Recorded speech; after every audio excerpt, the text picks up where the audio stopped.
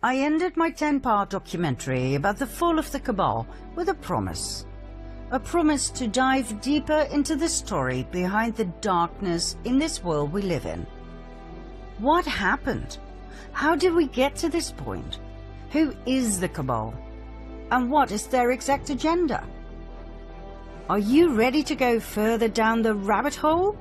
Well, fasten your seatbelts, for this is going to be one heck of a ride. Those who rule the world, those truly in command, are referred to as the Illuminati or Cabal. Not many people are aware of their presence, let alone their identity. We have grown to believe that our countries are ruled by presidents, by kings and queens and governments. But the truth is, these are mere puppets on a string. Who pull the strings? This small yet mysterious and elusive group that forms shadow governments and who play the world and all of humanity like gods playing chess. Is the Cabal for real? Or is it just a myth, blown out of proportion by conspiracy theorists looking for a common enemy? The Cabal is very real. The evidence can be found throughout history, abundantly. This story covers thousands of years. It is crucial information to understand the modern-day Cabal and the evil we are dealing with. Not only that, it is the only way I can possibly reveal to you the best kept and most shocking secret in the history of mankind.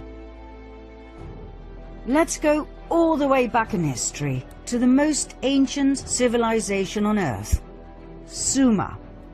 Ancient Sumer, 7 millennia ago. What we know stems back from the early writings on clay tablets, written down in cuneiform script. The Sumerian civilization was a highly developed and advanced society with grand cities, temples, and pyramids. Archaeological findings tell us the cities had amazing mosaics, elaborate streets, housing blocks, indoor plumbing, toilets with water flushing systems, and much more. The Temple of Inanna at the ancient city of Uruk still baffles us today with its splendor, its vibrant colors and depictions of strange animal creatures. Inanna was the ancient Sumerian goddess associated with love, beauty, sex, war, and political power. She was later worshipped by the Akkadians, Babylonians, and Assyrians under the name of Ishtar or Asherah. Many researchers now believe she was Isis of the Egyptians, Diana of the Greeks, and Venus of the Romans. She was the consort of Baal, the deity who demanded child sacrifice. We shall later see whether this is true or not. The ancient culture of Sumer and its polytheistic religion expanded towards the northwest into Babylonia, then even further west. It went to what we now know as Canaan and Phoenicia. More about this group later. There was a second group. They went further north, all the way to the region we now call Ukraine and southern Russia, between the Black Sea and the Caspian Sea. There they took on the name Khazars and called their new homeland the Kingdom of Khazaria, after their ancestors. Joseph Chagan, king of the Khazars, explained in a letter to the foreign secretary of the Caliph of Cordoba, Hasdai ibn Chaprut, that his people were direct descendants from Japheth, son of Noah. Khazaria was right at the center of the northwestern Silk Road. Merchants who traveled through Khazaria had to pay toll, a lucrative way to swell the coffers of the kingdom. The Khazars were different than the peoples from the surrounding countries. They were described as thieves and spies. They were said to be lawless people, who lived a life of sin, of sexual extremities, and of cruelty. They would murder travelers from other countries and adopt their identity. They were masters of deceit. And, last but not least, they were said to worship Baal, also referred to as Moloch, a representation of Lucifer that demanded child sacrifice. In return, Baal was said to reward them with riches, with fame and fortune. The neighboring countries despised them. They hated their sacrificial rituals in which they threw babies into the flames or cut them open to drink their blood and eat their flesh, claiming it gave them incredible power and energy and eternal youth. Urged by these surrounding peoples, the Russian ruler knew he had to do something.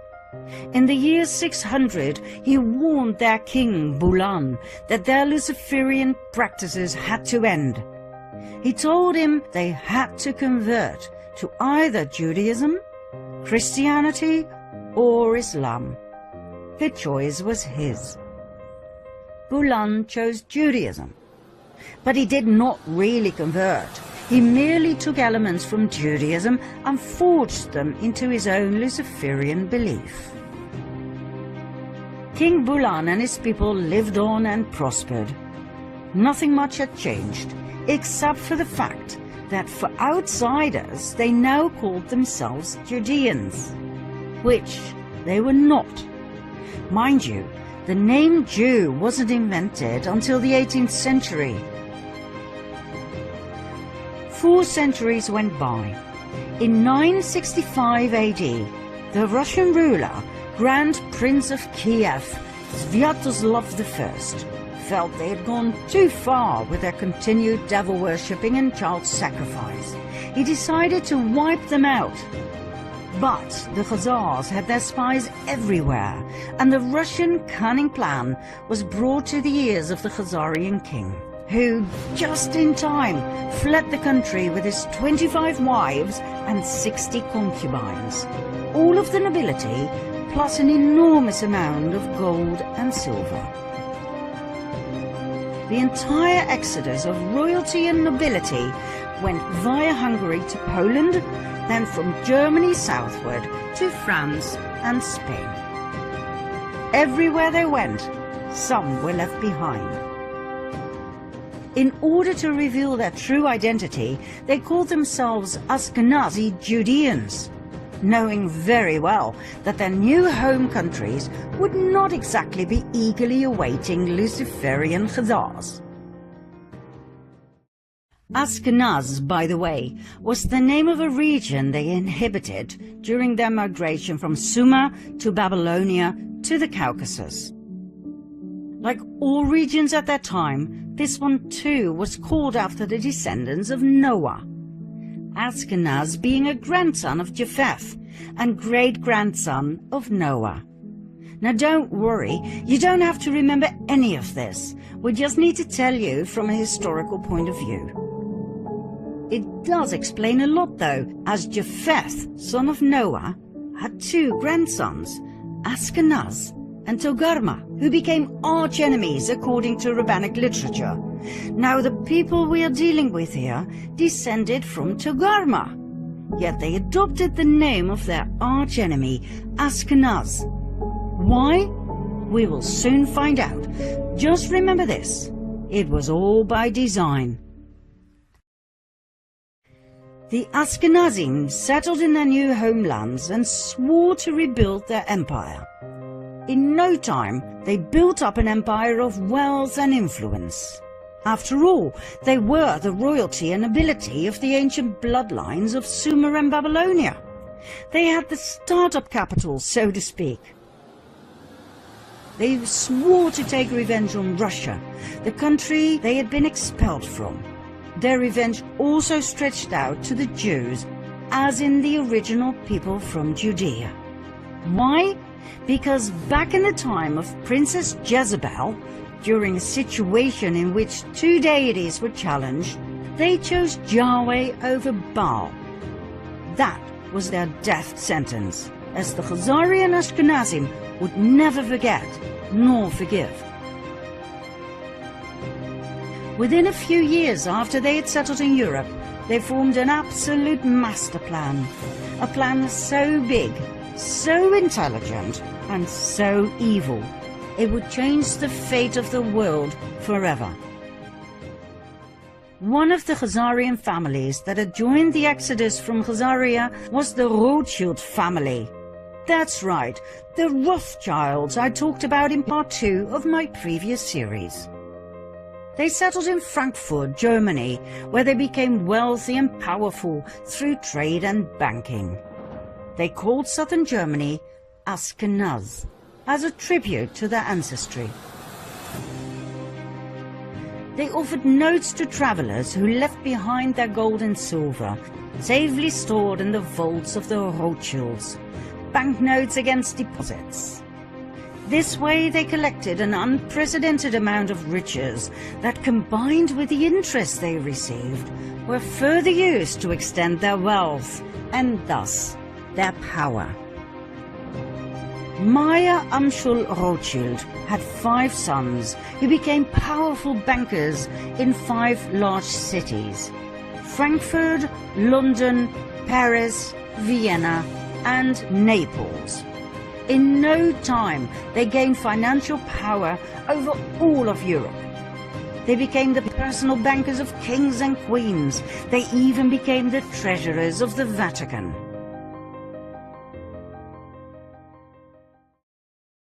Before we continue with an event in the 18th century that has been deliberately erased from our history books, we have to pause this storyline and go back to the early Middle Ages for a second storyline. The two will meet during this 18th century event.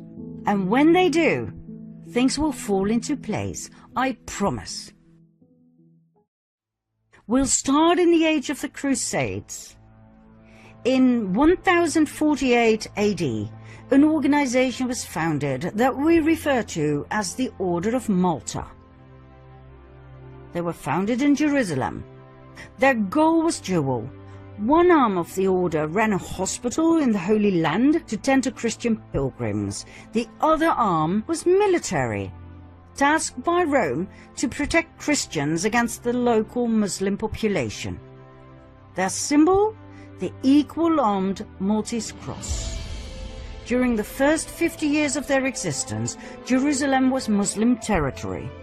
The amount of Christian pilgrims who went to Jerusalem was limited, even by Islamic law. In 1096 AD, the first of 9 wars broke out. They became known as the First Crusade. The Crusades were religious wars initiated and supported by the Roman Catholic Church. Their goal was to recover the Holy Land from Islamic rule. 3 years after the Crusaders had left for the Holy Land, this goal was achieved. Godfrey de Bouillon and his brother Baldwin, leaders of the First Crusade, became rulers of Jerusalem. The Crusades may have been romanticized in literature and movies, but the truth is, they were insane religious wars focused on nothing but death, destruction, and forced conversion. An estimate of nearly 2 million people died. In 1118, a French knight by the name of Hugh de Payan founded a military order together with 8 relatives and friends. They called the order the Poor Knights of the Temple of King Solomon, later known as the Knights Templar.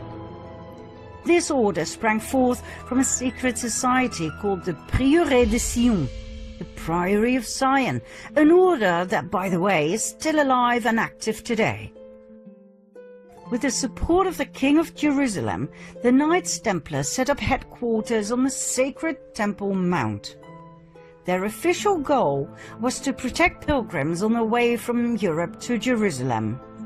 In and of itself, this is fascinating.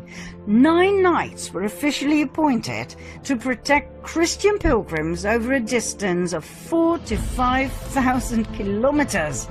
God only knows how they did it.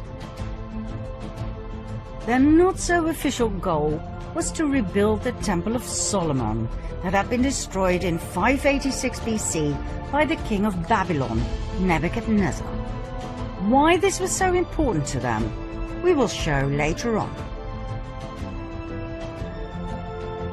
In 1129, the Order of the Knights Templar received the official support of the Roman Catholic Church.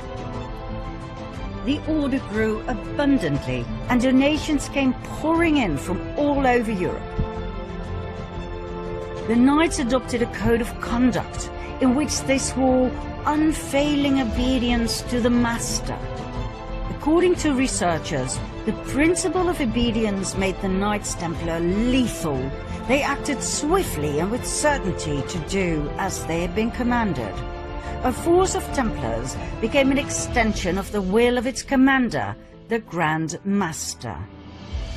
At the height of their power, the Order of the Knights Templar comprised of almost 20,000 members.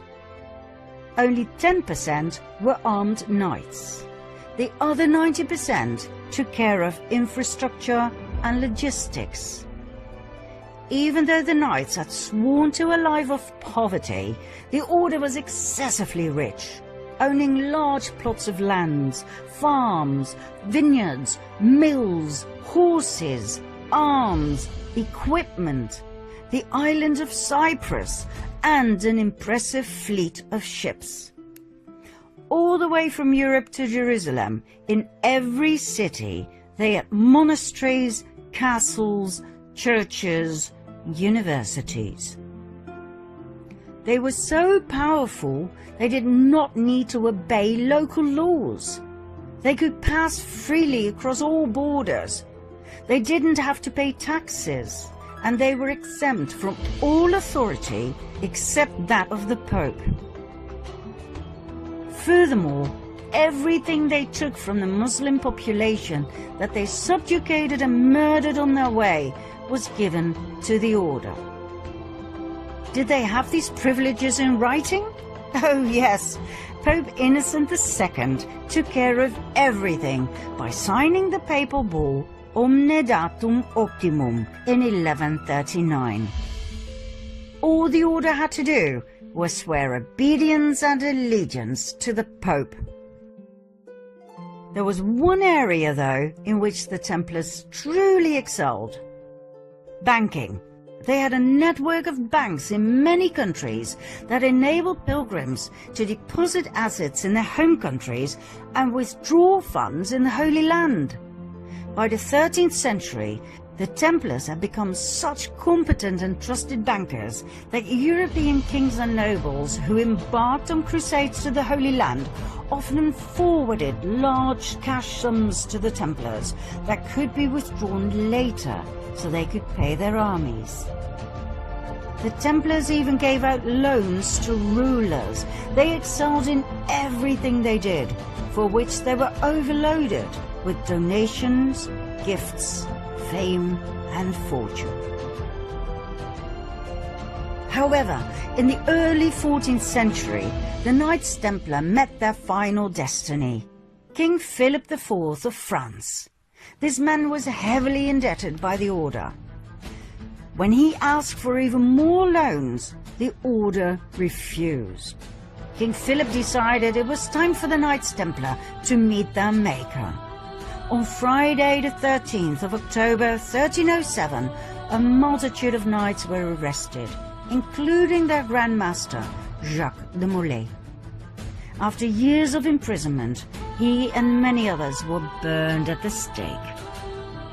Medieval documents state that Molay called out a curse over the king and the Pope, Clement V, who had failed to protect them against the wrath of the king, and who had even dissolved the order through his papal bull, Vox in Excelso. Although the Pope dissolved the order, he did not formally condemn it, which would have been normal in those days. 1 month later, Pope Clement died. 8 months later, King Philip died. Ironically, the Pope's body was burned to ashes by a fire that was caused by lightning that struck the church where he was lying instead. The king died of a stroke he suffered during a hunt. But, contrary to what our history teachers have told us, the Order of the Knights Templar did not end here. New orders were founded with new names that were basically the continuation of the Knights Templar. Think Military Order of Christ in Portugal, Supreme Order of Christ in Italy, and so on and so forth. In every European country, the Knights Templar simply lived on the way they had, as if nothing much had changed. Only the order names had. The Order of the Rosicrucians appeared, founded by Christian Rosenkreuz, a German aristocrat. Was it connected to the Knights Templar? Absolutely. The sign of the equal-armed cross of the Knights Templar was combined with a rose. It can be found in medieval churches across France, Spain and Portugal. Yet another secret order was founded in 1534.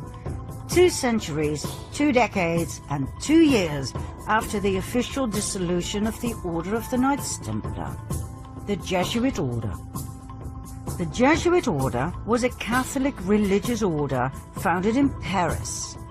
Make no mistake though, the Jesuit Order was not an order of pious monks worshipping Jesus from within the walls of their safe monasteries.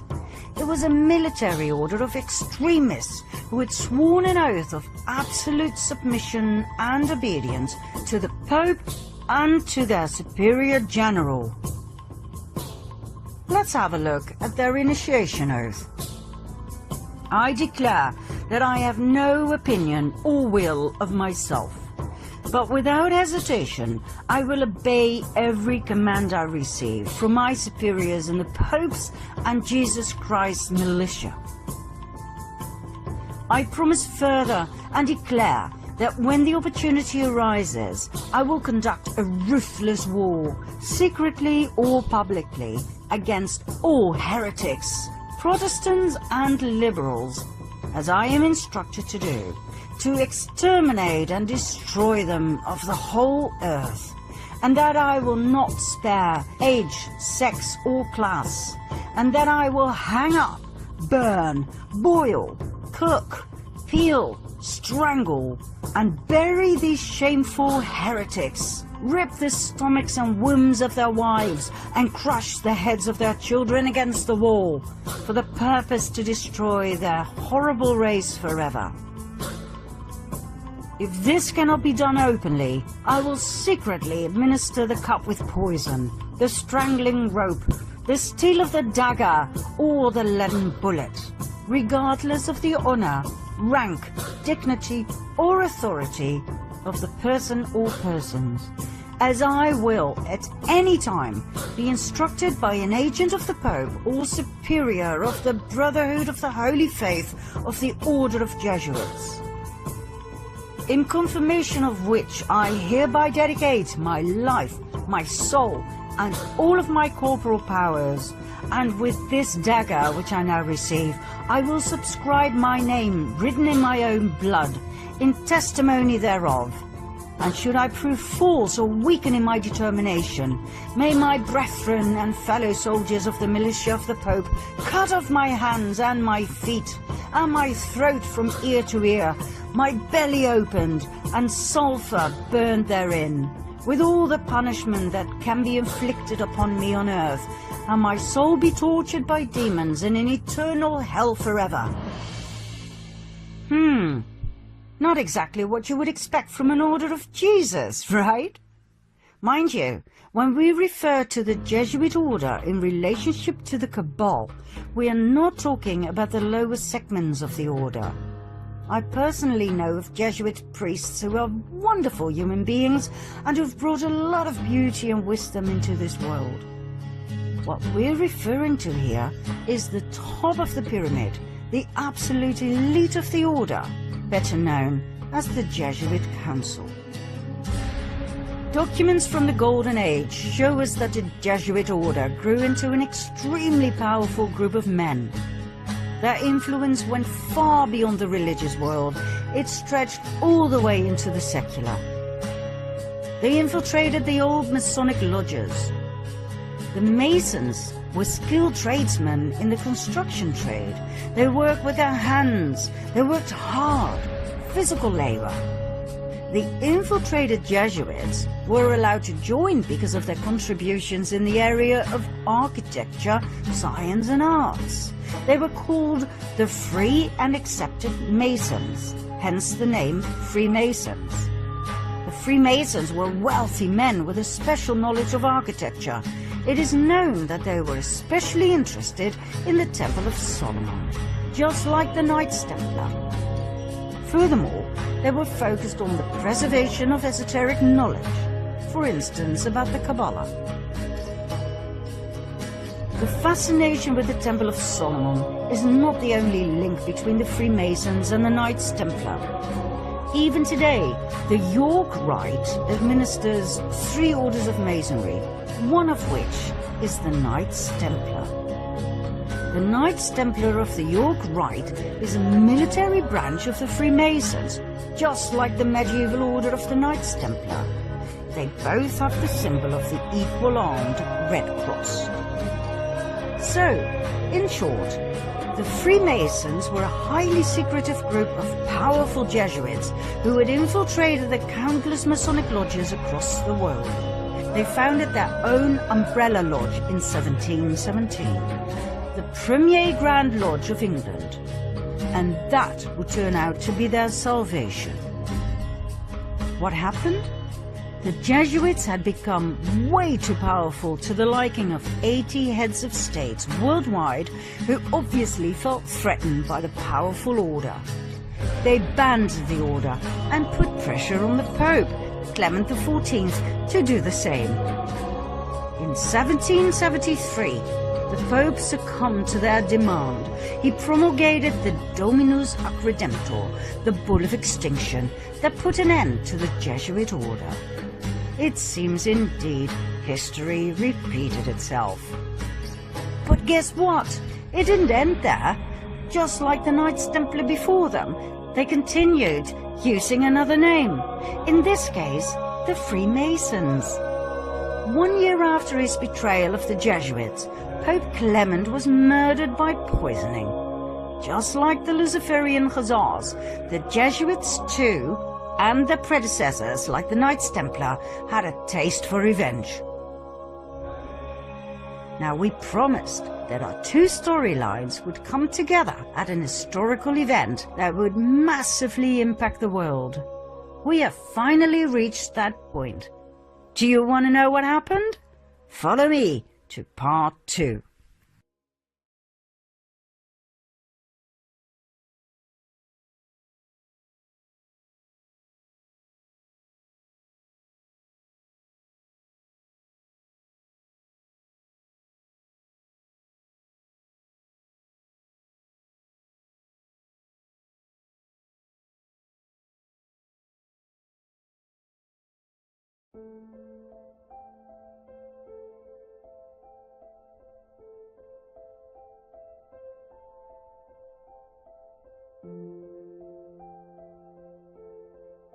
You might ask yourself why the orders we showed in part 1 are so important for our fall of the Cabal. Well, you know the expression, know thy enemy? In order to understand the magnificence of their elite plan and the magnitude of their evil intent, we must first identify whom we are dealing with here. There is so much misinformation going around, not only on the internet, but also in our history books. That, by the way, were never written by neutral observers, but always by the winners.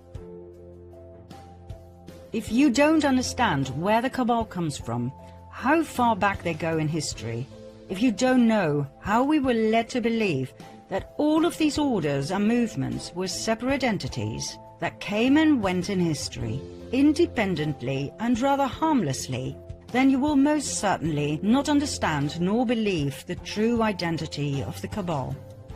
You will miss the fact that we find ourselves at the final stage of their master plan. And if you don't fully comprehend in which danger we find ourselves, you will not know what to do at the moment suprême. That is why we make this documentary, so you can wake up, see through all the lies, and take action to claim your sovereignty back. That's when you'll understand what we said in the previous series. History books will have to be rewritten. Okay, let's see where and when our two storylines meet, shall we? It was in 1748 in southern Germany, Bavaria, in a small town called Ingolstadt. A boy was born. His name was Johann Adam Weishaupt. At the age of 5, his father died.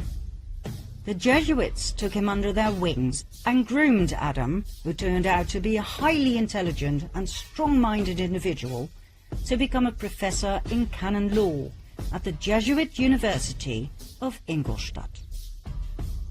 He rewrote ancient historical documents in which the ideology of Lucifer would eventually lead to the complete control of the world. In 1773, a secret meeting took place between Meyer Amschel Rothschild and a select group of 12 elite Khazarian bankers and businessmen. Remember Rothschild, key player in our first storyline? The excessively wealthy and powerful Ashkenazi Khazarian banker from Frankfurt? Well, Rothschild proposed to join forces and riches with the purpose of world dominance. He had set his eye on Adam Weishaupt, who would be perfect to implement their plans in practice and run their organization.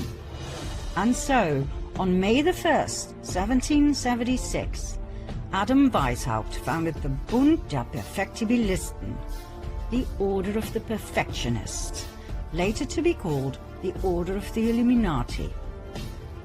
It was the fusion of the financial empire of the Rothschilds and the wealth and power of the military order of the Jesuits. Their goal? The creation of a world government and world dominance. Although Weishaupt's name is commonly known among those who study this material, not many people are aware of the fact that he based his Order of the Illuminati on ancient documents, one of which was a letter that was given to him by Rothschild. This letter, referred to as the Constantinople letter, was old and of extreme value to the Ashkenazim. It was 287 years old, written in 1489 by the Nazi, the chairman of the Jewish High Council in Constantinople, as a response to an outcry for help by the head of the Ashkenazi Jews in France. Remember the Khazarians who had fled Russia and who had changed their name to Ashkenazi Jews? They now felt threatened by the other ethnic groups in France. The king had even told them they had to convert to Christianity. The reply of the Nazi in the Constantinople letter was as follows. As for what you say that the King of France obliges you to become Christians, do it, since you cannot do otherwise, but let the law of Moses be kept in your hearts. As for what you say about the demand to despoil you of your goods, make your sons merchants, that little by little they may despoil the Christians of theirs. As for what you say about their making attempts on your lives, make your sons doctors and apothecaries, that they may take away Christian lives. As for what you say about their destroying your synagogues, make your sons canons and clerics, in order that they may destroy their churches. As for the many other vexations you complain of, arrange that your sons become advocates and lawyers, and see that they always mix themselves up with the affairs of state, in order that by putting Christians under your yoke, you may dominate the world and be avenged on them. Do not swerve from this order we give you, for you will find by experience that, humiliated as you are now, you will reach the actuality of power.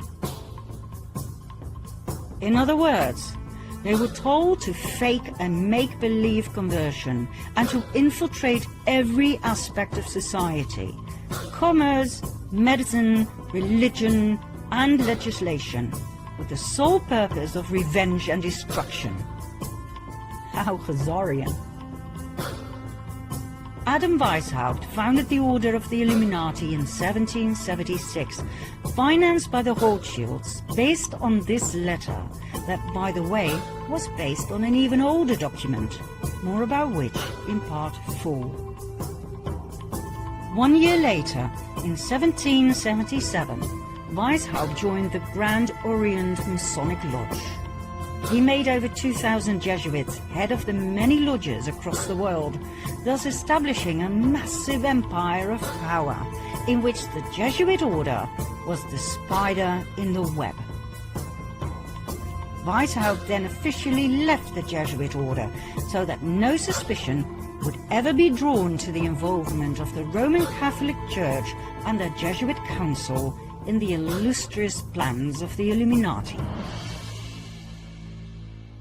The Rothschilds used their riches to finance wars, as they had found out that by financing both sides of each and every war, they would always win financially.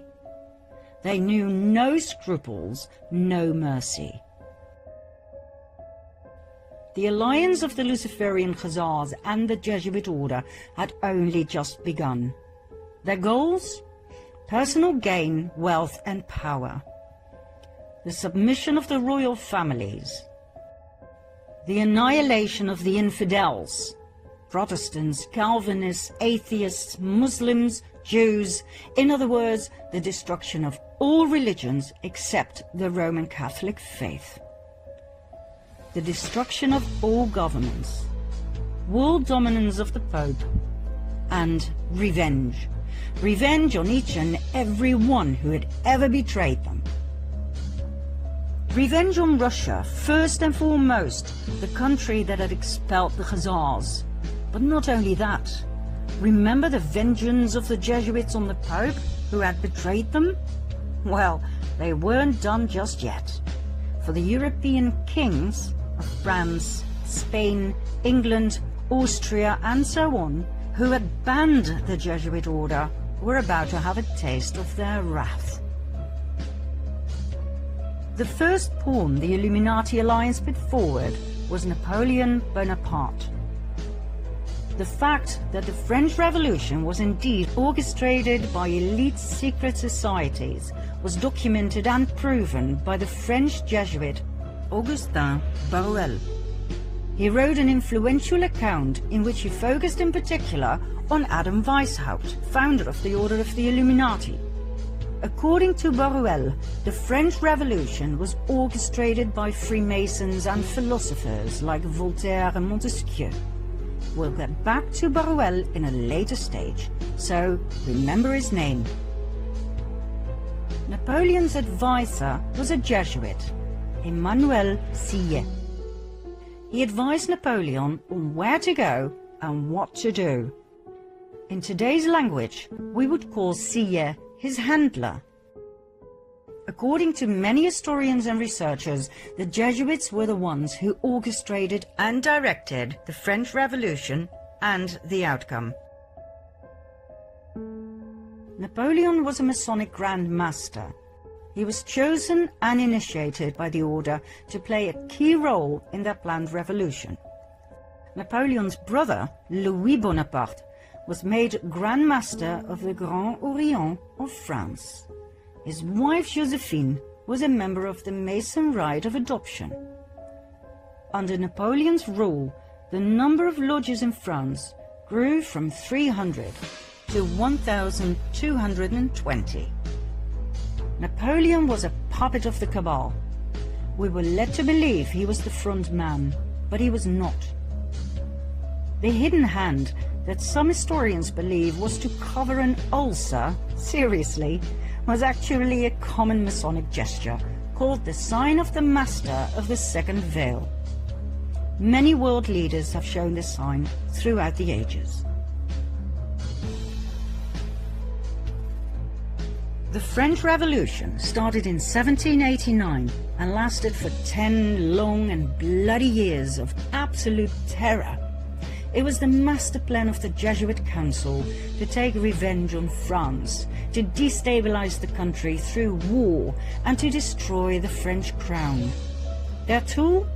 The Jacobins, an extremist political movement founded by none other than Napoleon's advisor, the Jesuit Sieyès. The Jacobins caused mayhem across France, rioting, plundering, murdering everyone who stood in their way. They left behind a trail of death and destruction wherever they went. The Jesuit plan worked. The guillotines worked overtime.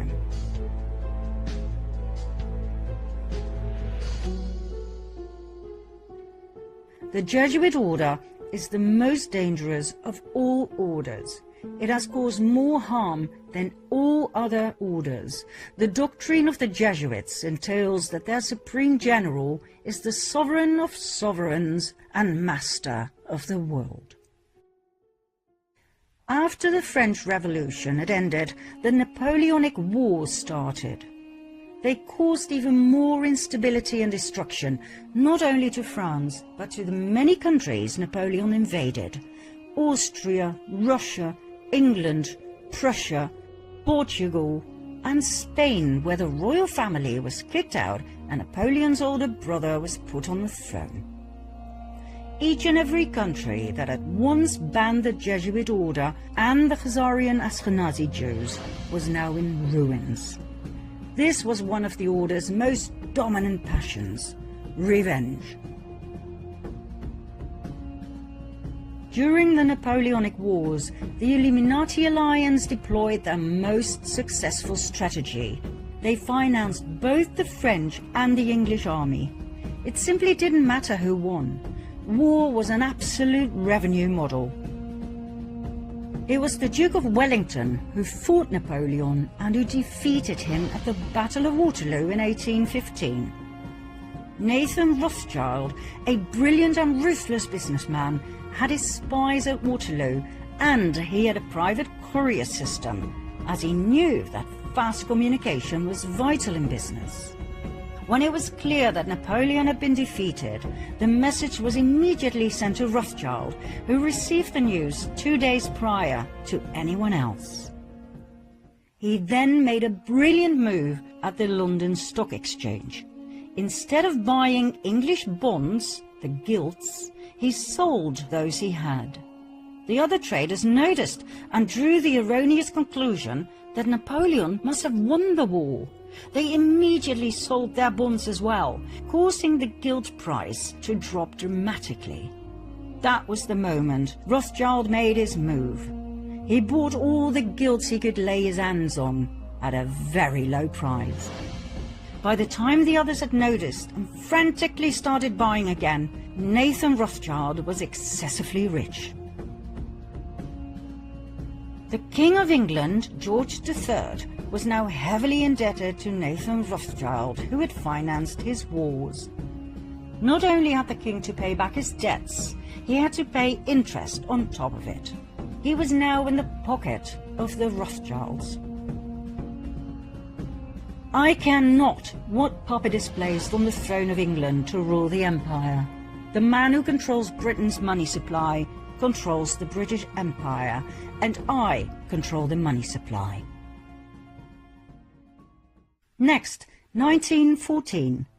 The Illuminati alliance, that we shall refer to as the Cabal from now on, simply because it's short and to the point, caused World War I, a war initially solely between Austro-Hungary, a dual empire of Austria and Hungary on the one side, and Serbia on the other. What happened?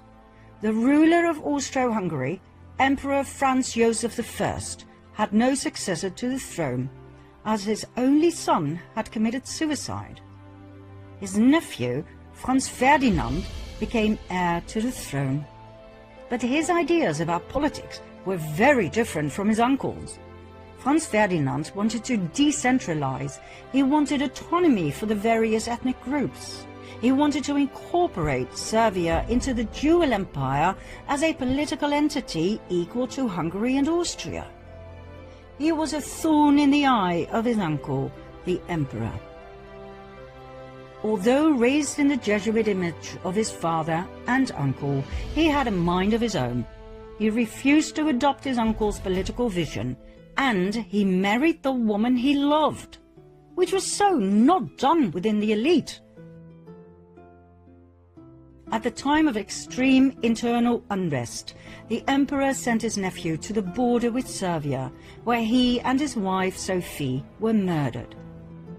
According to the official narrative, it was the Serbian Gavrilo Princip who pulled the trigger, and so Austro-Hungary declared war on Serbia. Germany joined forces with Austro-Hungary. England, France, Russia, and later Italy, Romania, Bulgaria, and former Turkey, the Ottoman Empire, came to the aid of Serbia. We all know the results. 4 horror years in trenches, 9 million killed. Germany was in ruins, and that was precisely what the Jesuits had aimed for, as Germany was mostly Protestant. You may remember what it said in the Jesuit oath about Protestants. They would do absolutely anything to destroy their horrible race forever. Some historians may question or even deny the Jesuit background of the rulers of Austro-Hungary, which is odd, as they were prominent members of several Jesuit suborders, such as the Supreme Order of Christ. Emperor Franz Joseph was so high up in the Jesuit council that he was authorized to grant titles such as Prince and Grand Master. In 1880, for instance, he granted this title of Prince of the Holy Roman Empire to the Grand Masters of the Order of Malta.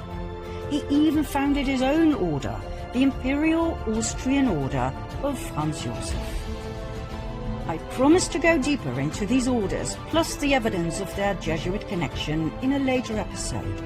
For now, we'll leave it here, as we don't want to get lost in history. After all, we still have to cover the Russian Revolution and World War II, in a way it wasn't brought to you in school, I promise.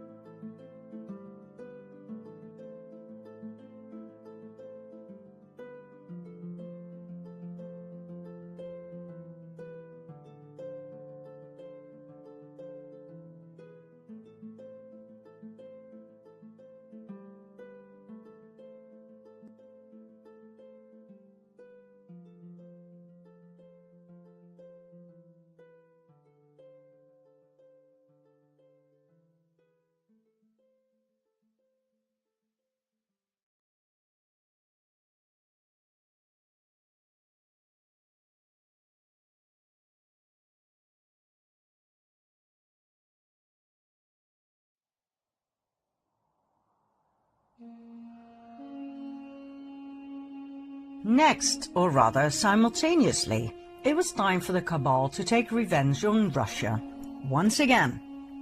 Financed by their partner in crime, the Rothschilds, they started the Russian Revolution. Their pawn and frontman, Lenin. His real name, Vladimir Ilyich Ulyanov. Every historian will agree on the fact that Lenin was heavily influenced by Karl Marx, the founder of communism. But Marx wasn't Russian, he was German.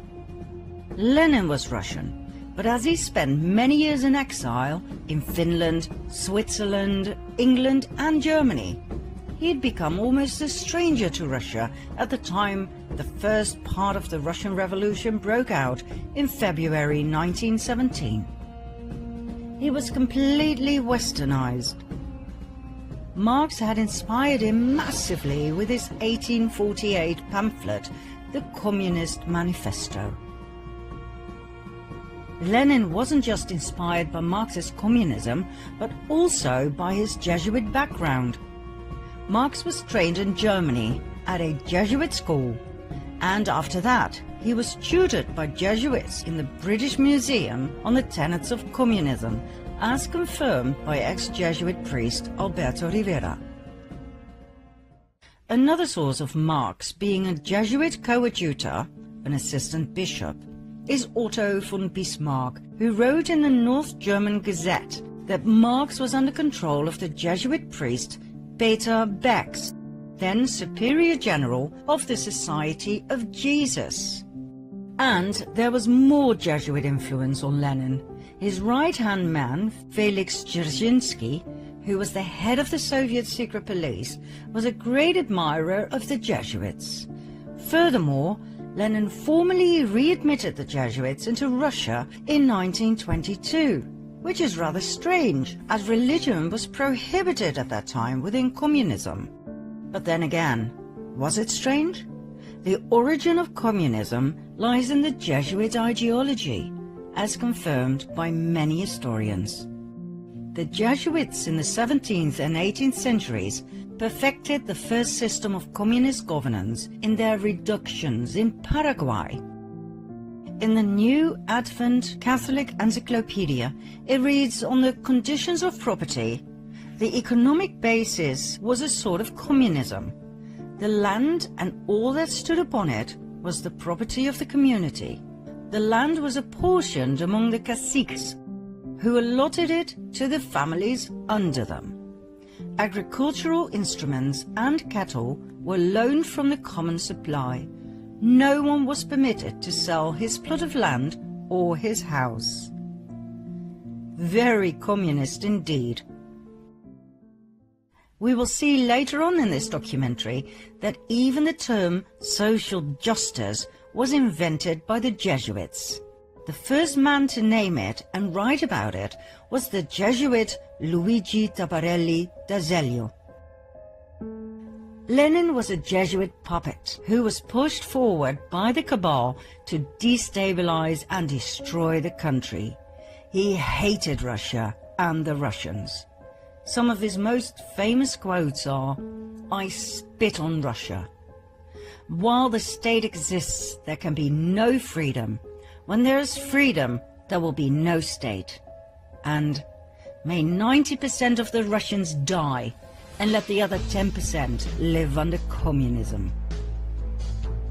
The Russian Revolution was a Jesuit attack on the country. Their motive? Revenge. Their pawn? Lenin. Their tool? The Bolshevists. They were the equivalent of the Jacobins during the French Revolution. Millions of people died in Russia between 1917 and 1923, the year in which the Russian Revolution ended with the Bolshevist founding of the Soviet Union. Now, before we move on to World War II, where we will share with you a discovery that, quite frankly, knocked us off our feet, so keep watching, we will first take a look at a chain of events in the US. Maybe you remember from part 2 of the previous series that in 1913 the US Federal Reserve Bank was founded, the mother of all banks, owned by several cabal families, among which the Rothschilds. Remember what happened to the 3 wealthiest and most influential opponents of the Fed? They conveniently died when the Titanic sank.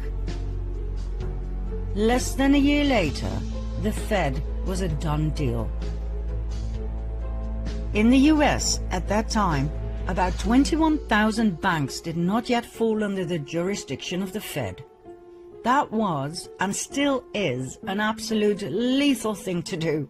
One might as well commit suicide, as history has proven over and over again, worldwide. In 1914, World War I started, 1 year after the establishment of the Federal Reserve. Between 1914 and 1919, the Fed doubled the money supply, causing a nationwide increase in lending.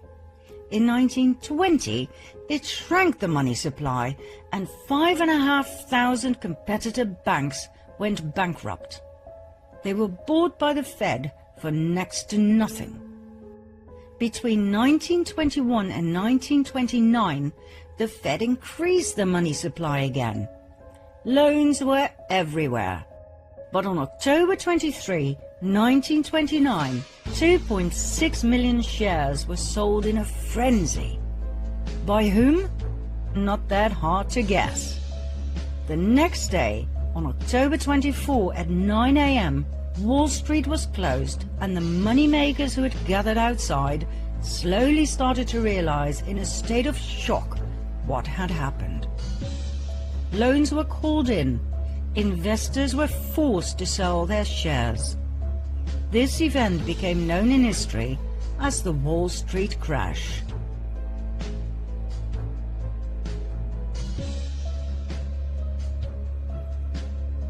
The Wall Street crash brought the rest of the world on its knees too. 16,000 competitive non-Fed banks went bankrupt. They too were bought for next to nothing. It was called the greatest robbery in history. But it wasn't enough. The Fed reduced the money supply even further by 30%, causing starvation throughout the US.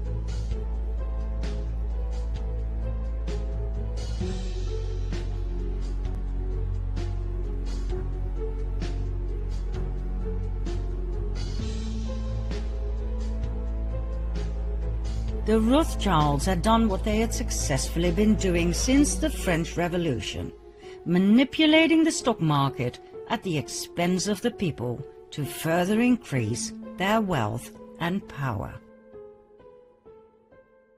Congressman McFadden was so horrified he began impeachment proceedings against the bankers who owned the Federal Reserve. Like I said, he might as well have committed suicide straight away.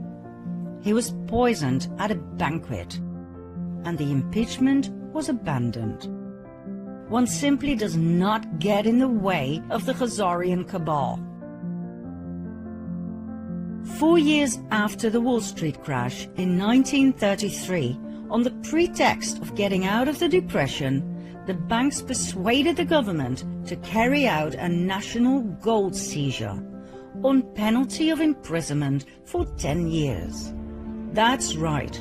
Under pressure of the Fed, President Roosevelt signed Executive Order 6102 to make the impoverished American people give up their gold. They had nothing left. With the gold standard gone, the cabal had no more limitations on how they could manipulate the money supply. This meant absolute dominance. On top of everything else, income tax was created in 1913 to cover the huge amounts of money the government was paying the Federal Reserve. Like we said in part 2 of the previous series, income tax is illegal. We were just never told. One of the dire consequences of the Wall Street crash was that the Fed called in all international loans. The country that was the worst affected was Germany. After World War I, the country had to pay reparations to the victims, for which it desperately needed the loans, as well as for rebuilding the country and the economy. When the Fed called in their loans, the German economy collapsed. The country dived into a deep depression. That same winter, about 2 million people were unemployed. Less than 3 years later, that number had tripled, meaning a staggering unemployment rate of 40%. The government's expenses to support these people went through the roof. the Chancellor cancelled unemployment support in a desperate move, which made things even worse. More chancellors came and went. Nobody knew what to do with this mess. People were losing faith in democracy, music to the ears of the cabal, and sought help from extreme left, the communists, or extreme right, the Nazis. In January 1933, Hitler became Chancellor of Germany. Although he had a majority of seats in Parliament, he did not have the absolute power he desired. Conveniently, only 4 weeks later, the Reichstag, home of the German Parliament in Berlin, was set on fire, allegedly by communists. Hitler used the event to persuade President Hindenburg to pass an emergency act restricting personal liberty. The act abolished freedom of speech, assembly, privacy, and the press. It abolished the right to own property and the right to trial before imprisonment. It legalized phone tapping and interception of correspondence. The decree was used as the legal basis for the imprisonment of anyone considered to be opponents of the Nazis. People could be imprisoned for any or no reason. That night, around 4,000 people were arrested, imprisoned and tortured by the SA. Hitler was now able to imprison communist leaders, so his main opponent during the elections, the Communist Party, fell apart. Hitler's SA intimidated the rest of the opposition, after which he pushed through the Enabling Act that enabled him to make laws without the parliament's consent for the next 4 years. This gave Hitler absolute power. He then banned all political parties. Only the Nazi Party was allowed to exist. The final obstruction to absolute dictatorship was dealt with on June 30, 1934, called the Night of the Long Knives, when 400 SA members who were making demands were slaughtered by Hitler's SS. 1.5 months later, Hitler was in absolute control of Germany. He had become the Führer, meaning he was president, chancellor, and head of the army. Members of the armed forces had to swear a personal oath of allegiance, not to Germany, but to Hitler, which is so Jesuit. Remember the oath of absolute subservience and obedience to the Supreme General? Who was Hitler, really? Hitler came from an interesting family. His mother was Clara Pölzl. His father was Alois Hitler. Alois's mother is where things get really interesting. Her name was Maria Anna Schiggelgruber. She was a simple peasant girl from a village called Stronens near Dollersheim. At the age of 42, still being single, she gave birth to Alois. At the time she conceived, September 1846, Maria lived in Vienna, where she worked as a servant for none other than Anselm Salomon von Rothschild. As soon as the family discovered her pregnancy, she was sent back home, where Alois was born. Maria refused to tell who the father was. It must have been someone with power, for she kept it a secret for the rest of her life, and the father did not feel the need to marry her. When Alois was 5 years of age, Maria married Johann Georg Hitler. Even though many researchers believe he must have been Alois's biological father, he never acknowledged the boy as his own. It wasn't until Alois was 40 years old when he suddenly changed his surname from Schiggelgruber to Hitler. Why wait so long if he was truly Hitler's son? That doesn't make sense at all. Alois married Clara Pölzl. It was his third marriage. They had 6 children, 4 of which died at a very young age. The only two surviving children were Adolf and his sister Paula. Nobody knows for sure who the biological father of Alois Hitler was. Several names have come forward: Leopold Frankenberger, Johann Nepomuk Hitler, Johann Georg Hitler's brother. But we found no real evidence for any of the above. They all seem to have been used as a decoy to take our attention away from Anselm Salomon von Rothschild. So, why do we believe it was Rothschild who impregnated Maria? Because of several indicators. First of all, 9 months before Alois's birth takes us to September 1836. According to the Rothschild archives in London, Maria worked as a maid for Anselm Salomon von Rothschild. Now there are two possible suspects of the rape of Maria. One, Anselm, who was 33 years old at the time. Two, his father, Salomon Meyer von Rothschild, who was 72 at that time.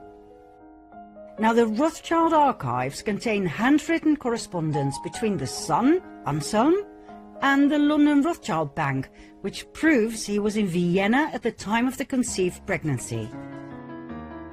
His father, on the other hand, was in Paris. That narrows it down, don't you think? Secondly, in 1876, when Alois was 40 years old, he suddenly inherited a large sum of money. From whom? There wasn't any money in the family. Anselm Salomon von Rothschild died a year and a half prior, the time needed to pass an estate through the probate court. It was the same time Alois suddenly changed his name to Hitler, remember? Was that just a coincidence, or was it a demand by the Rothschilds in order to receive the inheritance, so that he would not be traced back to the Rothschild bloodline? Now please bear in mind that officially the Rothschilds were Jewish. They were the Babylonian Khazars who converted to the Jewish faith under pressure of the Russian king. Call them fake Jews if you like, but to the outside world, Adolf Hitler's father was half Jewish. If this ever came to light, it would be one hell of a scandal. And so, all traces of the Führer Adolf Hitler leading to the Rothschilds had to be erased. In 1921, the Munich Post intercepted a pamphlet that circulated among the early members of Hitler's Nazi party, the NSDAP. The pamphlet's title was Adolf Hitler, Traitor. It dealt with the alleged Jewish blood in Hitler's veins. It accused Hitler of fronting for Jewish finances and for acting like a Jew himself. The Munich Post decided to publish the pamphlet. On the very day that Hitler became Chancellor, the Munich Post was ransacked and its editors and writers were sent off to concentration camps, where they were never heard from again. The Austrian Chancellor Dollfuss investigated Hitler's family origins on two occasions. The first investigation, published in 1932, determined that Hitler's father was illegitimate, born to a 42-year-old unmarried woman and an unknown father. The second investigation determined that Hitler's mother was employed as a domestic servant in the residence of Baron Rothschild of Vienna. Shortly after, Hitler ordered the assassination of Dollfuss in 1934.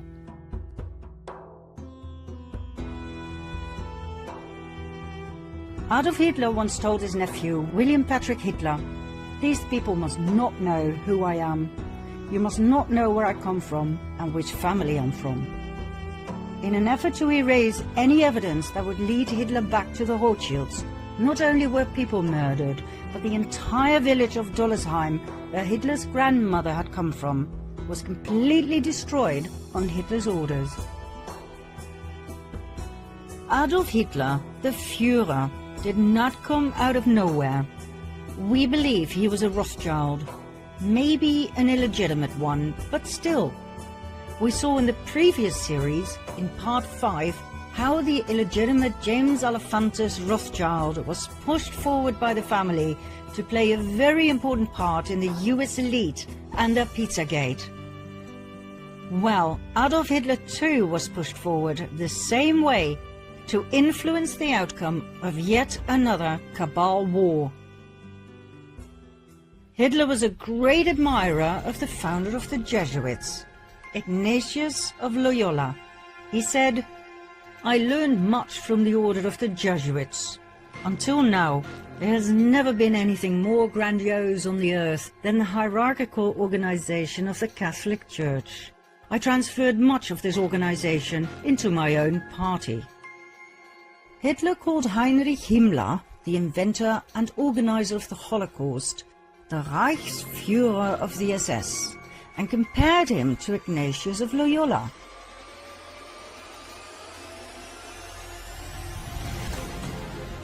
The SS organization has been constituted by Himmler according to the principles of the Jesuit order. The regulations and the spiritual exercises prescribed by Ignatius of Loyola were the model Himmler tried to copy exactly. Himmler's title as Supreme Chief of the SS was to be the equivalent to the Jesuit general, and the whole structure and direction was a close imitation of the Catholic Church's hierarchical order. Absolute obedience was the supreme rule. Every order had to be executed without comment. Hitler presented himself as the solution to all problems. He offered jobs in the war and weapon industry. He got rid of everyone he blamed for Germany's problems. The Jews, the Gypsies, the Communists, the disabled, the homosexuals, and he confiscated all of their money. Hitler was supported by a highly efficient propaganda machine led by SSer Joseph Goebbels, who brainwashed the German people into believing that Hitler was some sort of a messiah and that the Jews were the cause of all evil. Well, we all know what happened. 85 million people died in World War II.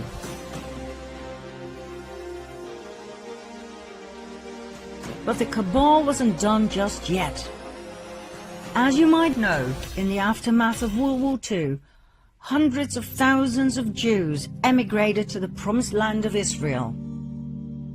But did you know that this migration had already been planned by the cabal in 1917?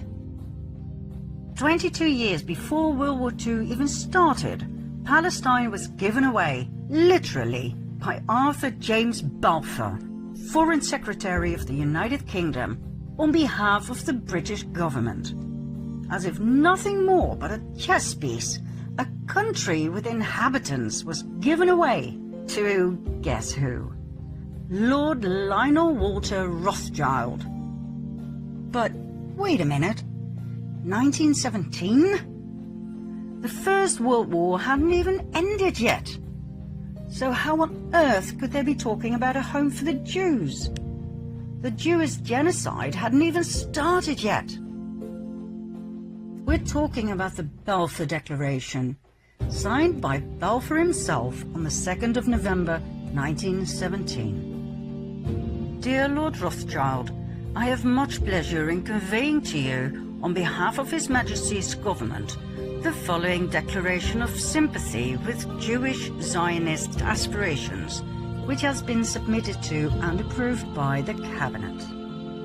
His Majesty's government view with favour the establishment in Palestine of a national home for the Jewish people, and will use their best endeavours to facilitate the achievement of this object, it being clearly understood that nothing shall be done which may prejudice the civil and religious rights of existing non-Jewish communities in Palestine, or the rights and political status enjoyed by Jews in any other country. I should be grateful if you would bring this declaration to the knowledge of the Zionist Federation. Arthur James Balfour. Neither the Jews nor the Palestinians knew about this. It was yet another brilliant move of nothing but chess pieces by the cabal. What was presented as a benign action in favor of the Jews was, once again, a divide and conquer strategy. It could only end in yet another war, this time between Jews and Palestinians.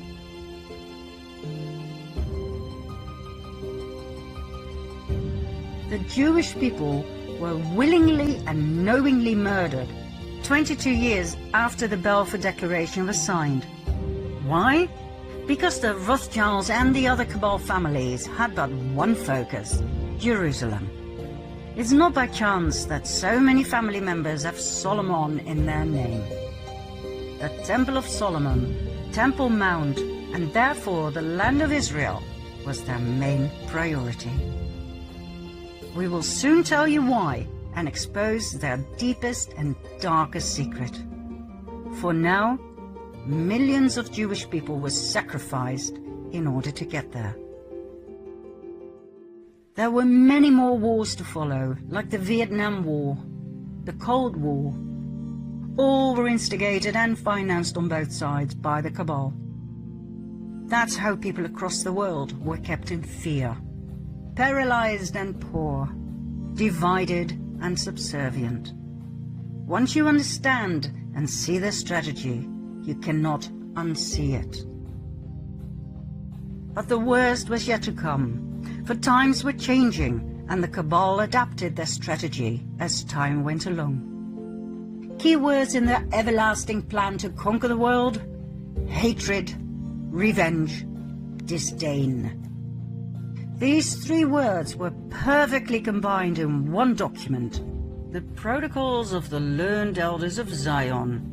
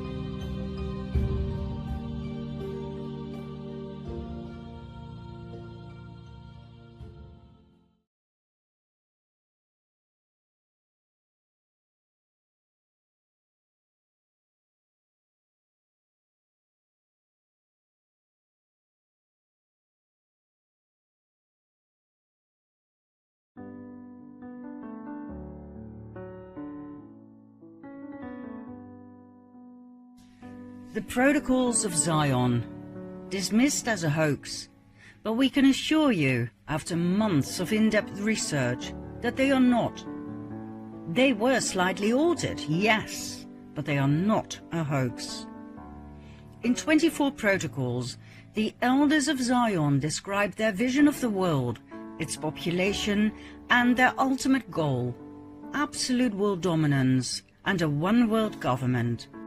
A new world order in which their king, the King of Kings, will be crowned on the throne of Zion to rule the world forevermore. Some people believe the protocols were copied from a 19th century book, The Dialogue in Hell between Machiavelli and Montesquieu by Maurice Joly, in which Napoleon was ordered to Jew and France was ordered to the world. Others believe the Protocols of Zion were copied from Machiavelli, Montesquieu and Rousseau, written by Jacob Venedey. Then there was the theory of our friend Baruel. Remember him? He believed that the original culprits were not the Jews, nor Napoleon, but the Masons. Baruel wrote a series of 4 books about the French Revolution, in which he presented evidence of the involvement of secret societies. So that's yet another theory. And then there was a court case, in which the judge ruled the Protocols of Zion a forgery. Like we said, we studied the Protocols of Zion for months. We compared them with the original French version of Dialogue in Hell between Machiavelli and Montesquieu by Joly, and yes, we did indeed find a lot of similarities. Some parts were even identical. Does that mean the protocols were copied? Stolen, if you like, from Jolie's work? No, not necessarily. It only means they are connected. It only means the protocols were not new when they were published in Russia in 1905. They were not the minutes of a recent meeting between Zionists, as is claimed. But apart from that, one cannot draw any other conclusion. It would be a literary blunder to simply state that the Protocols of Zion were based on the work of Maurice Joly or Venedey or any other 19th century author. As a linguist with a degree in paleography, the study of ancient documents, I can assure you that most statements about the Protocols of Zion are incorrect, like the verdict of the court case, which was based on a highly unprofessional approach of the matter. The problem with the Protocols of Zion is that they are surrounded by emotions. The people who study them are confronted with their own belief system, meaning, if you blame the Jews of the wrongs in the world, you will tend to believe the Protocols are genuine. You will use the Protocols as proof of the evil of the Jewish people. However, if you are Jewish, or if you lost your Jewish friends in the war, you will tend to believe the Protocols are a fraud made only in Russia in 1905 to make the Jewish people look really, really bad. We believe the Protocols of Zion to be very old. It seems to us that they were the source text from which the other books arose, not the other way around. Remember Adam Weishaupt, founder of the Order of the Illuminati? In 1776, he put together a document that gave a clear overview of the aims, convictions and protocols of the Illuminati or the Cabal, the do's and the don'ts. That was his assignment, as given to him by Rothschild. Did he put those protocols together from scratch? We think that's highly unlikely. What if the original protocols were given to him by Rothschild? Remember the Constantinople letter given to Adam Weishaupt by Rothschild? Make no mistake, the Rothschild family was incredibly powerful. They were direct descendants from the Khazarian nobility that had fled Russia in around 1000 AD. You bet they had many original documents and protocols in their possession. Could those protocols be the original source text for the 20th century Protocols of Zion as published in Russia? If that is the case, you can rest assured that Khazar was altered in Jew, Khazarian in Jewish, etc. The perfect text that would come in very handy as a trigger for anti-Semitism in the Russian Revolution and both world wars to turn the Jews into the ultimate scapegoats. The more we studied this subject, the more we came to realize how the Jews had been used by the Khazars throughout the ages to receive the blame of everything. Everything that went wrong, everything the high-ranked Khazars did to suppress the people, everything was blamed on the Jews. After all, for the outside world, the Khazars were Jews, remember? Ashkenazi, Nazi. Do you still believe that's a coincidence? So, what exactly is in those protocols? Precisely what we see in our modern-day world. The protocols are a description of all the possible ways the Cabal used to control, manipulate, brainwash and dominate the Goyim, the ordinary people, the non-Khazars. Here they come, and you better hold on to your seat. Mind you, we narrowed it down for you, as there are not only 24 protocols, but also 293 paragraphs. We filtered them all down to the most essential ones, and in some cases, slightly altered the syntax of the sentences, so that the old use of words became more understandable. Each paragraph number will be shown on screen, in case you wish to do your own research, which we highly recommend. We advise you to listen carefully. This might be boring to some, but it's crucial information. If you skip this part, you will not understand part 15, for instance. And we can assure you, if you don't have the shivers from top to toe by the end of this part, you didn't fully get it. And we advise you to watch again. Here we go.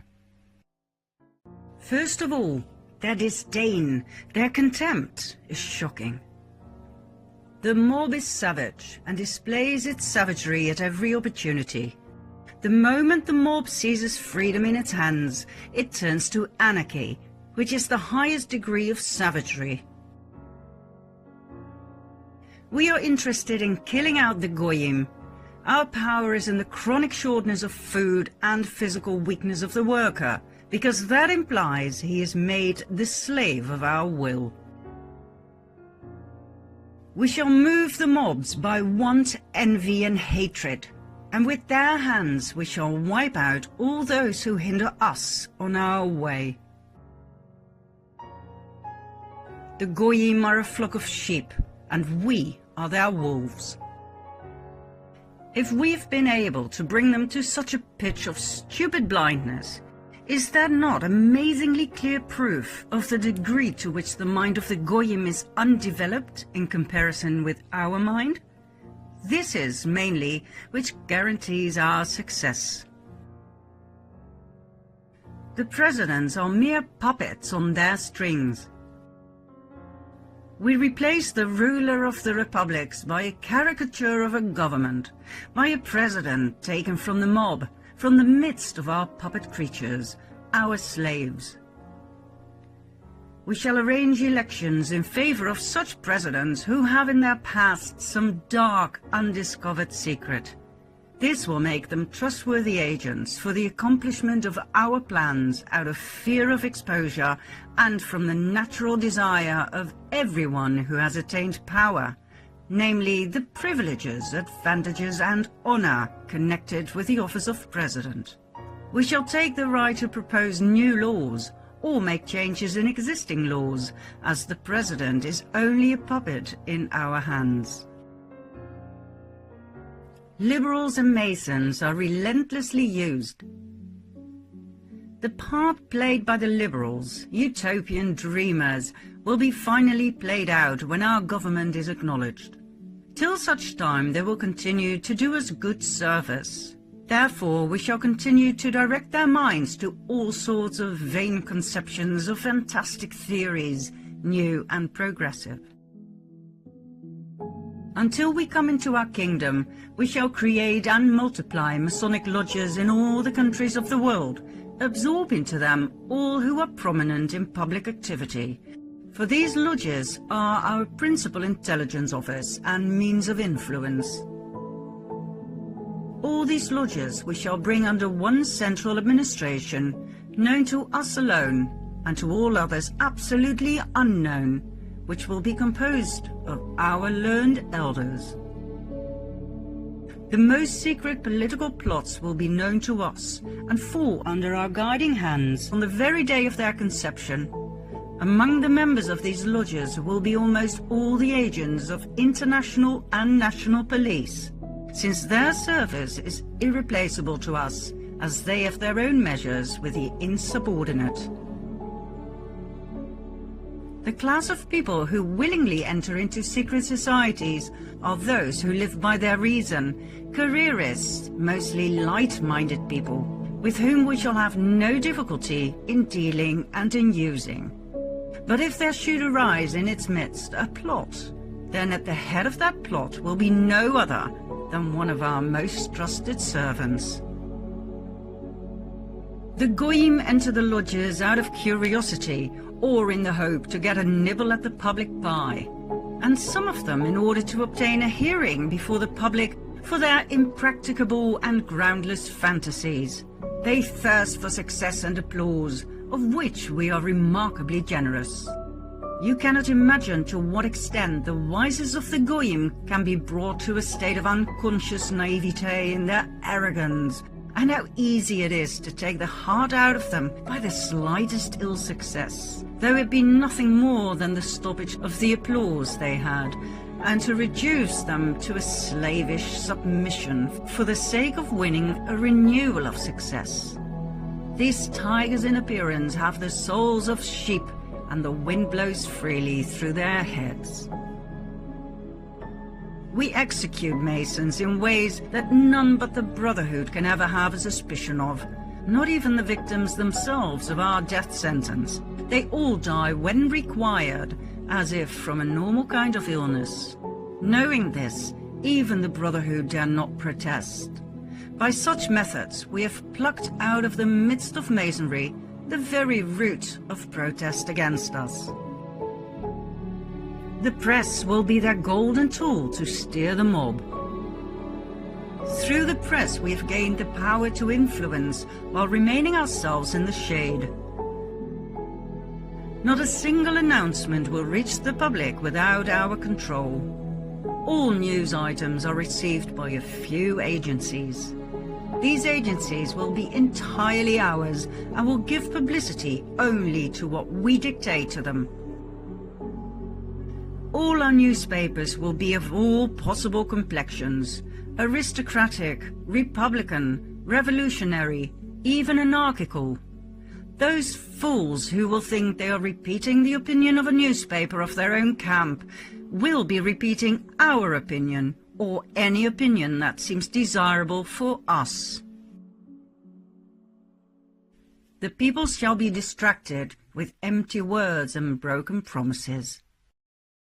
We shall raise the rate of wages, which, however, will not bring any advantage to the workers, for at the same time we shall produce a rise in prices of the basic necessities of life, claiming that it arises from the decline of agriculture and cattle breeding. There is another reason why they will close their eyes, for we shall keep promising them to give back all the liberties we've taken away as soon as we have quelled the enemies of peace and tamed all parties. We shall distract them with amusements, games, pastimes, fashions, people's palaces. Through the press we shall propose competitions in art, in sport, in all kinds. These interests will finally distract their minds. All layers of society will be infiltrated. It is from us that the all-engulfing terror proceeds. We have in our service persons of all opinions, of all doctrines, restorating monarchists, demagogues, socialists, communists, and utopian dreamers. We have harnessed them all to the task of drilling away the last remnants of authority. By these acts, all states are in torture and ready to sacrifice everything for peace and tranquility. But we will not give them peace until they openly acknowledge our international supergovernment, and with submissiveness. We have got our hands into the administration of the law, into the conduct of elections, into the press, into liberty of the person, but principally into education and training as being the cornerstones of a free existence. The administrators whom we shall choose from among the public, with strict regard to their capacity for obedience, will not be persons trained in the arts of government, and will therefore easily become pawns in our game, in the hands of men of learning and genius, who will be their advisers, specialists bred and reared from early childhood to rule the affairs of the whole world. We shall surround our government with a whole world of economists.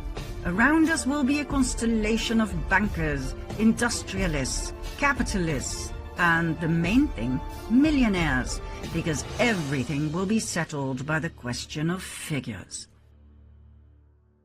Who will ever suspect that all these people were stage managed by us, according to a political plan which no one has so much as guessed at in the course of many centuries? The ultimate threat. You may say that the Goyim will rise upon us. arms in hand, if they guess what is going on before the time comes. But in the West we have against this a maneuver of such appalling terror that the very stoutest hearts quail. The undergrounds, metropolitans, those subterranean corridors, which, before the time comes, will be driven under all the capitals, and from where the capitals will be blown into the air with all their organizations and archives. They will cause mayhem. We have stirred up every form of enterprise. We have armed all parties. We have set up authority as a target for every ambition. Of states we have made gladiatorial arenas where a lot of confused issues contend. A little more, and disorders and bankruptcy will be universal. This hatred will be further magnified by the effects of economic crises, which will stop dealing on the exchanges and bring industry to a standstill. Universal economic crises whereby we shall throw upon the streets whole mobs of workers simultaneously in all the countries of Europe. These mobs will rush to shed the blood of those whom they have envied from their cradles in the simplicity of their ignorance, and whose property they will then be able to loot. Remember the French Revolution? The secrets of its preparations are well known to us, for it was wholly the work of our hands. There will be a transition period. In order to put public opinion into our hands, we must bring it into a state of bewilderment by giving so many contradictory opinions that the goyim will lose their heads in the labyrinth and come to see that the best thing is to have no opinion of any kind in political matters. In order for the people to become accustomed to obedience, it is necessary to give lessons of humility, and therefore to reduce the production of articles of luxury. We shall re-establish small master production, which will mean laying a mine under the private capital of manufacturers.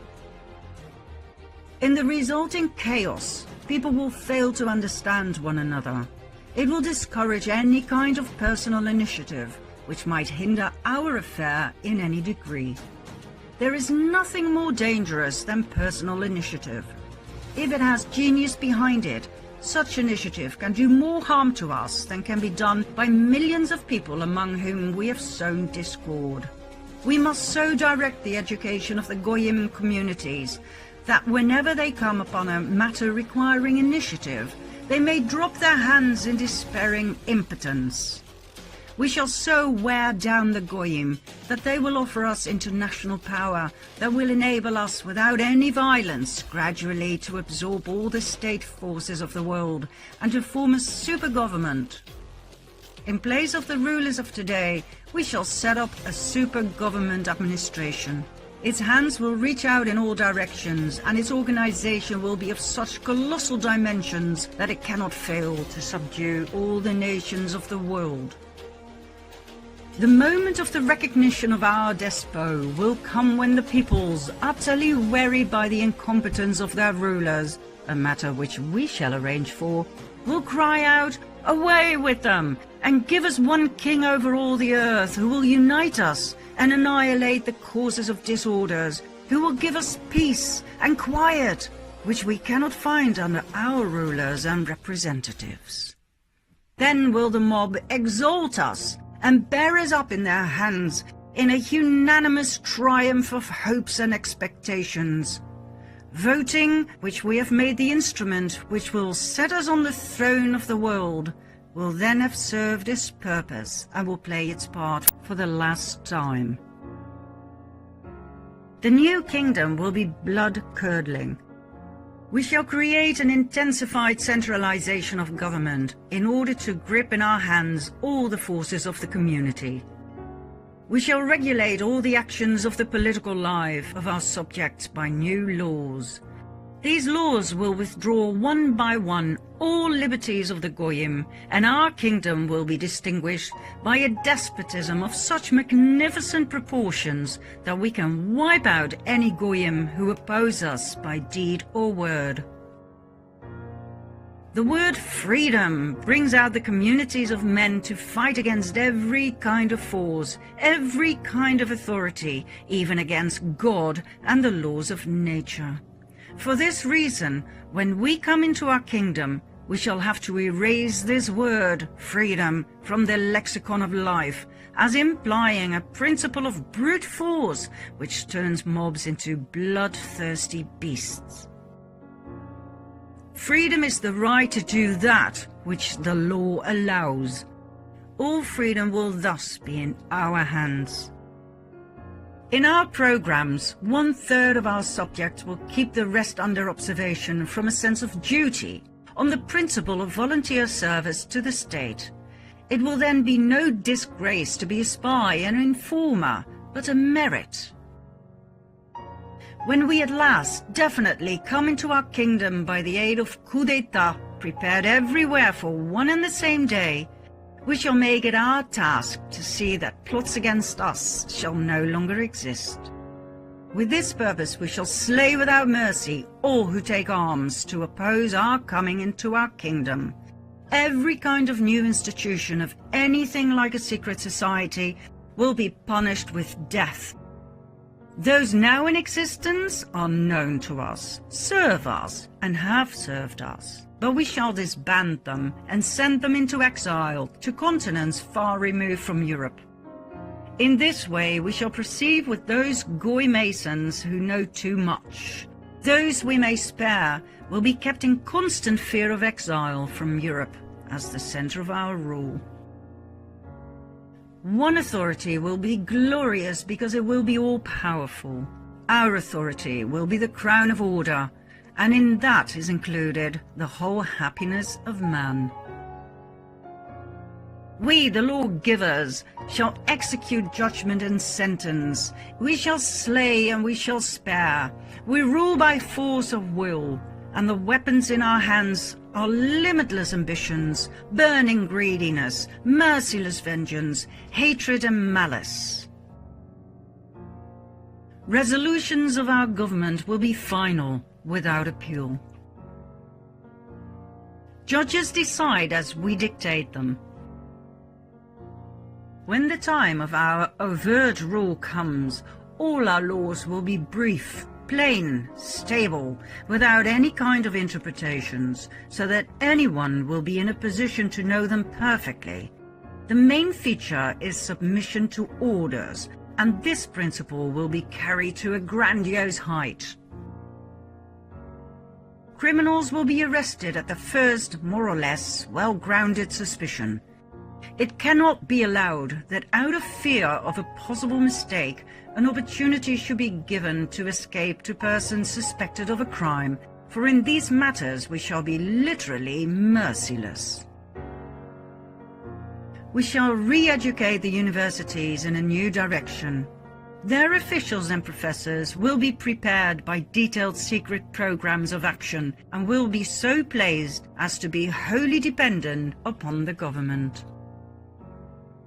We shall replace the study of ancient history with a study of the program of the future. We shall erase from the memory of men all facts of previous centuries which are undesirable to us, and leave only those which depict all the errors of the government of the Goyim. We shall abolish every kind of freedom of instruction. It is indispensable for us to undermine all faith, to tear out of the mind of the Goyim the very principle of God and Spirit, and to replace them with arithmetical calculations and material needs. When we come into our kingdom, it will be undesirable for us that there should exist any other religion than ours of the one God with whom our destiny is bound up by our position as the chosen. We must therefore sweep away all other forms of belief. Our preaching of the religion of Moses has brought all the peoples of the world into subjection to us. Our philosophers will discuss all the shortcomings of the various beliefs of the Goyim, but no one will ever bring under discussion our faith from its true point of view, since this will be fully learned by none save ours, who will never dare to betray its secrets. Freedom of the press, the right of association, freedom of conscience, the voting principle must disappear forever from the memory of man, and undergo a radical alteration the day after the promulgation of the new constitution. What we want is that from the first moment of its promulgation, while the peoples of the world are still stunned by the accomplished fact of the revolution, still in a condition of terror and uncertainty, they should recognize once and for all that we are so strong, so superabundantly filled with power, that in no case shall we take any account of them, and so far from paying any attention to their opinions or wishes, we are ready and able to crush with irresistible power all expression or manifestation thereof at every moment and in every place, that we have seized at once everything we wanted, and shall in no case divide our power with them. Then in fear and trembling they will close their eyes to everything and be content to await what will be the end of it all. We've been leading the peoples from one disenchantment to another, so that in the end they will turn also from us in favor of that King Despot of the blood of Zion, whom we are preparing for the world. The new king, the chosen one.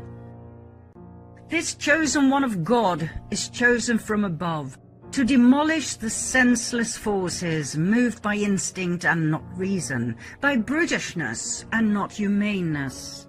These forces now triumph in manifestations of robbery and every kind of violence under the mask of principles of freedom and rights. They have overthrown all forms of social order to erect on the ruins the throne of the King of the Jews. But their part will be played out the moment he enters into his kingdom. Then it will be necessary to sweep them away from his path. When the King of Israel sets upon his sacred head the crown offered to him by Europe, he will become patriarch of the world. This king will be the real Pope of the universe, the patriarch of the international church.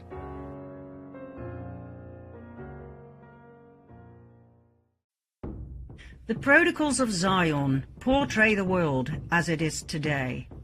Well, almost.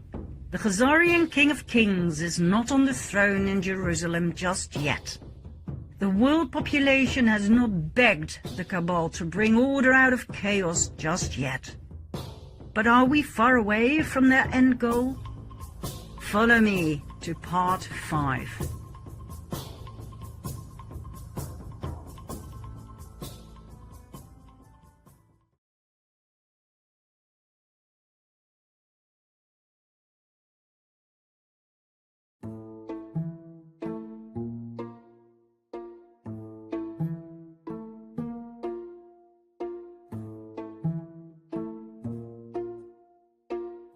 Let me take you on a field trip to Georgia, US. On a hill in Elbert County, there is a granite monument called the Georgia Guidestones. Built in 1980, the monument is veiled in mystery. It was commissioned by a man who used the pseudonym R.C. Christian. He paid a handsome price, but insisted on remaining anonymous. The monument consists of 4 massive standing stones, 1 slab stone at the top, carried by a pillar stone, plus 1 explanatory stone. 2 things are captivating. First of all, the monument is an astronomical clock and calendar, focused on the sun, the moon, the equinoxes and the solstices. A hole was drilled in one of the stones, through which one can see the North Star. Secondly, the stones contain text, information about the future Earth and the era of reason. It is written in 8 modern languages. The shorter message is inscribed all around the top stone in 4 ancient languages: Babylonian, Classical Greek, Sanskrit, and Ancient Egyptian. This is the message. Maintain humanity under 500 million in perpetual balance with nature. Guide reproduction wisely, improving fitness and diversity. Unite humanity with a living new language. Rule passion, faith, tradition, and all things with tempered reason. Protect people and nations with fair laws and just courts. Let all nations rule internally, resolving external disputes in a world court. Avoid petty laws and useless officials. Balance personal rights with social duties. Prize truth, beauty, love, seeking harmony with the infinite. Be not a cancer on the earth. Leave room for nature. Leave room for nature. In short, population control, the annihilation of a large part of the population, pacific reproduction through eugenics, one language, one world court, social duties over personal rights, reason over passion, prize truth, whose truth, and nature over the human race, the cancer of the earth. And not to forget what they call the age of reason, not the age of love, or the age of compassion, or the age of abundance for all. Obviously, this monument cannot be accused of being a hoax. After all, it simply stands there. So, what are we looking at? Who on earth was the mysterious Mr. Christian who was willing to pay so much money for something so intricate and controversial?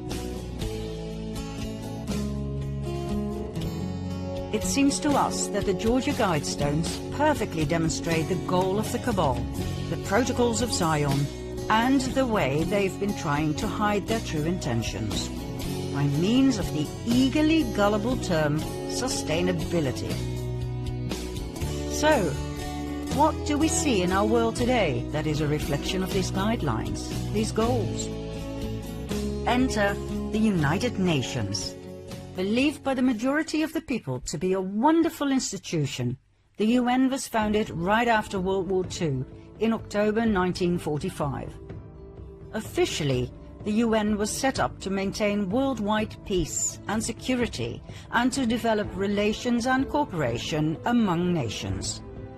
Their blue helmets are associated by many with the protection of the people. They are called the peacekeepers. Well, that's one side of the coin. The other side shows quite a different picture. A picture in which the UN's goal is a new world order, a one-world government as promoted by the learned elders of Zion. Is that a proven fact? Yes. In 2008, the UN actually set up their very own UN New World Order project, led by Nelson Mandela's grandson and ex-CIA Jaime Ilian.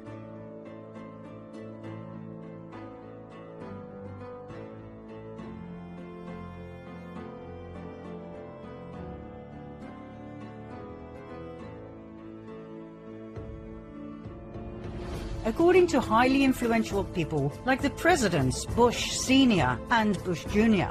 and Gorbachev, the New World Order must be founded on the principle of collective security. And that is precisely where the UN comes in. The UN Blue Helmets can lawfully intervene whenever the UN believes a country is a danger to collective security. They can lawfully send an army and attack that country, like they did in the Korean War in 1950 and again in the Persian Gulf in 1990. Or they can lawfully send military missions to a country like in Sierra Leone from 1999 till 2006. The UN Army comprises of 70,000 soldiers from various countries. Is this a good thing or a bad thing? Well, let's put it this way. Assuming that the intent was good, the outcome was often bad, terrible as a matter of fact, even shockingly horrific. Now we understand that many people will have a very hard time realizing that organizations such as the UN and its WHO are not the benign entities they claim to be. We understand the level of cognitive dissonance, of denial that we may trigger. But it is imperative to realize that both the UN and the WHO are cabal machines to the core.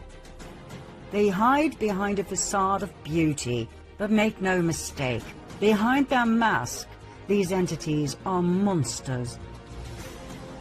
So, in order to deal with the myth of the peacekeepers, here are some facts that everybody needs to know. The UN has been involved with sexual exploitation and abuse for decades. There have been countless reports of sexual abuse, rape, women and child trafficking. When UN peacekeepers were stationed in Cambodia in 1993, the number of prostitutes rose from 6,000 to more than 25,000 in that year alone. The widespread use of prostitutes involved violent sexual abuse of girls.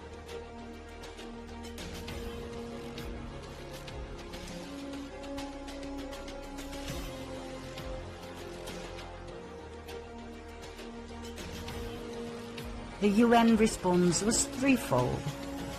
The head of mission declared it wasn't important enough to follow up on, and that boys will be boys.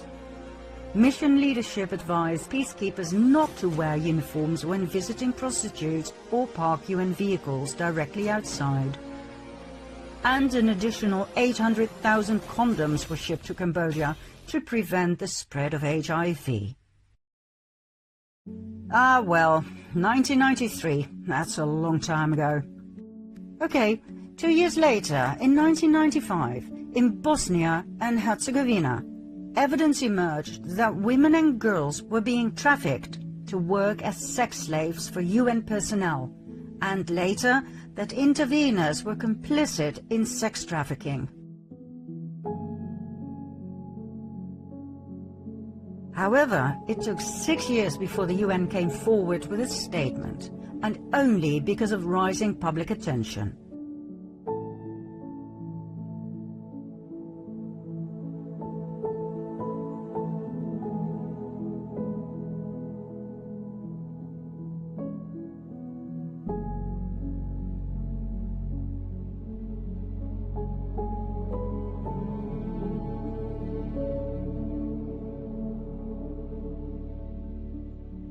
The official investigation into this matter reported an obvious reluctance by the UN to recognize the involvement of peacekeepers in trafficking. The result? Did the UN prosecute any of the abusers or traffickers? No, it did not. It rewrote the definition of trafficking, making it less severe a crime under international law, and failed to provide adequate victim protection. Shortly thereafter, independent consultants raised the alarm that UN and NGO staff were abusing and exploiting local women and girls in refugee camps in Guinea, Liberia and Sierra Leone. According to an OIOS investigation in 2001, sexual exploitation and abuse was most common. Examples? The sexual relationship between a UN civilian staff member and a 17-year-old refugee in exchange for school fees. The violent rape of girls by NGO staff. The rape of boys by Blue Helmets in Sierra Leone. The exchange of sex for food provided by NGO staff. And the refusal of international staff to take responsibility for children fathered with local women. From opportunistic sexual abuse, transactional sex, and networked sexual exploitation to planned sadistic attacks. 2015, Central African Republic. 2 girls aged 14 and 18 were gang raped by armed MINUSCA peacekeepers near their base. The 18-year-old had asked for some food. The 14-year-old had simply walked by. Same year, same country. Homeless and starving boys aged 8 to 15 were repeatedly raped by 26 UN peacekeepers.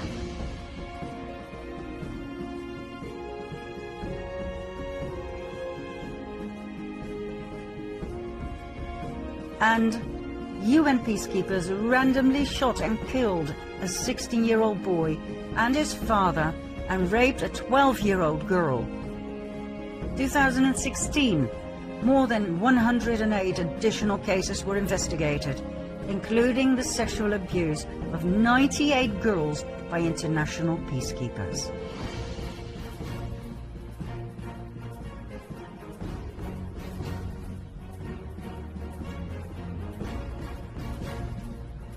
The list of sexual exploitation and abuse is endless.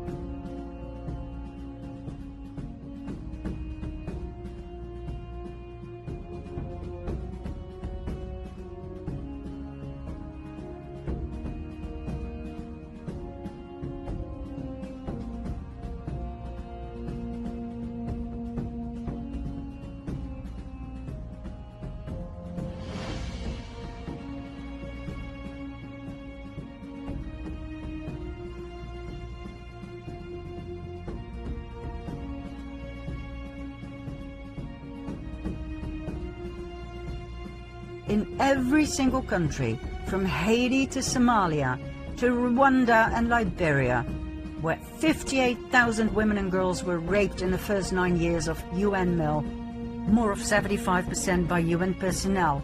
From East Timor to Sarajevo, Bosnia, where Italian peacekeepers ran child prostitution rings from their barracks, the blue helmets left a trail of abuse and trauma. As one of the official reports so strikingly put it, many parts of the world where the UN was present were descending into chaos, if not hell, and arguably with the assistance of the UN. There were plenty of investigations, but hardly any of the perpetrators who admitted to their crimes were prosecuted.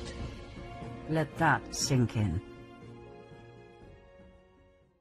Even recently, the UN was once again connected with child trafficking and child abuse, when Canadian UN mogul Peter Dalglish was caught in the act abusing 2 young boys in Nepal.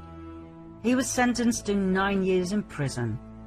Up until his arrest in 2019, Dalglish had been presented as a saint, a protector of children.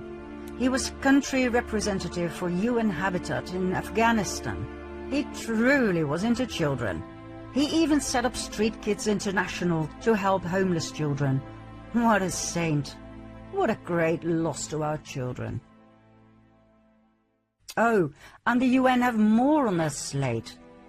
Remember the war in former Yugoslavia from 1992 till 95? In July 95, the UN failed to protect the so-called safe area in the enclave of Srebrenica. Instead of protecting the Bosnian people who had fled there, the UN Dutch bat turned away. There was nothing they could do. They too had been betrayed at the highest level.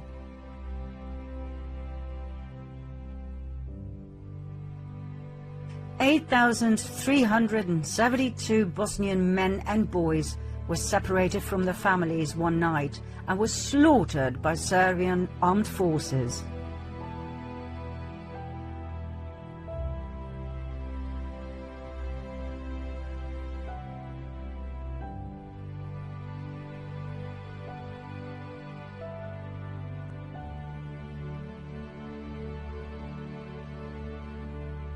More than 100,000 people were massacred in this useless war, mostly Bosnians.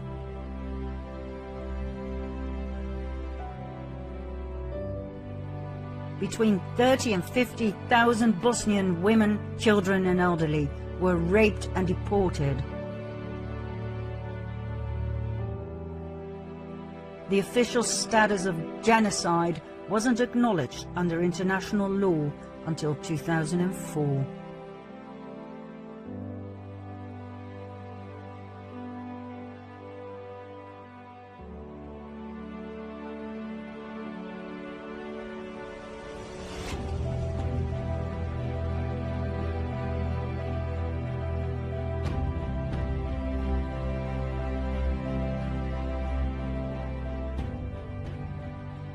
Back to the official mission of the UN, to turn this world into a better place.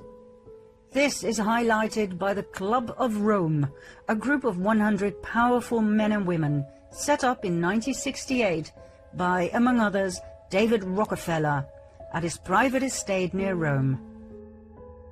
A private club presenting itself as a think tank, providing suggestions to the UN. Its goal? To discuss its concern about the future of planet Earth, to come up with solutions and to urge governments worldwide to act upon those solutions. In 1972, The Limits to Growth was published, the Club of Rome's first paper on the problems of humanity, followed by the First Global Revolution in 1991, in which humanity was outed as the root problem of all the misery in the world. In need of a common enemy against whom we can unite, we have decided that pollution, global warming, water shortages, famine, etc. are perfect. These are threats we need to confront together. But we should not fall into the trap of mistaking symptoms for causes. All these dangers are caused by human intervention in natural processes, and it is only through changed attitudes and behavior that they can be overcome. The real enemy is humanity itself. This, my friends, was the foundation of everything that was about to unfold. Humanity as the cause of all problems. The UN was delighted by the Club of Rome. It had founded the World Commission on Environment and Development in 1983, and the parallels with the conclusions of the First Global Revolution research paper were obvious. From now on, sustainability was the cabal's magic word. And so, in 1992, the first United Nations Conference on Environment and Development, or Earth Summit, was held in Rio de Janeiro, Brazil, where the first Agenda for Environment and Development, also known as Agenda 21, was developed and adopted. 21 was a reference to the 21st century, when all of the set goals would have to be met. 178 governments agreed with and signed the agreement. At the UN Sustainable Development Summit of 2015, Agenda 2030 was presented, an extended version of Agenda 21. 11 more goals were added to the original agenda, all aimed at the future of our planet and the human race, all aimed at sustainability. By now, 193 countries were participating. Do you know how many countries there are in the world? Only 2 more, 195. The only 2 that are called observer states are the Vatican and Palestine. Agenda 2030 contains 91 paragraphs. Paragraph 59 outlines 17 Sustainable Development Goals. There are 169 targets and 232 indicators. This makes it a rather dry document to digest. But we read it, and we were impressed. Impressed by the level of cleverness and cunningness with which something so evil was put together so seemingly benign. Using complex phrases in which words like peace, equality, safety and security are repeated frequently, the reader is actually left with a good, positive feeling. We'll show you the 17 Sustainable Development Goals in the following slide. Feel free to pause the video and have a proper look. We will, however, continue swiftly as we wish to point out where things go wrong, not where things appear to be right.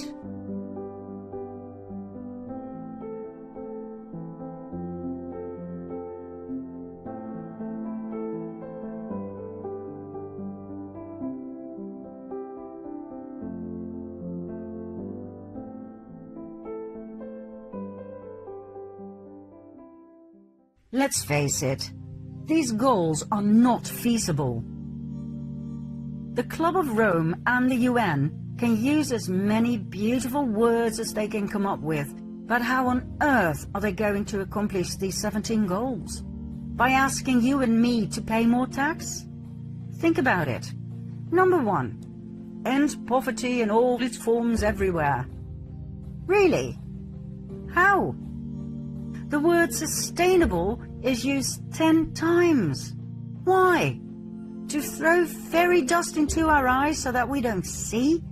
So that we will willingly pay more tax? And more tax?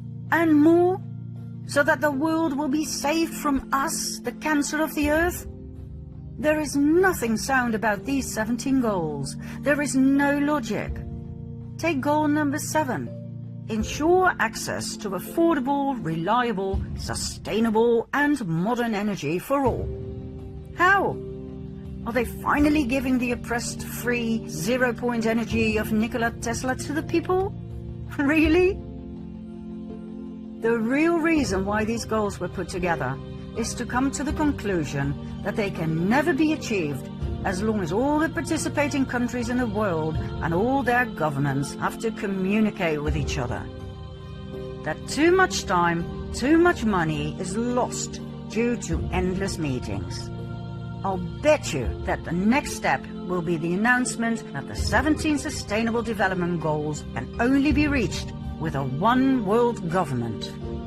The countries will have to give up their sovereignty in order to save the world. Mark my words.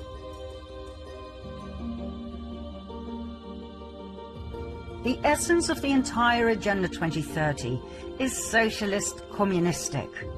It describes equal distribution of goods and money, which sounds great, but which in fact means that the rich countries are to share their wealth with the poor countries. These poor countries are generally run by highly corrupted usurpers, dictators, such as Kenyatta of Kenya and Obiang of Papua New Guinea, or Xi Jinping of China. Are they going to share their wealth, their blood money, with their people? That sounds like a wonderful idea to get rid of poverty once and for all. Everybody would be rich in a split second. Let's take all the money from these corrupted governments, add to it the immense wealth of the Rothschilds, the Rockefellers, both the British and the Dutch royal families, and of course the Vatican. Let's redistribute that wealth among the world population. My, what a marvelous idea to end poverty once and for all. Well, no. The people will share with the people. So, in my case, the Dutch taxpayer will have to pay and share with the poor people of, in this example, New Guinea. Now, don't get me wrong, I am for sharing, absolutely, but not according to the plans of the UN, where corrupt, malign governments remain unaffected. Read the paragraphs, the targets and indicators of Agenda 2030. Read them well, and you will see that the people will bleed, not the governments. Whenever governments talk about equality, you can rest assured that communism is involved, and they don't even hide it. Top globalists such as former NATO chief Javier Solana, a socialist, openly celebrate the plan as the next great leap forward. That's right, the old campaign slogan of the Chinese Communist Party.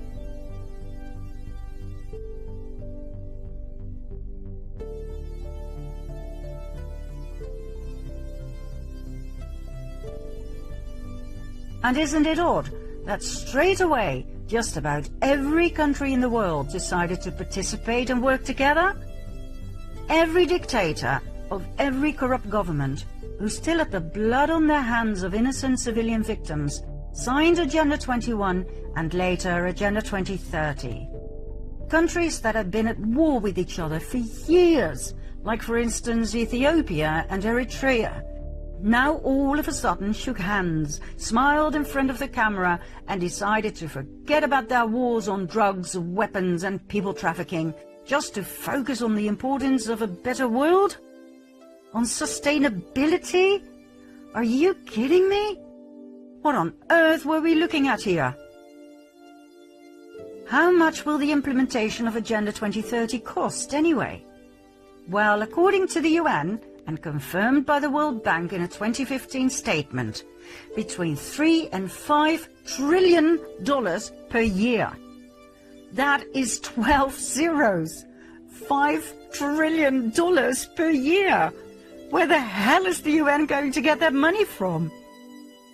All those zeros are going to be collected from the taxpayers, from you and me. That's what the solution of the UN is all about. The moment a baby is born, that baby has a carbon footprint. And from the moment he or she was born, that baby will have to pay. Isn't that brilliant? The shame and blame that is put on you and me, my goodness me. Agenda 21, 2030, the Club of Rome, the UN, they all claim that we, the people, are to blame for the misery in the world, from poverty to inequality, from famine to the exhaustion of the planet's resources. Fine, let's talk about the planet's resources, shall we? Ever heard of Henry Kissinger? Oh, you will. Let's continue to part 6.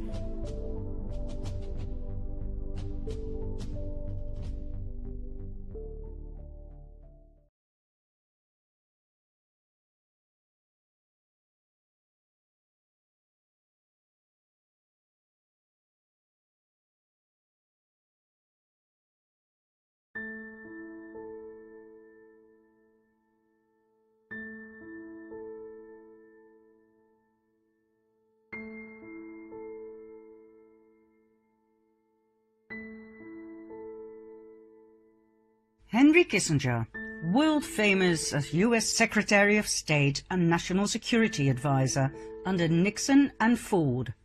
By some hailed as a hero, by others maligned as a war criminal.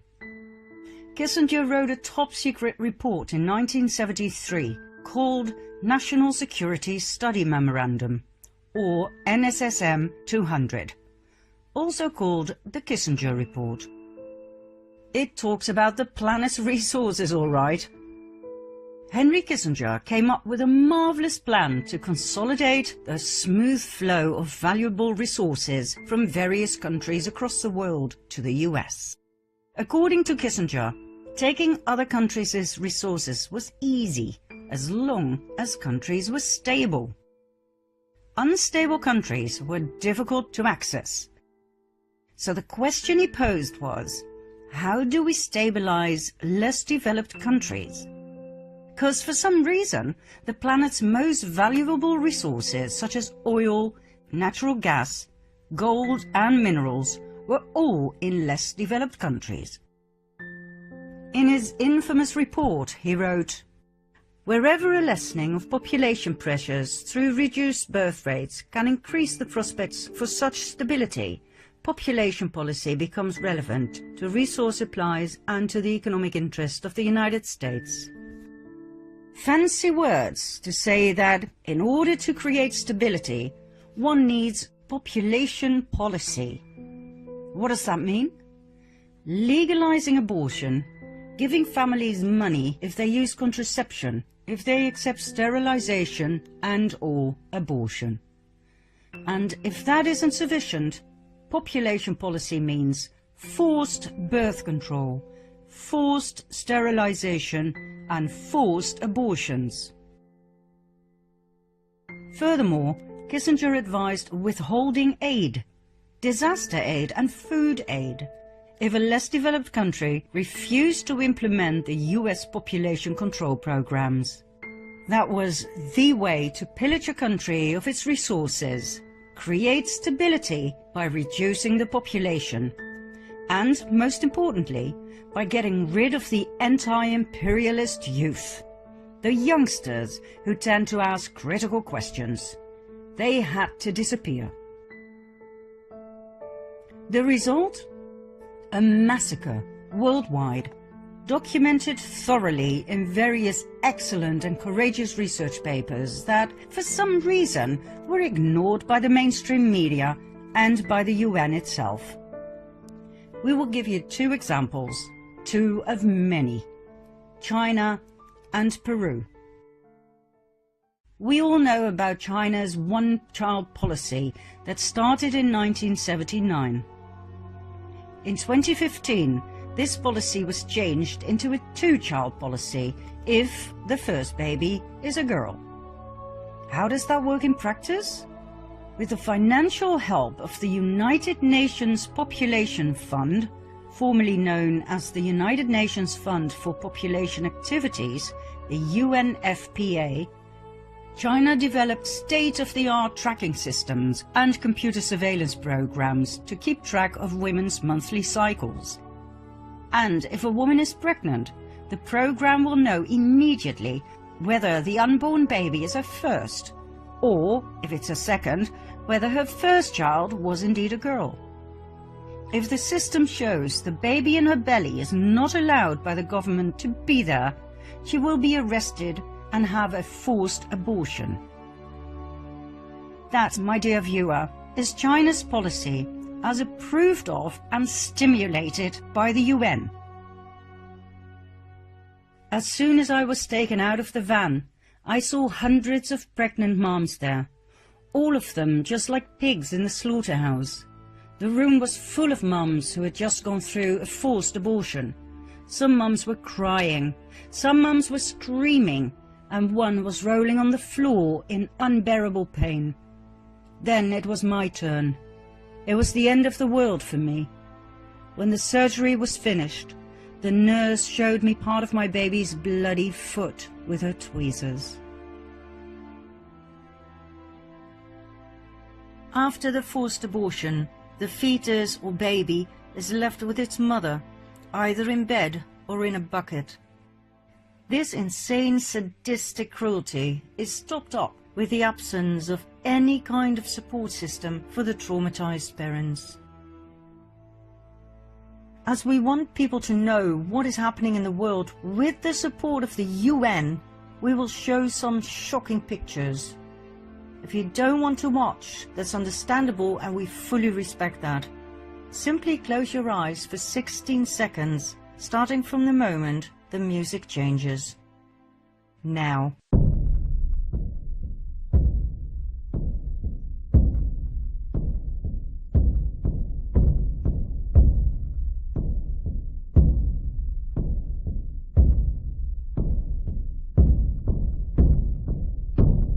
Of course, the United Nations Population Fund denies being involved in forced abortions, but according to its own documents, it donated more than $100 million to China's population control program. It financed a $12 million computer complex, specifically to monitor the population program. It provided the technical expertise and personnel that trained thousands of Chinese population control officials. In China, abortions have been used as a weapon of mass destruction. Hundreds of millions of lives have been exterminated. The UN Population Fund was complicit in China's population control policies from the beginning. They did not only turn a blind eye to abuses, but helped facilitate and fund them. The UN Population Fund funded birth restrictions, it funded forced abortions, it funded China's coercive family planning bureaucracy. They also defended China's actions. Congressman Christopher Smith, co-chairman of the Congressional Executive Commission on China, 2017.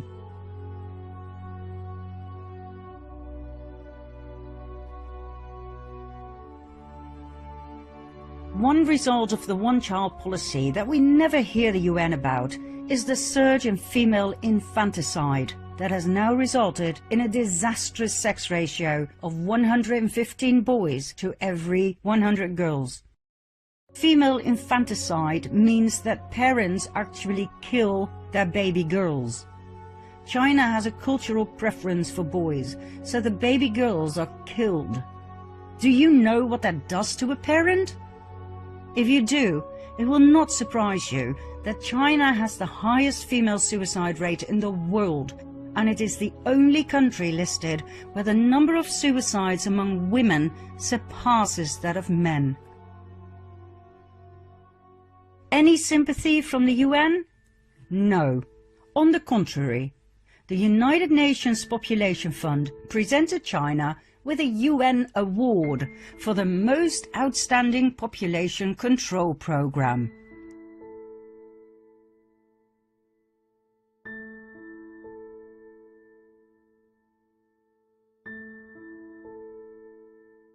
Oh, and let's not forget their official mission: to deliver a world where every pregnancy is wanted, every childbirth is safe, and every young person's potential is fulfilled.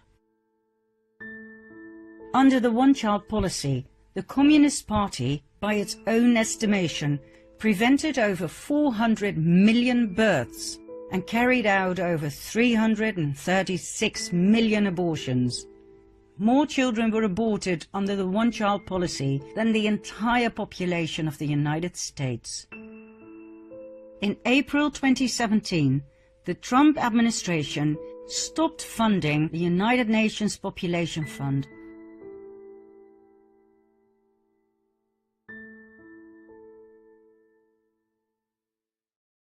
Peru. Between 1995 and 1907, over 250,000 Peruvian women were sterilized as part of a program to fulfill President Fujimori's family planning goals, financed by the US. Although this campaign was called the Voluntary Surgical Contraception Campaign, many of these procedures were forced. In fact, women whose underway children were on government food programs were threatened with the withholding of this food if they refused to be sterilized, and others were kidnapped from their families and forcibly sterilized. In a little over 2 years, 250,000 women were deeply traumatized. Most of them were poor and indigenous. Not all women survived the surgery due to poor hygiene in the local hospitals.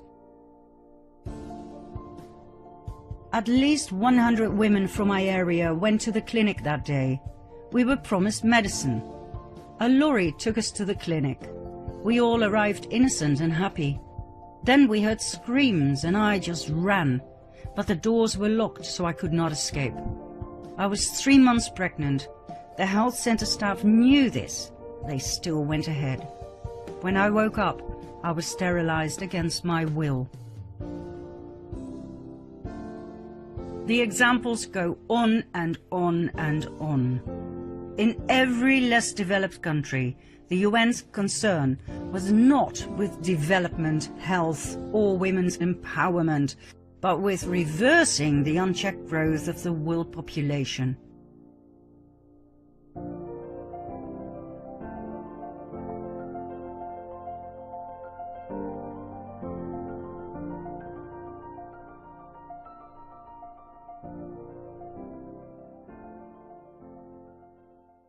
From the very beginning, the concept of a population explosion was a false alarm specifically designed to allow rich nations to pillage the resources of the poorer nations.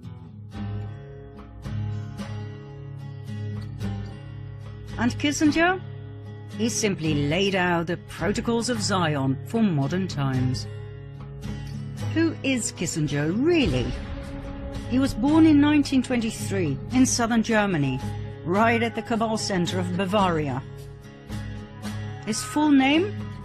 Heinz Alfred Kissinger. He claims to be Jewish, but his credentials show all the signs of Khazarian roots. His family name wasn't Kissinger, it was Loeb. The name Kissinger was adopted in 1817 by his great-great-grandfather, Meyer Loeb, after the Bavarian town of Bad Kissingen. The name Meyer Loeb struck a chord. Hadn't we seen that name before? Meyer Amschel Rothschild's great-grandfather's name was Loeb Rothschild. Meyer Rothschild, Loeb Rothschild, Meyer Loeb Kissinger. We wouldn't be surprised if one day the truth will be presented about Henry Kissinger being a Rothschild. In order to understand the UN for what it really is, the ultimate cabal monster, one must know about the countless NGOs that are connected, directly or indirectly, to the UN.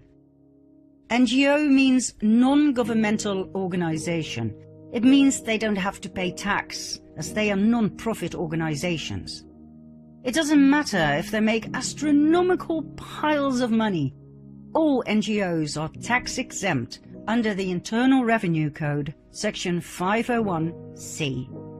In this case, most of them are 501(c)(3)s and 501(c)(4)s. Not long ago, we believed NGOs do good things. Well, upon researching the NGOs set up by the UN and working for the UN, we were in for a rude awakening. We've already seen the United Nations Population Fund aiding and paying for the Chinese Communist government with its horrid population control policy. Then there's the Population Council, yet another non-profit organization aimed at eugenics and depopulation. Eugenics intends to improve the genetic quality of the human race. We all know where that led to in World War II.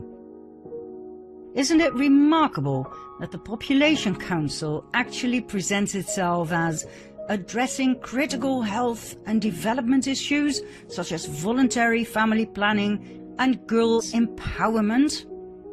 Really? Let's have a closer look, shall we? The Population Council was founded in 1952 by John D. Rockefeller III. It addressed the problem of overpopulation, stating that modern civilization had reduced the operation of natural selection by saving more weak lives and enabling them to reproduce, resulting in a downward trend in genetic quality. That genetic quality had to be protected, and so the Population Council was set up to devote itself to reduce the fertility of the world population. Rockefeller became the organization's first president. He was succeeded by members of the American Eugenics Society.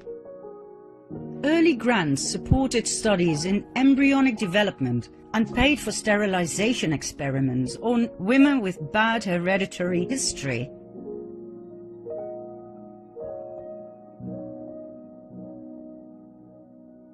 It was clear from the start that the Population Council had nothing to do with protecting women's health and safety.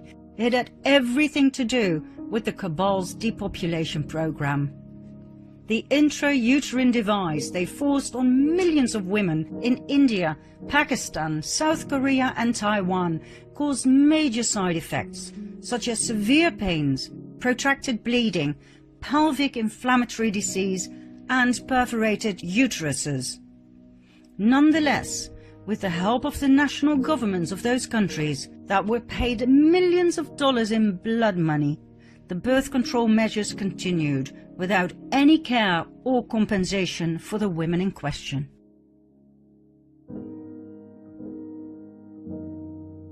In 1969, the Population Council published an article entitled "Beyond Family Planning." The document offered legitimacy to, for instance, adding fertility control agents to water supplies in urban areas, temporary sterilization of all young women via time capsule contraceptives, and compulsory sterilization of men with 3 or more children. Once again, the Population Council actually presents itself as addressing critical health and development issues, such as voluntary family planning. Voluntary? Really?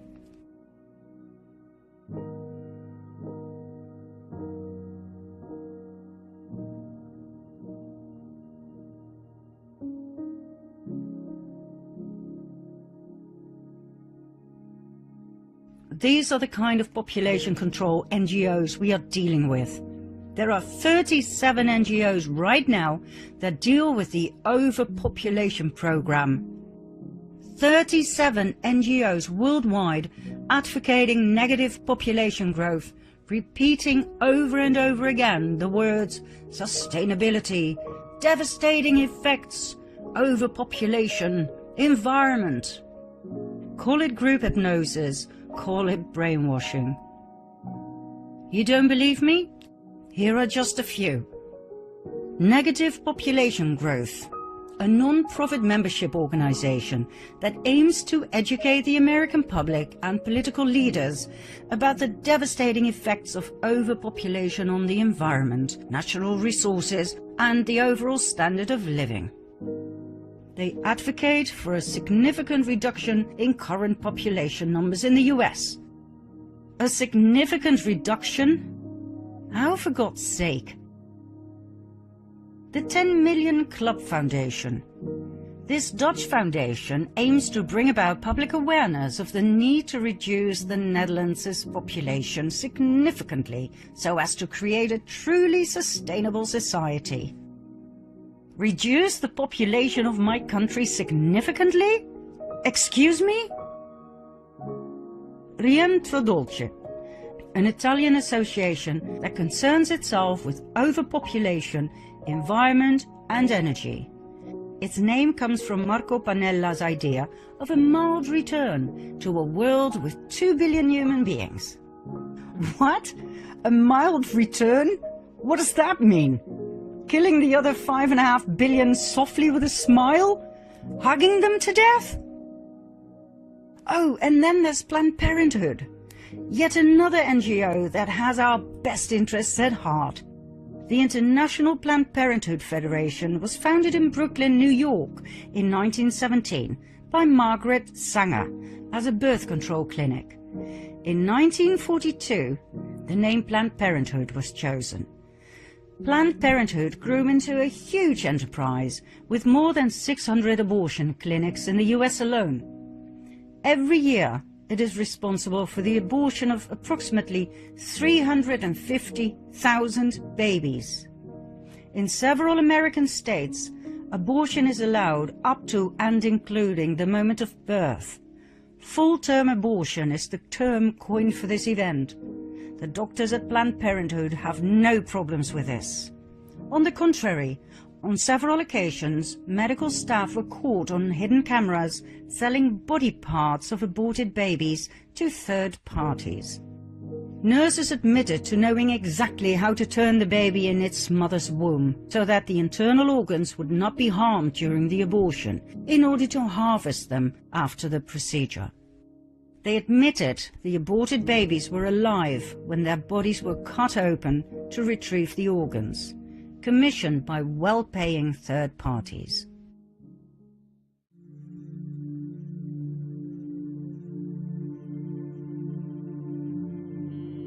A lot of people want intact hearts these days because they're looking for specific nodes. Yesterday was the first time she said people wanted lungs. And then, like I said, always as many intact livers as possible. People just want livers. People want lower extremities too, which that's simple. I mean, that's easy. I don't know what they're doing with it. I guess they want muscle. Yeah, a dime a dozen.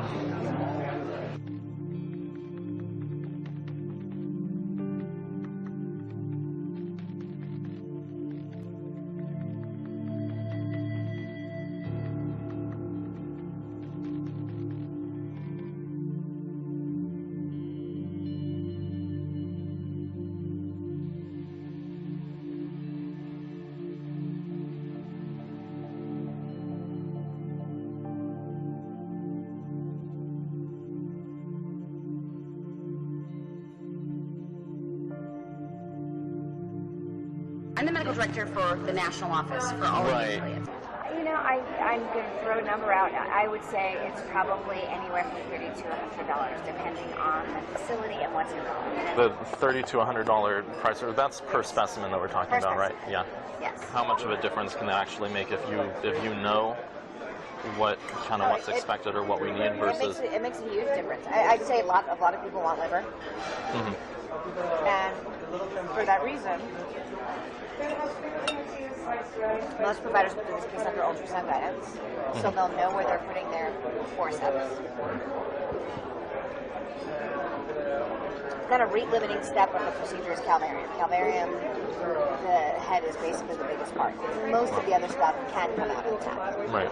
It's very rare to have a patient that doesn't have enough dilation to evacuate all the other To bring the body cavity out intact and all that. So then you're just kind of cognizant of where you put your vasculars.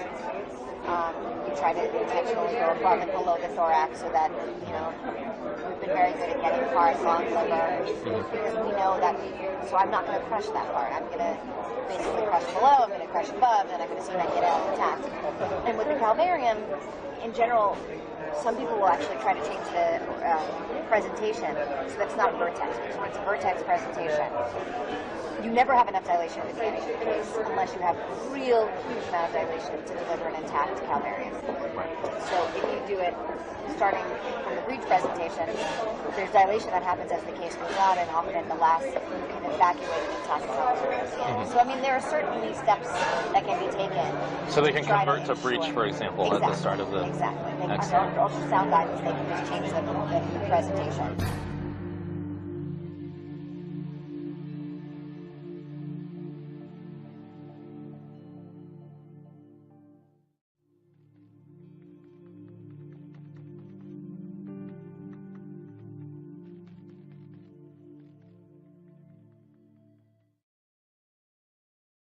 Federal abortion ban is a law, and laws are up to interpretation. So if I say on day one I do not intend to do this, what ultimately happens doesn't matter.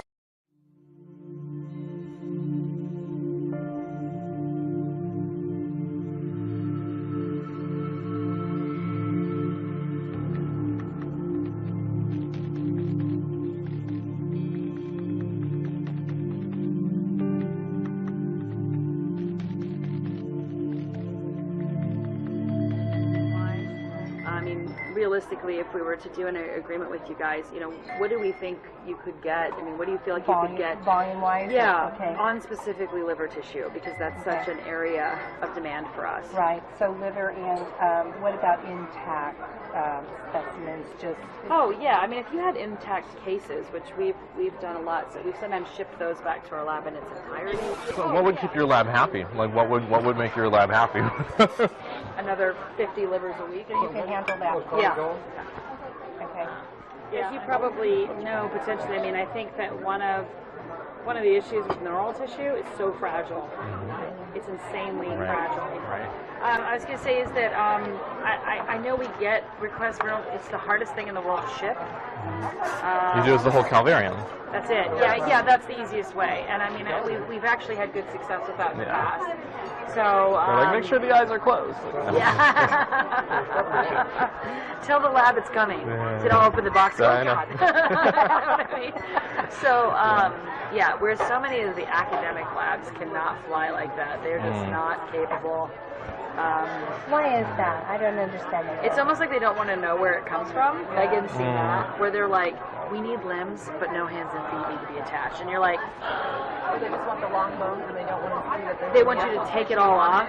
Like, make it so that we don't know what it is. Yeah. It's like, bone the chicken for me, and then that's it. and then I'll eat it. But we know what it is. I mean, but their lab. So this goes to that whole stigma. Oh yeah. And their lab techs freak out and have meltdowns, and so it's just kind of like, I mean, I think you're either in the cause or you're not. Yeah. And if you're not in the cause, like, they don't need you around. You need to get out. They need champions, and if you're not a champion, you should go. Yeah. Because that's just, and I don't know, the clinics, they're very guarded, as they should be. Yeah. And who do they let in their house? They want champions in their house, right? Hello, I'm Cecile Richards, President of Planned Parenthood Federation of America. I want to be really clear. The allegation that Planned Parenthood profits in any way from tissue donation is not true.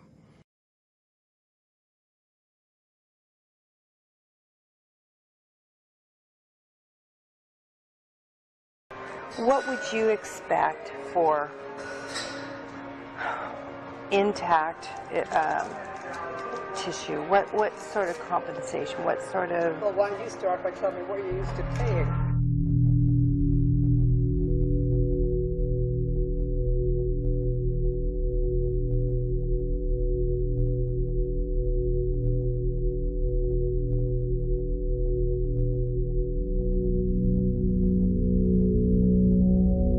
Don't lowball it. Tell me what you really... $75 a specimen. Oh, that's way too low. And that's way too low. I want to keep you happy. I've been at places that did 50 too. But see, we're not in it for the money. Now this is for tissue that you actually take, not just the tissue that the person volunteers that you can't find anything. Exactly. Now, here's another thought: is we can talk about specimen as per specimen per case, or per procured tissue sample, which would be so that if we're able to get a liver thymus pair. Maybe that is $75 per specimen, and so that's for for liver thymus pair, and that's $150. Versus if we can get liver thymus, brain hemisphere, and all that, then and then so that protects us, so that we're not paying for what we can't use. I mean, it also. I want a Lamborghini. I said I want a Lamborghini. Don't we all, right? Yeah, exactly.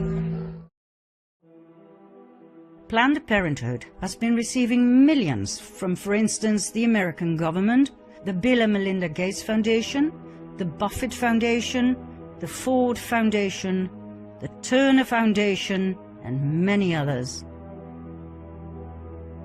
The Bill and Melinda Gates Foundation gave no less than $89.5 million to Planned Parenthood. Why? To kill unborn babies? Why the heck do they call this charity?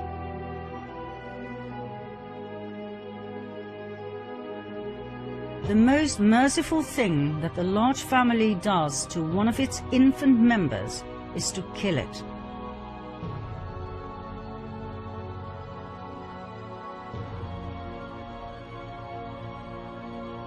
The most urgent problem today is how to limit and discourage the over-fertility of the mentally and physically defective.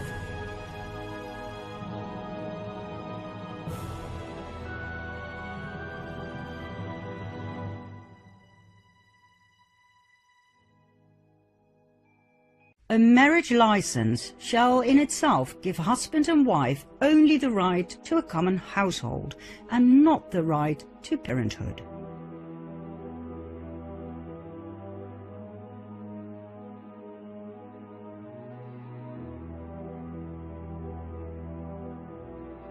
No woman shall have the legal right to bear a child, and no man shall have the right to become a father without a permit for parenthood.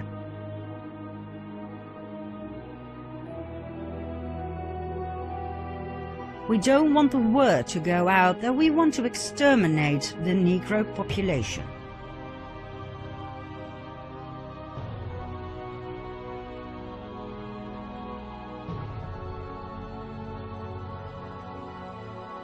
But from my view, I believe that there should be no more babies. I admire Margaret Sanger enormously. Her courage, her tenacity, her vision.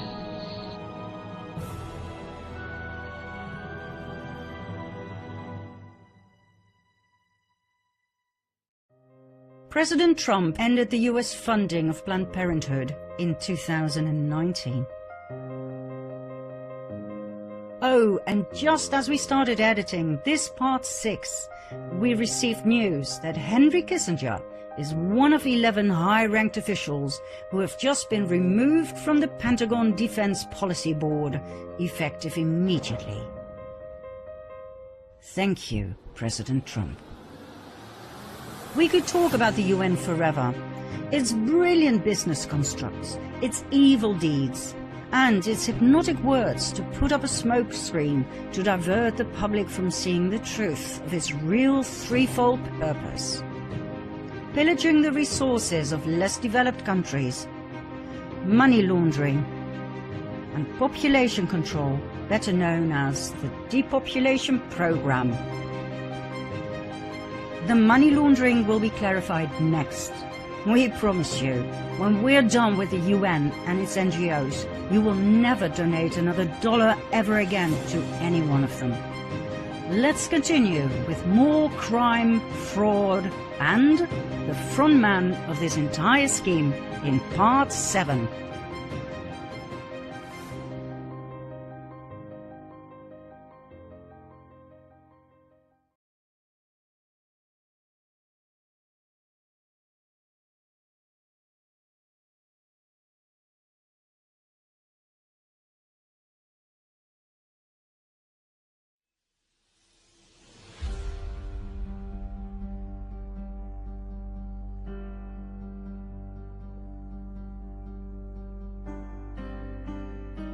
The United Nations, thought of by millions of people to be a benign organization with only our best interest at heart, turns out to be one of the main engines of the cabal.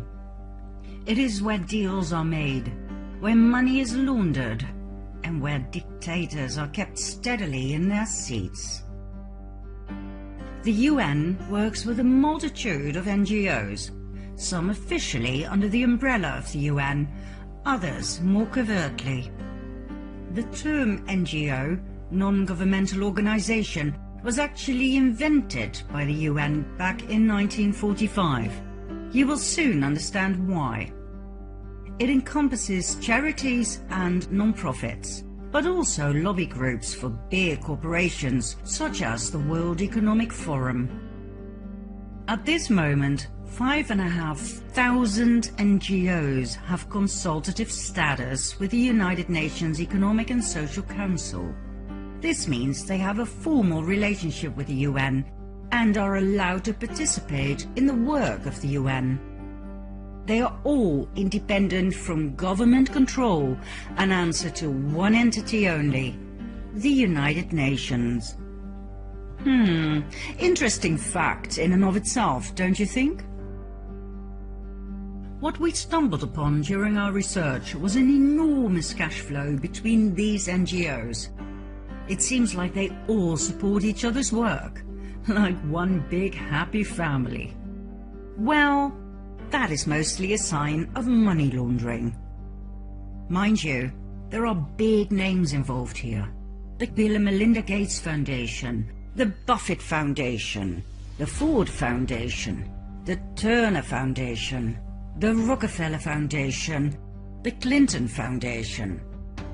Big names moving around even bigger amounts of money. Their financial reports seem impeccable, of course, but the money flow gets lost in the abundance of NGOs involved. The non-specific destination of the billions of dollars moved around like grants to recipients. What does that mean? And the existence of alliances of NGOs that makes things even less transparent. Like, for instance, the Fund for Shared Insight, a group of 7 funders, and a pool of financial and other resources to make grants to improve philanthropy. Nice and vague. Let's have a look at the Rockefeller Foundation. Did you know there's also the Rockefeller Philanthropy Advisors, the Rockefeller Brothers Fund, the Richard Rockefeller Fellowship, the David Rockefeller Fund, the Rockefeller Family Fund, the Winthrop Rockefeller Foundation, and the Eileen Rockefeller Growell Family Fund? They all move around tidal waves of money, I'm talking billions, often between foundations set up by members of the same family.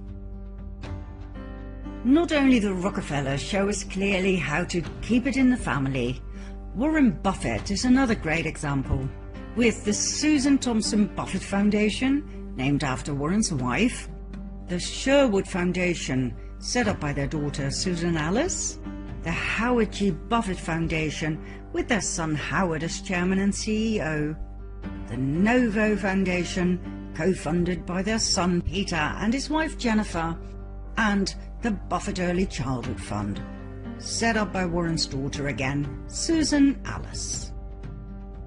In July 2020, Warren Buffett announced that he would, once again, it's sort of an annual thing, be giving 15.9 million Class B shares of his mega company Berkshire Hathaway to 5 charities.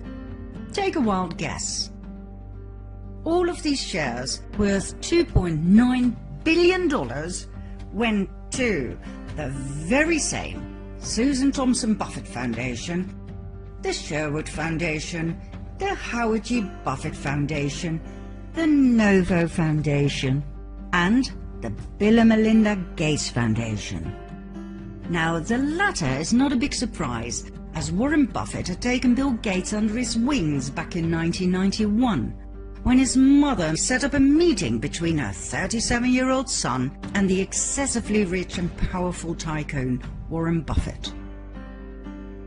A deal was made, and from that moment on, the destinies of Bill and Warren were intertwined forever.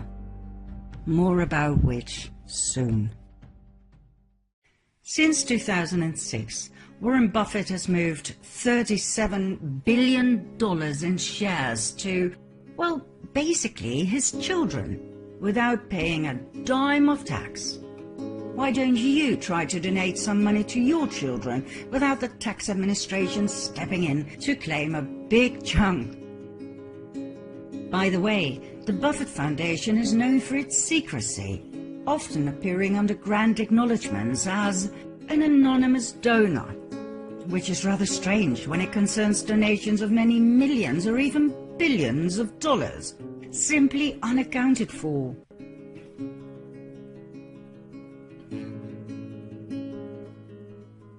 But like we said at the intro of this episode, these NGOs, no matter how big and powerful, are independent from government control.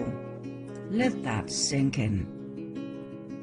The Buffett Foundation invests heavily in reproductive health and family planning grants across the world, including substantial investments in abortion and contraceptives. In the 1990s, the Buffett Foundation helped finance the development of the abortion drug RU486.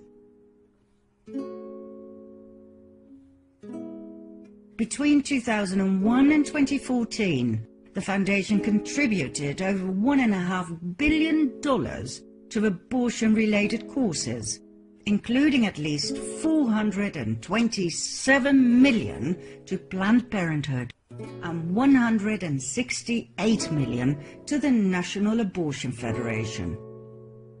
Remember from Part 6 that the Bill and Melinda Gates Foundation gave $89.5 million to Planned Parenthood? Were you shocked when you heard this number? Well, the Buffett Foundation makes the Gates Foundation pale in comparison. It gave Planned Parenthood $427 million. Why are all these most wealthy men alive so obsessed with killing babies? What we discovered upon investigating the largest and most influential NGOs was that they all primarily focus on reproductive health. In our previous episode, we showed you what that really means in practice. Eugenics, depopulation, pillaging less developed countries for their precious minerals, and money laundering.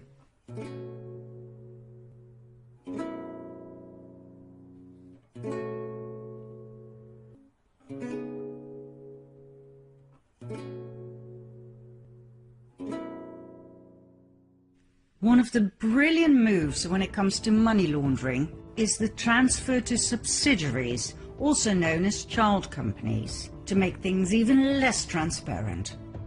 Let's have a look at some examples. Ever heard of Arabella Advisors? Probably not. Yet you should. Here's why. Arabella Advisors is a for-profit consulting company founded in 2005 by former Clinton administration appointee Eric Kessler. According to Arabella's own website, they provide strategic guidance for effective philanthropy. Effective philanthropy, huh? Let's see what that means. Arabella claims to have carried out more than 150 projects for clients that are worth more than $100 billion. Not exactly a small fish, right? What else? Arabella manages 4 non-profits, and this is where it gets interesting. The New Venture Fund, the 1630 Fund, the Hopewell Fund, and the Windward Fund. These 4 non-profits serve as accelerators for yet another range of non-profits that, according to several investigative sources, are fake organizations that are little more than a website and a suite address. Now, we dove into Arabella and its 4 minions because we saw them appear time and again in the midst of the giants, such as the Gates Foundation, the Rockefeller Foundation, etc. As we'd never heard of them before, we decided to look into them. It took us many 24/7 weeks. Never before were financial reports so confusing, so non-transparent. Arabella Advisors and its 4 non-profits use tax regulations to the max, moving money from C3s to C4s, which is more profitable when it comes to tax deductions. Thanks to the pass-through arrangements, funding is passed from one organization to another, making it difficult to trace where a donor's money ends up. As we searched for weeks, our astonishment grew. Then we ran into the work of Capital Research Center. Our findings collaborated with those of their researchers like Hayden Ludwig, who described Arabella as a dark money monster and the left's best-kept secret. Arabella is the left's best-kept secret that proves something money and politics reporters have failed to notice. Non-profits, not the parties, drive our politics. Since Arabella's inception, it's sponsored roughly 340 groups.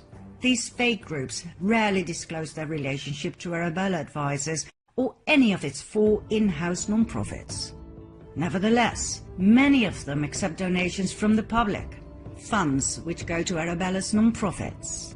This system also allows these groups to hide their funders, since it's virtually impossible to trace individual grants to Arabella's 4 non-profits to any particular fake group. These 340 pop-up groups are slick websites posing as grassroots activist groups that can appear and vanish in an instant. Since 2006, this network has pumped a stunning $2.4 billion into politics.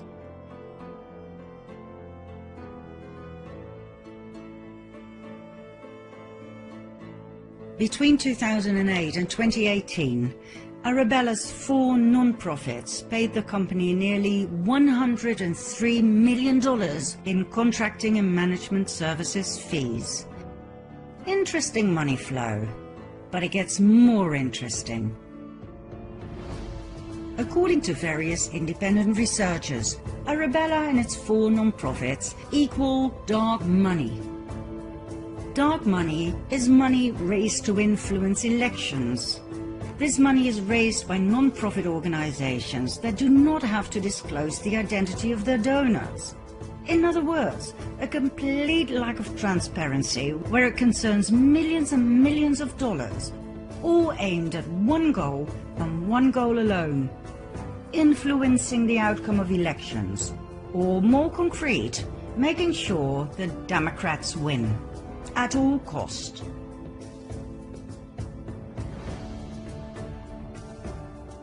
Let's see if we can find any evidence for such a crude accusation, shall we? let's have a look at Arabella's 4 non-profits. Any clues there to such conspiracy theories? First, there is the 1630 Fund. In 2018, it received massive anonymous donations. It later turned out that $26.7 million had come from the New Venture Fund, one of its sister funds.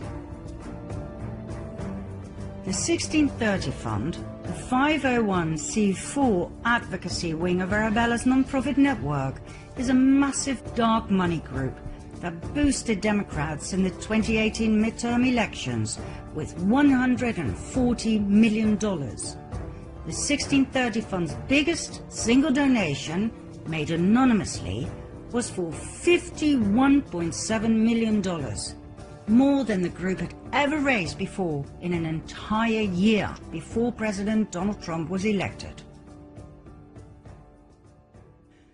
One of 1613 Fund's projects, or pop-up groups, is Demand Justice, an anti-Trump organization.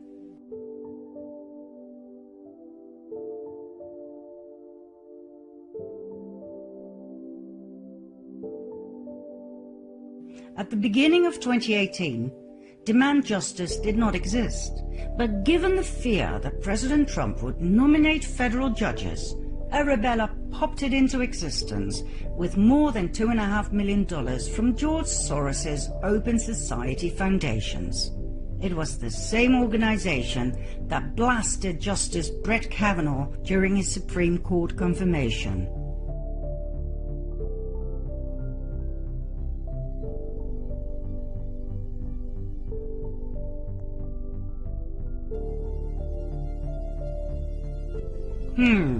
Interesting.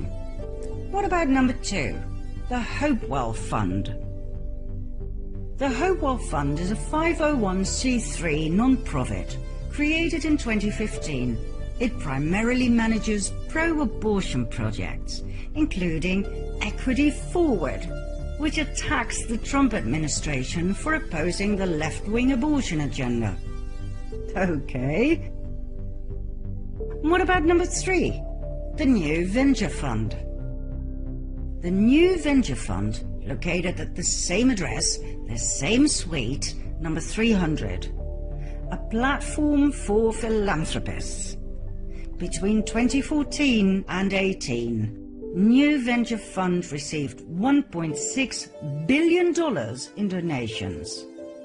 In 2018 alone, this was $395 million, for which they hired consultants for a total sum of $28.3 million, of which $90 million went straight back to Arabella Advisors, his mother company. To give you a nice little example, New Venture Fund sponsors its own project, Media Democracy Fund, located at the same address in DC and the exact same suite, number 300. Media Democracy Fund describes itself as a catalyst for an open, secure and equitable internet. God knows what that has to do with charity. Well, we can tell you why it was set up in the first place: to push Obama's net neutrality. In other words, to increase the government's control of the internet. We're talking censorship. Media Democracy Fund is run by a few young people with no surnames and no real profile pictures. Still, since its founding in 2006, it has made more than $34 million. Oh, and surprise! It is supported by the Open Society Foundations of George Soros, the multi-billionaire we showed in part 2 of The Fall of the Cabal, the man responsible for his destabilizing and dividing mega projects, such as the illegal alien invasion, Black Lives Matter, and Antifa. Yet another interesting little detail about New Venture Fund is their interest in America Votes, yet another one of their fake pop-ups.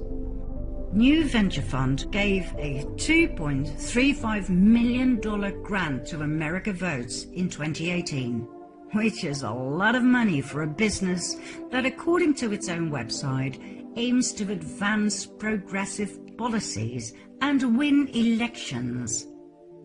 Win elections? Wow, I mean, that is weird. I thought we were looking at charity funds here, right? Well, obviously not. Oh, a new venture fund's sister, the 1630 Fund, gave no less than $27 million to America Votes. All you have to do is take a look at who sponsors American Votes. Take a wild guess, my friends. Democratic Attorneys General Association, Democratic Governors Association, Democratic Legislative Campaign Committee, Democrats.com, National Democratic Redistricting Committee. Oh, and let's not forget Planned Parenthood and Stand Up America, committed to resisting Trump's agenda and unrigging the corrupt system that put him in the White House. Let's make something clear, once and for all.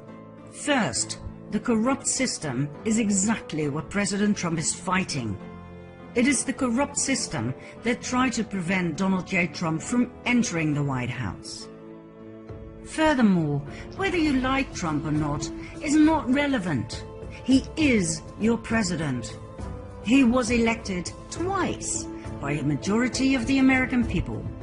That is called democracy. Now, just because you hate Trump doesn't mean he was put in the White House by mistake. There was no Russian collusion, remember? Years of investigations have gone by in which the Democrats did everything they possibly could think of to get rid of their opponent. Well, guess what? It didn't work.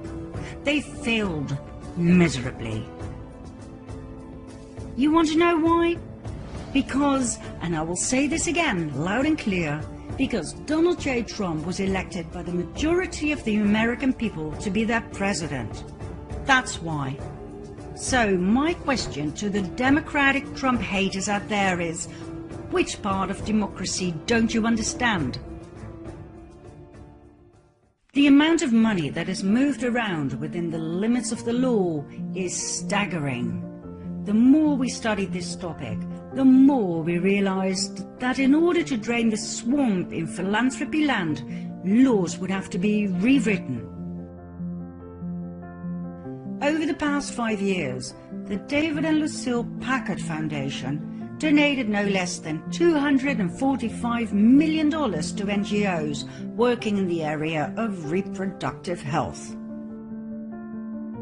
Remember these names. They will return again and again. Once you understand who they are and how they play the world stage, moving assets around, dominating national policies, you will never again think of these titans as philanthropists. Take Pathfinder.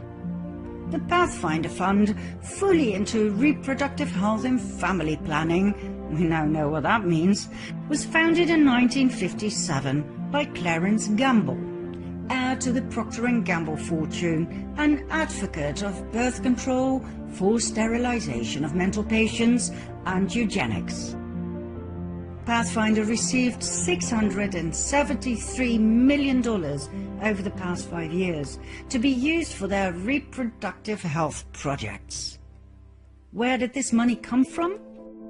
Well, their main donors and grantors are the Gates Foundation, the Buffett Foundation, the MacArthur Foundation, the Hewlett Foundation, the Packard Foundation, the Ford Foundation, Vanguard, Fidelity, SWAP, Tides, Global Health Initiatives, part of the WHO, and USAID, that awarded $970 million to Pathfinder in the form of grants and contracts between 2005 and 2021.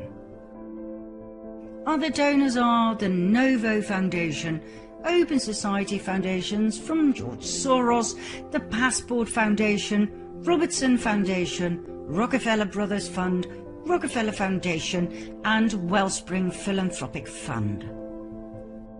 We cannot stress sufficiently to please do your own research. Simply take one of these sheets and dive into these names. Take Fidelity.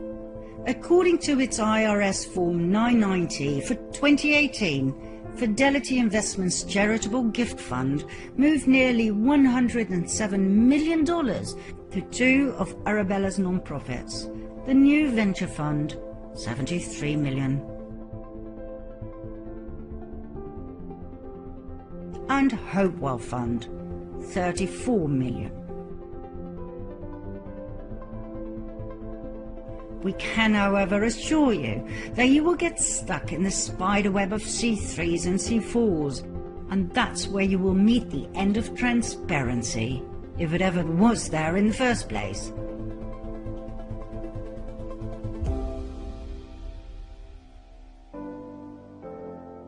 You see, even though you get some information through the IRS Form 990, the umbrella company Arabella is a for-profit organization, which means they do not have to fill in a 990 form.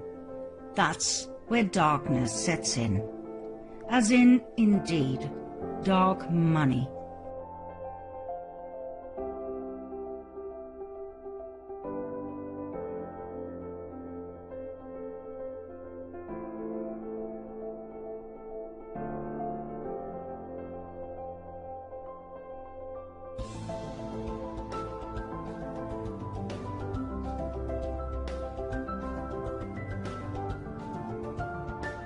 Okay, let's have a look at the Rockefeller Foundation. I showed the massive power empire of the Rockefellers in my first documentary about the fall of the cabal, in part 2. Now please bear in mind that the Rockefeller Foundation 990 forms contain between 350 and 400 pages each year. So what we did, after having studied each and every one of them, we narrowed it down for you by highlighting some anomalies, those donations that jumped out for their numbers and or recipients. The Rockefeller Foundation gave $666,666 to the City University of New York. Interesting number, associated with the number of the beast. Okay, I'm sure that's just a coincidence, right? The Rockefeller Foundation gave $4 million to DataKind, an NGO for data science. Funded by the Bill and Melinda Gates Foundation, Open Society Foundations, Microsoft, Rockefeller Foundation, Hewlett Foundation, MasterCard, Google, and others. A data science company? Then it gave $25.7 million to the Alliance for a Green Revolution in Africa. More about this scandalous fraud in part 9. In 2018 alone, the Rockefeller Foundation invested no less than $4.1 billion. Most of the money went to investment companies such as BlackRock, with $4.4 billion in securities apart from charitable purposes. To cut a long and boring story short, let's put it this way. After God knows how many hours of research into the financial reports of these NGOs, we came to the following conclusions. All charity NGOs in which millions of dollars are moved around have nothing to do with charity whatsoever. They are simply the perfect business model for money laundering. In spite of the millions or even billions of dollars involved, no tax is paid.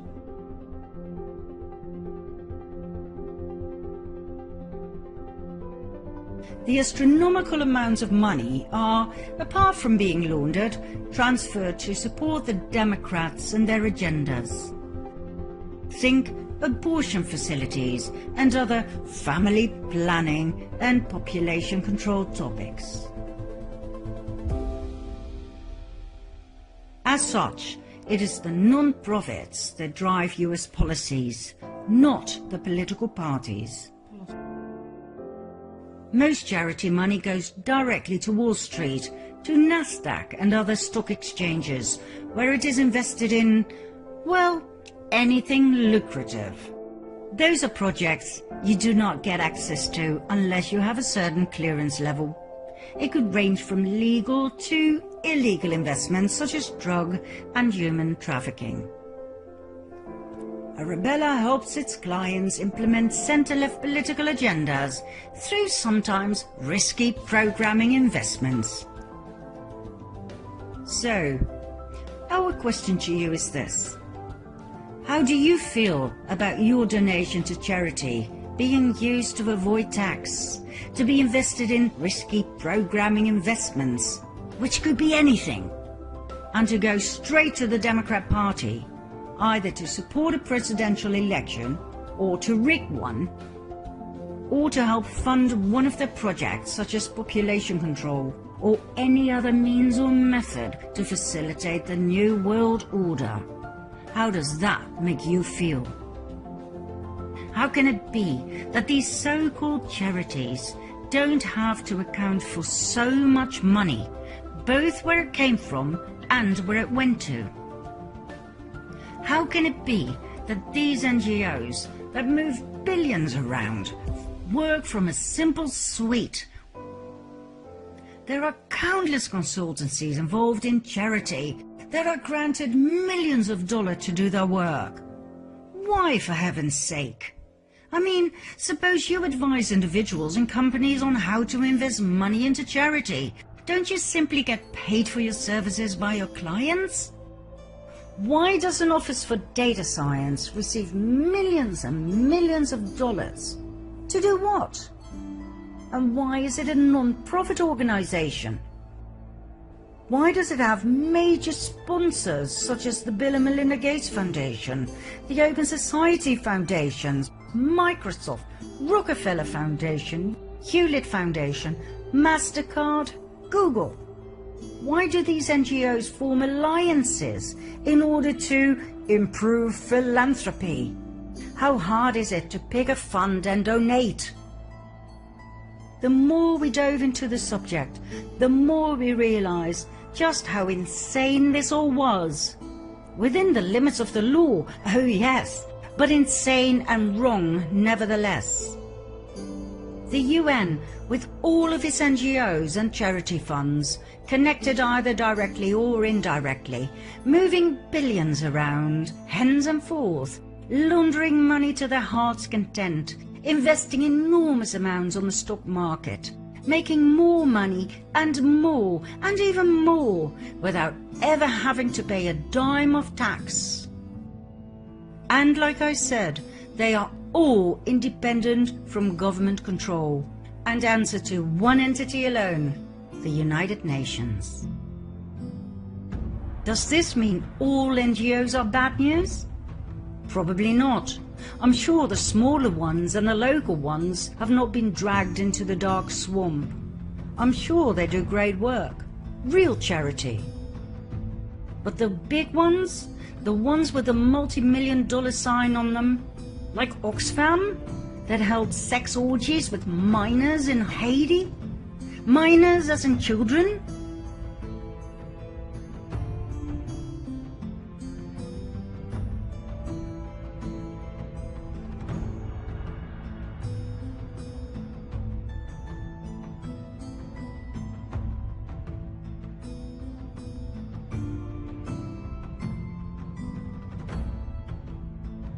Like the Red Cross, that after a history of discrimination of black and gay people whom they refused to help during times of despair, collected $500 million for Haiti in 2010 after the devastating earthquake and used that money to build 6 houses? When you find out how much the presidents of those NGOs make, will you donate money ever again? So, where does all of the above leave us? In a big, sticky, criminal spider web with hungry spiders everywhere. One of those spiders is the Bill and Melinda Gates Foundation. Follow me to part 8.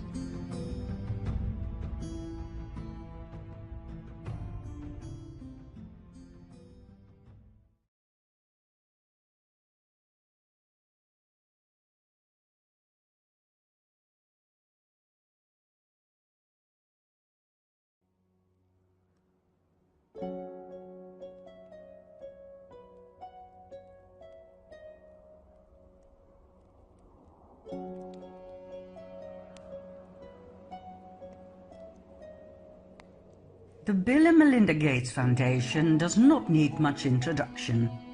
Bill Gates is one of the wealthiest and most powerful men in the world. Let's have a look at the way Mr. Gates is presented to us all.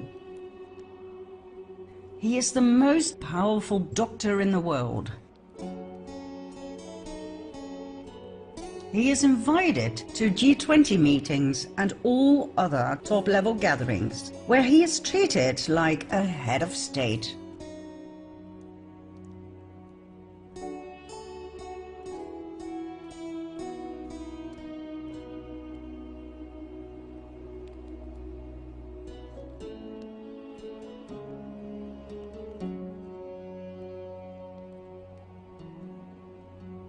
He is the savior of humanity and the earth.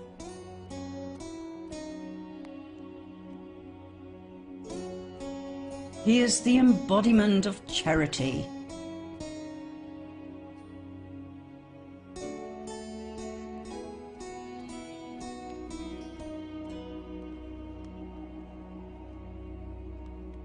He is a great example of the American dream.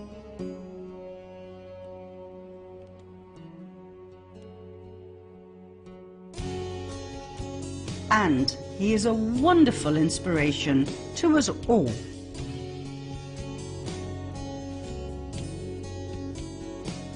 Where did this prodigy come from? Bill was born in a wealthy family, a family of influence. His mother, Mary Maxwell Gates, came from a powerful banking family. His father, William Henry Gates Sr., was an attorney.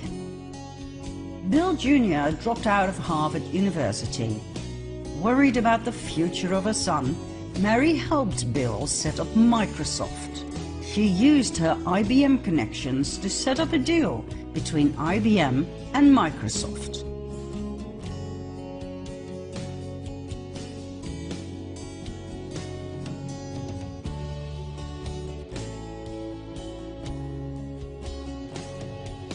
In 1991, she arranged a meeting between her son and Warren Buffett, the multi-billionaire who took Bill under his wings. Both of Bill's parents were heavily involved in family planning and eugenics. His father served on the board of Planned Parenthood. My dad was head of Planned Parenthood, and it was very controversial to be involved with that. Bill openly and proudly talks about these things and how they were discussed over dinner. From an early age, he was spoon-fed with the ideology of eugenics. In his 30s, Warren Buffett added to this with his enthusiasm on the subject. Buffett's foundation, the Susan Thompson Buffett Foundation, is a massive financial supporter of pro-abortion activities and population control policies.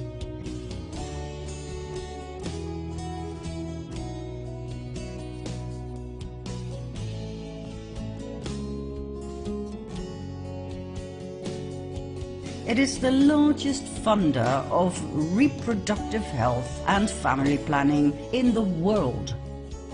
We hope that by now you understand that those are just fancy words for eugenics.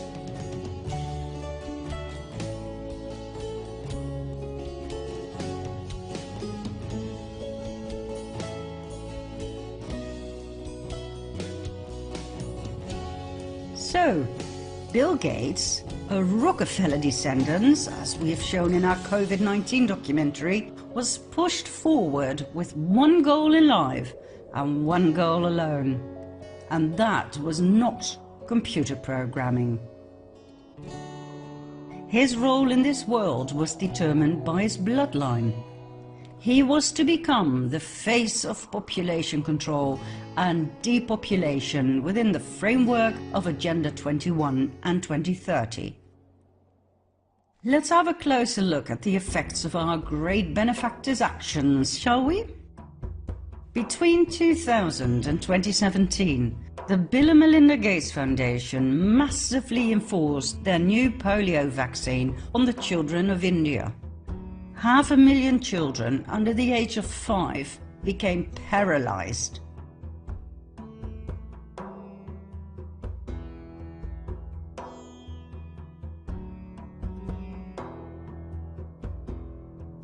The Indian people were furious, and as a result, the Bill and Melinda Gates Foundation was thrown out of the country in 2017.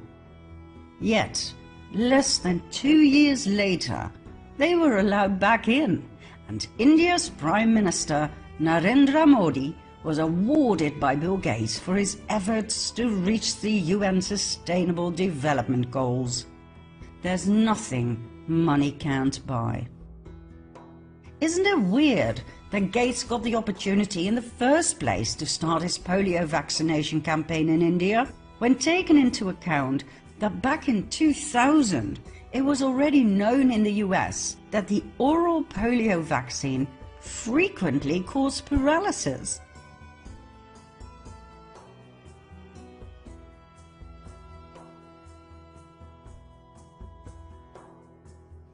In the UK, the polio vaccination program was stopped 4 years later, in 2004, because of this proven link between the polio vaccine and paralysis.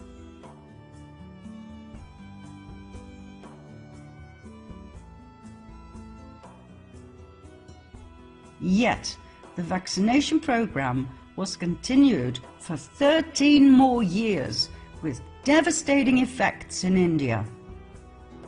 Nobody said a word, not the UN, nor the WHO, nor the Dutch RIVM that was involved in the development of the vaccine,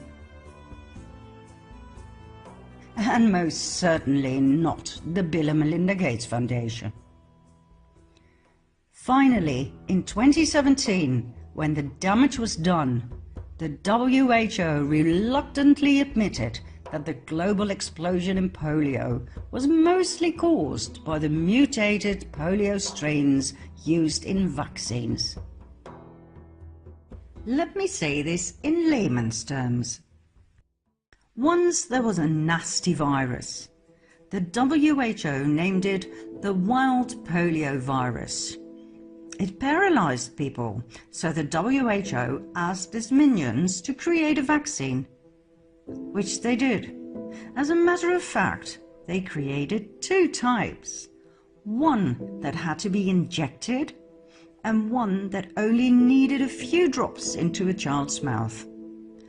The droplets, also called the oral polio vaccine, were much cheaper to fabricate, so the poorest African countries got the droplets, and the not-so-poor countries got the ones with the needle. Business is business, right? All seemed well at first, and after many years, in 2020, the WHO and the CDC proudly presented to the world that the wild polio virus had officially been eradicated, killed, murdered, destroyed. Wonderful! But the droplets started causing major problems. Why? Because, according to the WHO, it contained a live, yet weakened, vaccine virus, activating an immune response in the body. However, the weakened virus did not die after the body had become immune to polio. It became stronger and started causing mayhem in children. Those who'd had the oral polio vaccine, the apparently harmless little droplets, developed identical symptoms to the original wild polio virus. They got paralyzed.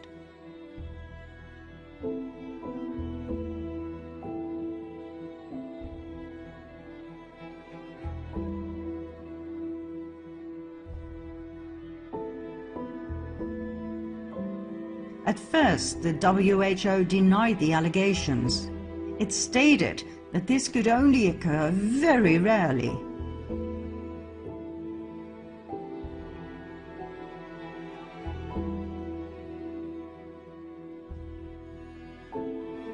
But then, as the numbers of paralyzed children grew and grew and grew, they admitted it was due to what they called mutated polio strains inside the vaccine.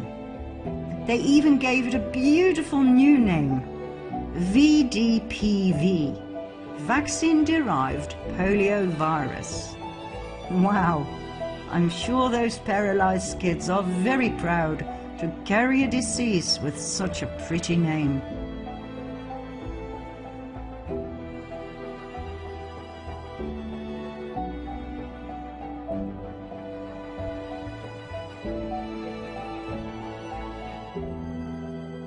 Now please do not despair. As always, the WHO has a solution to everything. As stated on their website, the solution is actually quite simple. Everybody must receive the vaccine. Let's make sure we vaccinate every child and end all polio for good.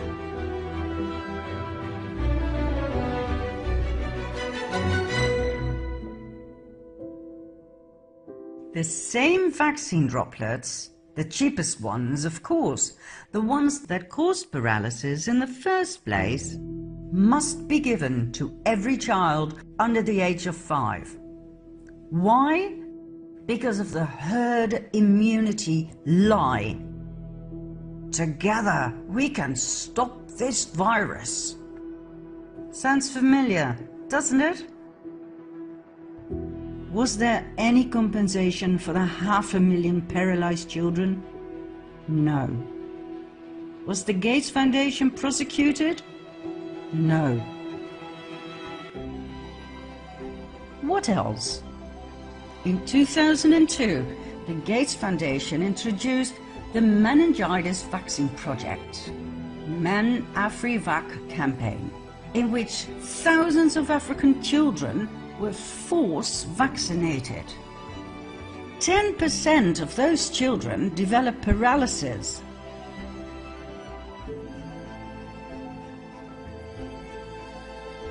Local newspapers printed articles about being nothing but guinea pigs for the pharmaceutical industry. Gates's actions were described as ruthless and immoral. Once again, it was clear how the UN's NGOs and the WHO were all in it together. The Meningitis Vaccine Project was a partnership between PATH and the WHO. It was funded with millions of dollars by the Bill and Melinda Gates Foundation. Then, in 2009, the Gates Foundation used their NGO called PATH to test their HPV vaccine on 23,000 tribal girls in remote villages in India. The HPV vaccine was said to prevent girls from getting cervical cancer. 1,200 girls had severe and chronic side effects, such as fertility disorders and autoimmune problems. 7 girls died. Thousands of girls suffered from severe convulsions directly after being vaccinated. The WHO admitted the vaccine could cause convulsions, but stated it would only affect girls with a certain gene, and so it would be quite rare, which totally contradicts this video footage.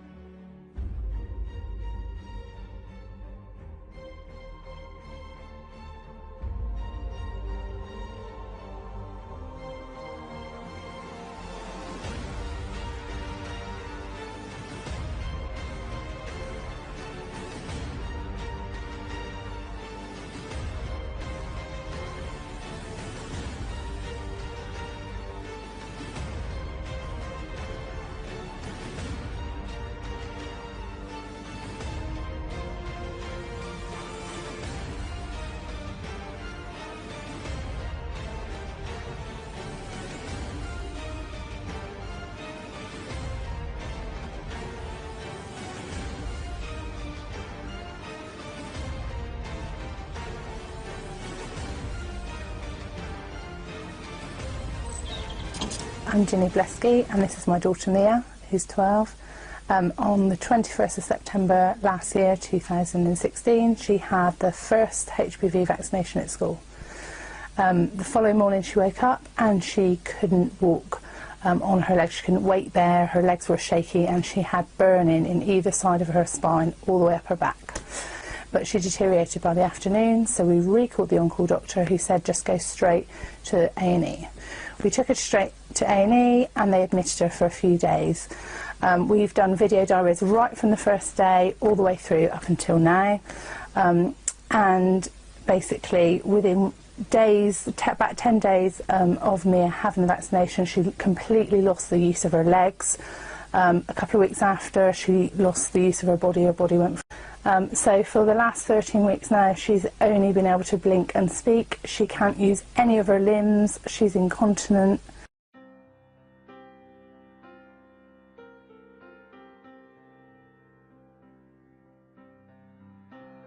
We highly recommend you do some research before having your child get the HPV vaccine. There are quite a few excellent documentaries out there on the devastating effects that ruined the lives of many young girls. The vaccines have been developed by the big pharma giants Merck and GlaxoSmithKline. In 2012, this case was taken to court in India. The allegations were pressuring vulnerable village girls into the trial, bullying parents, forging consent forms, and refusing medical care to the injured girls. The case is still in the country's Supreme Court. We are now 9 years later and nothing has been done yet. If anyone is ever convicted in this case, it will be the researchers involved that were funded by Gates. Gates himself, his foundation, and even PATH and the WHO will, as always, come out with a clean sheet. PATH, by the way, is the NGO that is massively funded by the Bill and Melinda Gates Foundation with $3 billion. Its main focus is on family planning. That is population control, eugenics. PATH was set up in 1977 as PIACT, Program for the Introduction and Adaptation of Contraceptive Technology.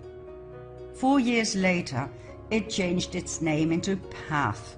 I guess the original name made its population control focus just a little too clear. Oh, and guess what? The HPV vaccine is now available for boys too. I didn't know they have a womb. Oh wait, here's the official explanation. Boys may get oral cancer from the same virus, like throat cancer. Wow. I mean, you've got to admit, this is absolutely brilliant. Instead of only the girls, Big Pharma now gets to target all the boys as well. That is a 100% market expansion. Doubled revenues. Absolutely brilliant marketing. Next, in 2010, the Gates Foundation funded a trial with an experimental malaria vaccine made by GlaxoSmithKline. 1/5 of the children involved in this trial suffered from severe side effects, such as convulsions and paralysis. 1/5! 151 African babies died. Did you hear about this in the news?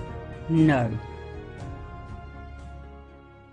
Then, in 2014, the Kenya's Catholic Doctors Association accused the WHO of chemically sterilizing millions of women in Kenya against their will by means of a so-called tetanus vaccination program funded by the Bill and Melinda Gates Foundation. Each and every vaccine tested by independent labs contained HCG, a pregnancy hormone that is produced when a woman is pregnant and that causes temporal infertility. After all, when you are pregnant, you don't want to become pregnant again, simultaneously with yet another baby, right? So the production of this hormone is a very intelligent move of the female body to make sure the baby can develop safely in the womb without being hassled by other fetuses. So, HCG causes temporal sterility. Why on earth was it in those tetanus vaccines? What was it doing there? Who put it in there?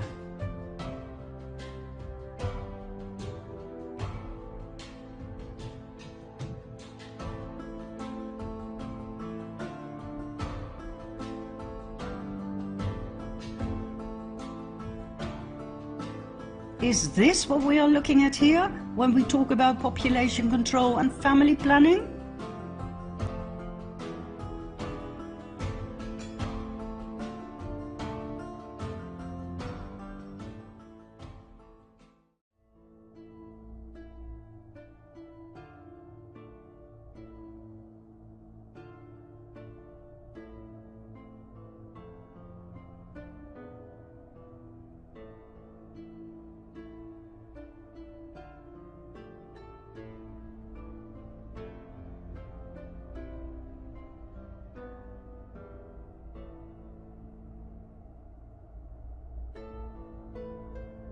The Kenyan women who were pregnant upon getting the vaccine were told it would protect their unborn babies against tetanus. They were told they had to get 5 shots at 6 monthly intervals. Their babies never saw the light of day. They were spontaneously aborted. Interesting detail about this case is that the Kenyan government fervently denied that the vaccine had caused sterilization. President Uhuru Kenyatta must have followed the money. He does not exactly have a clean sheet. He stood trial in The Hague for crimes against humanity and was involved in several cases of bribery and corruption. A very easy partner in crime for Gates and the WHO, who have spent millions of dollars paying off corrupt governments of less developed countries to get a carte blanche for their vaccination experiments.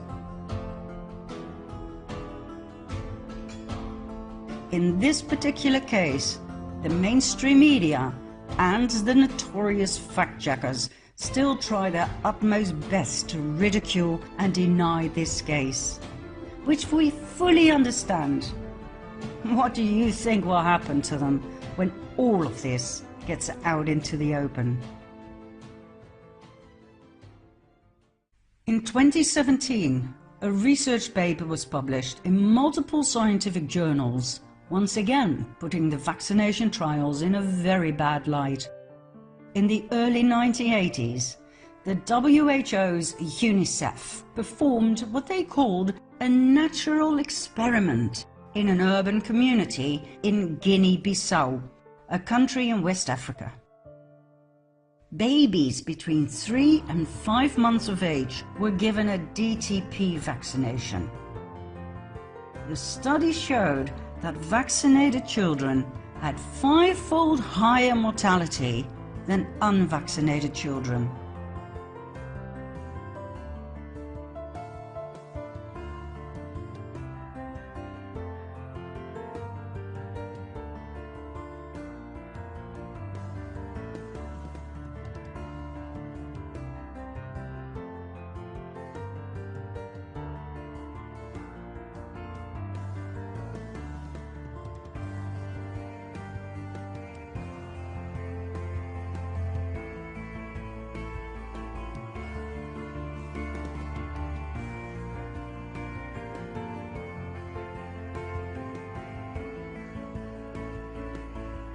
In this natural experiment, vaccinated children had 5-fold higher mortality than not yet DTP vaccinated children.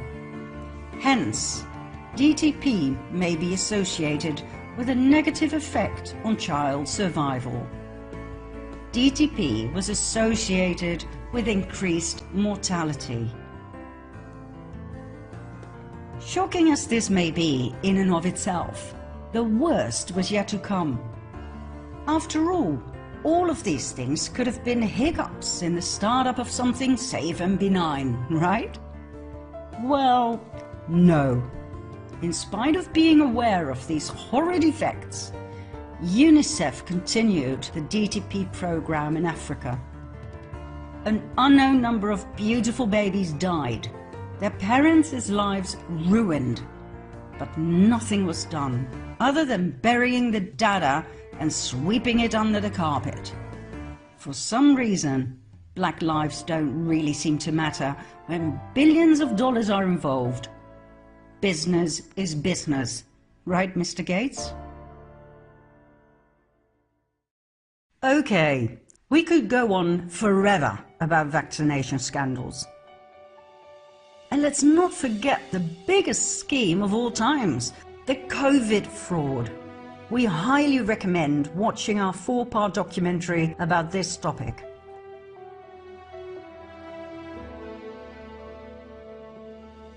There will be an update soon, but right now, believe it or not, it is even more important to focus on Gates's other activities, many of which are unknown to the public. Once these have been exposed, we guarantee you that nobody will trust this man and any of his vaccines ever again. I mean, we're taking things that are, genetically modified organisms, and we're injecting them in little kids' arms. We just shoot them right into the vein. Do you want to know about Bill's obsession with genetically modifying food, African chickens, and even mosquitoes? Do you want to know more about his top-secret connections with the US Army and their biological warfare plans? Ever heard of the infinite possibilities of the nanotechnological unmanned aerial vehicles? Are you ready to find out just how evil Bill and Melinda Gates, Warren Buffett, the WHO and the UN really are? Then follow me to part 9.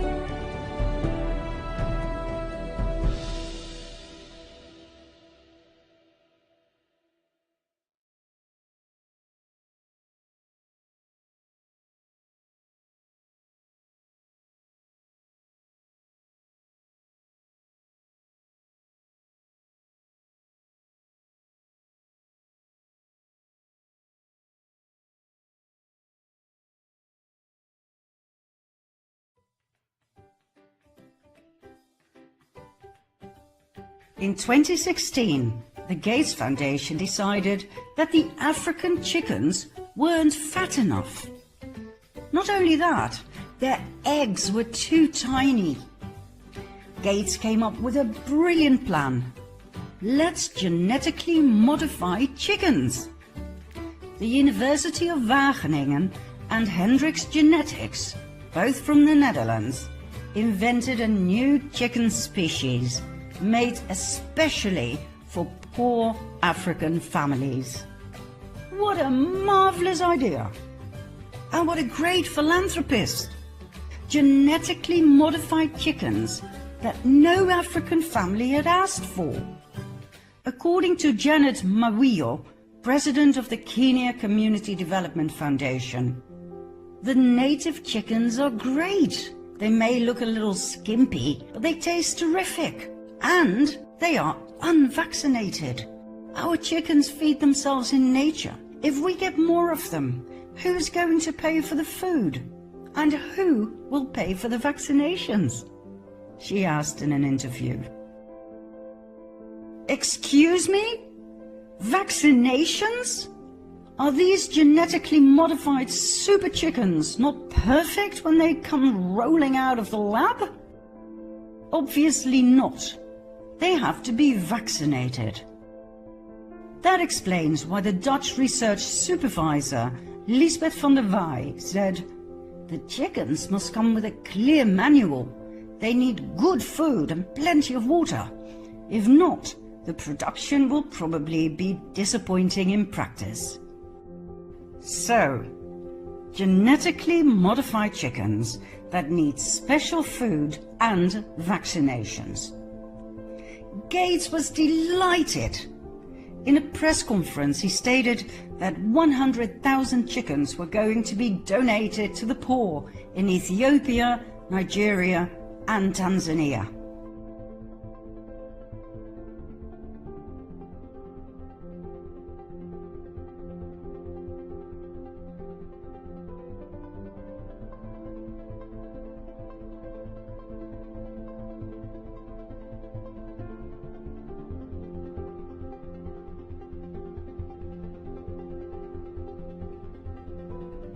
He tried to give them to Bolivia too, but they didn't want them.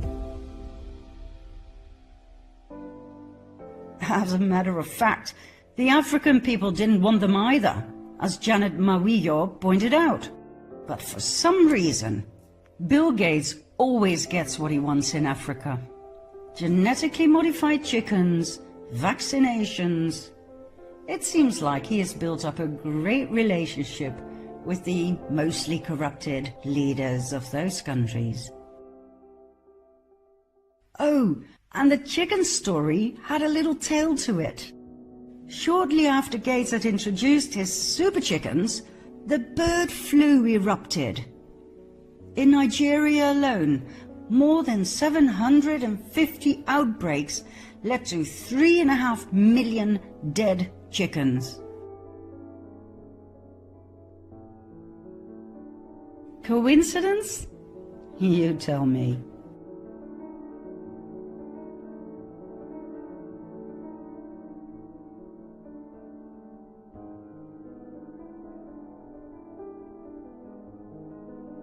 At any rate, all of those lost chickens had to be replaced by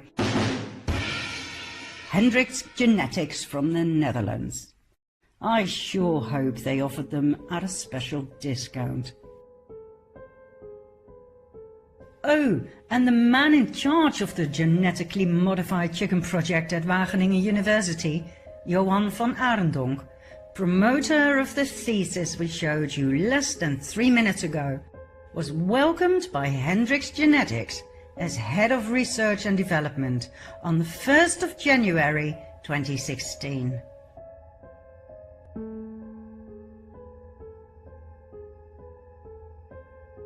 Four years later, he was promoted Chief Technology and Innovation Officer and part of the Executive Committee. That's how it works, my friends. First, you get several millions from the Gates Foundation or the Rockefeller Foundation to research the possibilities for a new chicken breed in several African countries. Of course, you accept the assignment. You set up a research program that is carried out by several African assistant researchers under your supervision. Research papers are published, and Mr. Gates is no doubt satisfied with your research findings and, as such, the business opportunities you offered him. So, what follows is a promotion. Off you go to Hendrix Genetics, where you receive another 9 million from Gates to genetically create a new breed of chicken. The moment you accept the job at Hendrix Genetics, you are in Gates's pocket. You will make whatever he wants you to make. It doesn't matter if your creation can only survive on good food, clean water, and vaccinations. Who cares? Nobody will know. The mainstream media won't say a thing. Who cares about the coincidental outbreak of the bird flu within a month after the delivery of your creation? Who cares that thousands of African people were devastated, ruined? They didn't have the money to buy more of your super chickens, nor their high-quality food, nor all of their future vaccinations. They had nothing left. But then again, we're talking about Africa. Nobody cares about Africa. right? The mainstream media remained silent, as always. Well, they reported the bird flu, of course. Yet another great opportunity for Bill Gates to develop yet another vaccination project. Because that, dearest viewers, is what Africa needs. It doesn't need clean water, nutritious food, or schools. It needs vaccinations.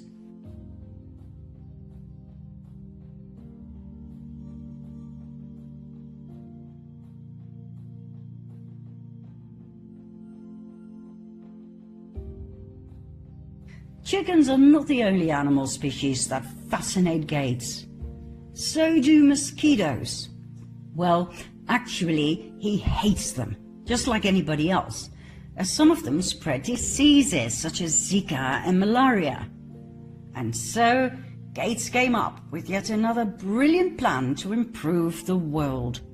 He paid the British company Oxitec millions of dollars to develop a program to genetically modify mosquitoes.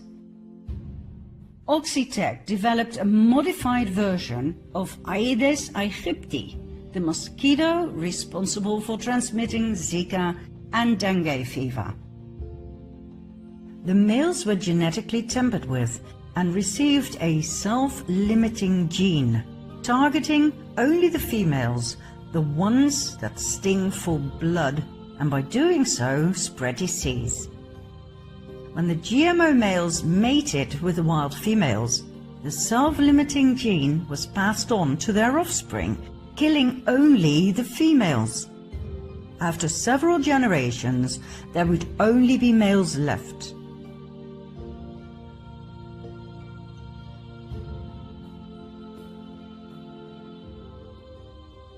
In and of itself, a brilliant plan, and quite a gentle way to wipe out an entire species of mosquitoes. Several trials were held in India and in Panama, after which the first official grand release took place in Brazil in May 2018. Millions of genetically modified mosquitoes were released in a city over a period of 27 weeks. The results seemed promising at first, and the Gates Foundation made sure the press released articles about its immense success. But after a year and a half, the genetically modified male mosquitoes were having a ball with the natural local female mosquitoes, and billions of hybrid baby bugs were born to pester the inhabitants and to continue breeding like there was no tomorrow. The self-limiting gene was not doing what it was supposed to do. The result was disastrous. The species had only become stronger than ever before. Did you hear about this in the news? No. It can only be found by reading long and boring scientific papers that nobody tends to do.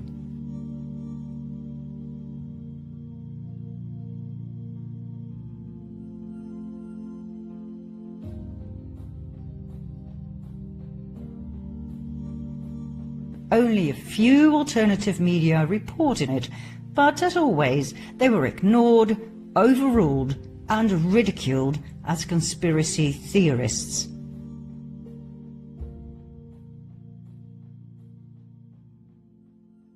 Instead of abandoning this sinking ship, Bill Gates took it a step further.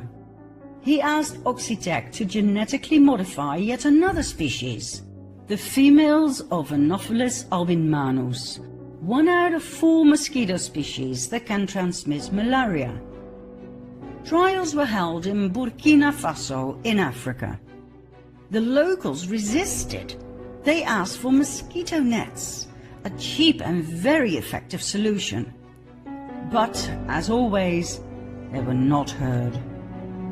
Why is it always that these experimental trials are held in less developed countries?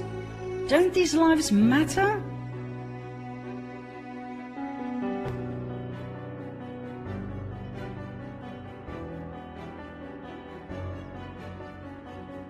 Now, even though the idea of no more mosquitoes may sound appealing to many, everyone who understands anything about ecosystems and the balance of nature knows that this is bad news. One does not play God and get away with it.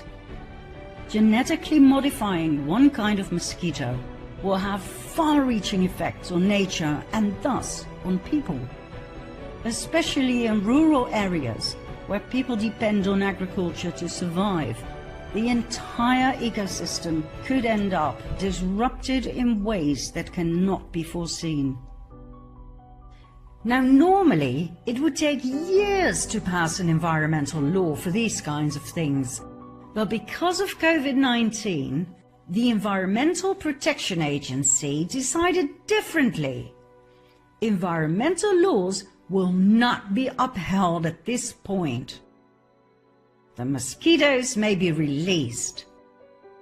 And this time, in Florida. And so, in the summer of 2020, swarms of genetically modified mosquitoes were to be set free.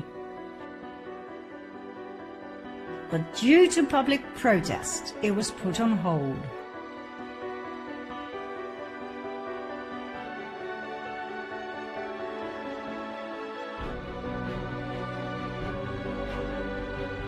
Now, I can hear people think, what's the big deal? The annihilation of mosquitoes, isn't that a dream come true? Well, it was and still is presented that way by Gates. But let's have a look at an article in Science from 2010.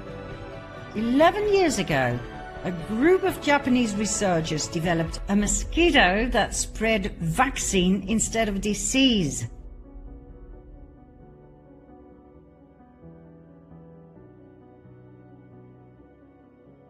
However, the regulatory and ethical problems will prevent the critters from ever taking wing, the researchers stated. Yet, 3 years later, the US Army Medical Research and Development Command picked up on this idea in collaboration with the Bill and Melinda Gates Foundation. They did not seem to be bothered with ethical problems. The study to turn mosquitoes into flying vaccinators was Gates's new target. And not just Gates's. Why was the US Army suddenly involved? Doesn't that point us in the direction of biological warfare?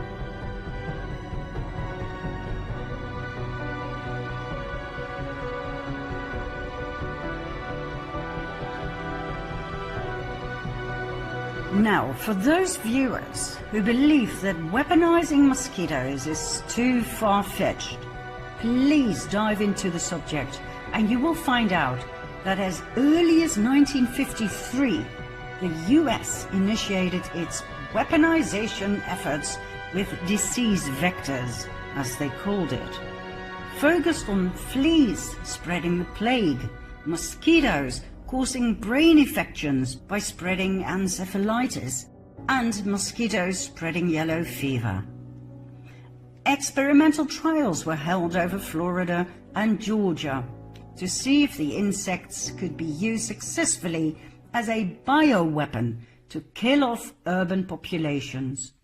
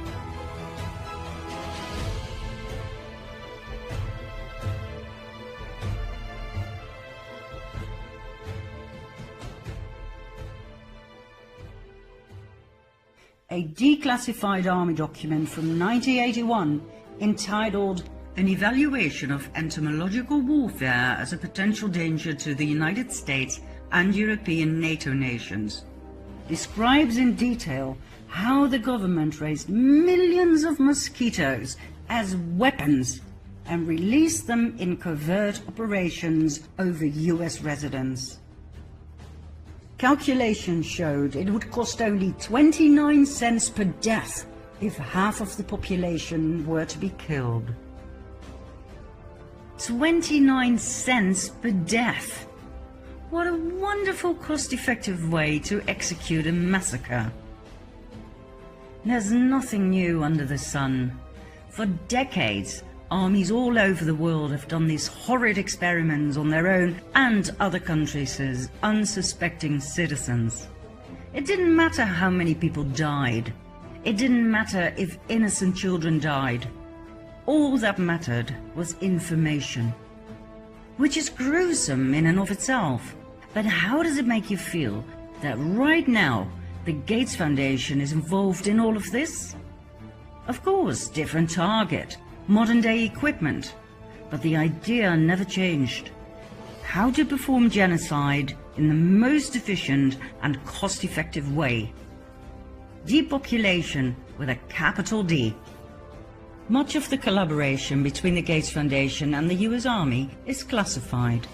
From 2013 onward, not much can be found unless you have special clearance. Why am I not surprised? Oh, and Oxitec, the company that is funded by the Bill and Melinda Gates Foundation to develop the genetically modified insects, is tied to the US Army as well. Their current CEO, Ray Franson, worked for the US Department of State. He was advisor to the US Navy. He wrote the first guide to non-governmental organizations for the military and is seen as an expert on NGO-military relations. Furthermore, when he was president of Allfactor, a company similar to Oxitec, he signed agreements with the US military's Walter Reed Army Institute of Research for the military bases around the world to use Allfactor's technology. When a GMO company's technology is used by the Army and there is a direct link with the Biodefense Lab, Fort Detrick, Maryland, notorious for its covert biowarfare tests on US civilians to examine the feasibility of mosquitoes as vectors for bioweapons, you can rest assured that the company and its president were up to their ears in the development of GMO bioweapons. That same man now runs the mosquito show in Florida as president of Oxitec with the money of Bill Gates. If Gates is working on a better world, do you really think some of his projects were classified? Why on earth is he spending millions of dollars on genetically modified bugs that can be and have been deployed to spread disease and to vaccinate people? Why the secrecy? Are we being used as guinea pigs for more military tests? And why Florida? Is there a connection with the eeny-weeny tiny super drones that look like mosquitoes? Back in 2018, there were headlines about the race between the US and Russia to be the first manufacturer of the unmanned aerial vehicle, the UAV, or micro-aerial vehicle, the MAV. Using nanotechnology, these little drones can be deployed against people during, for instance, peace protests. Equipped with a camera and a microphone, they can land on you, take samples of your DNA, or leave tracking nanotechnology on your skin.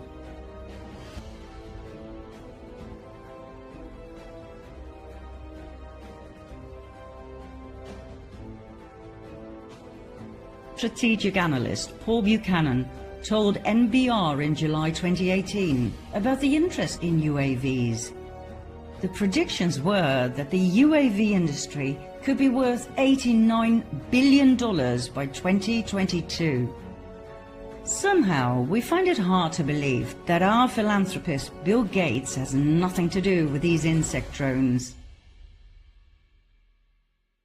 It's probably only a matter of months before he comes out with yet another interview promoting the infinite possibilities of the nanobugs.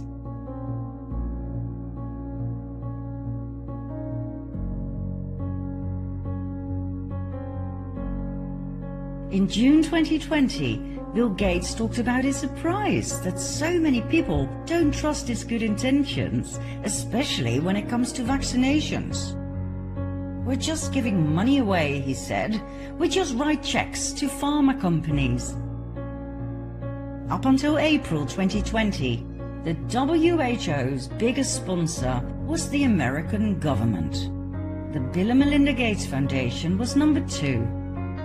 When President Trump put a halt to this funding, Mr. Gates became the WHO's biggest sugar daddy. He owns the WHO. Halting funding for the WHO during a world health crisis is as dangerous as it sounds. The world needs them now more than ever. Well, the truth is the group actually needs Gates more than ever. With the U.S. taking a pause, he'll now be their largest active donor. That's right, 1 out of every 10 bucks that the WHO gets is from the world's second wealthiest man. So should we be concerned about how much one man has maybe an outsized influence with an obviously corruptible entity such as the WHO? Joining me now. He's treated like a head of state, not only at the WHO, but also at the G20. He is one of the most influential men in global health. The Foundation's impact on the WHO is enormous. If they weren't there, if they walked away with their money, the deleterious impact would be profound, and everyone is all too aware of that.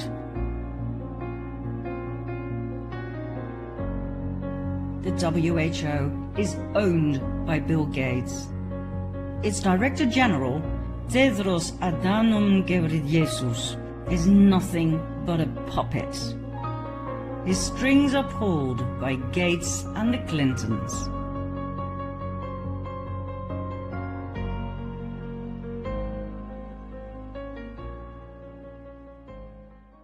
In 2018, yet another scandal came to light. Here's what happened.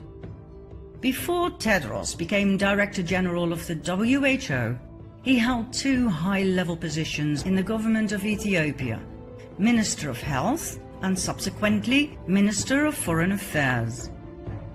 He became very friendly with the Clintons and a speaker at the Clinton Global Initiative of the Clinton Foundation. And he was board chair of the Global Fund. The Global Fund presents itself as an independent organization that aims at eradicating AIDS, tuberculosis, and malaria. While Tedros was chair of the Global Fund, the organization was involved in scandals about fraud and misappropriation of funds.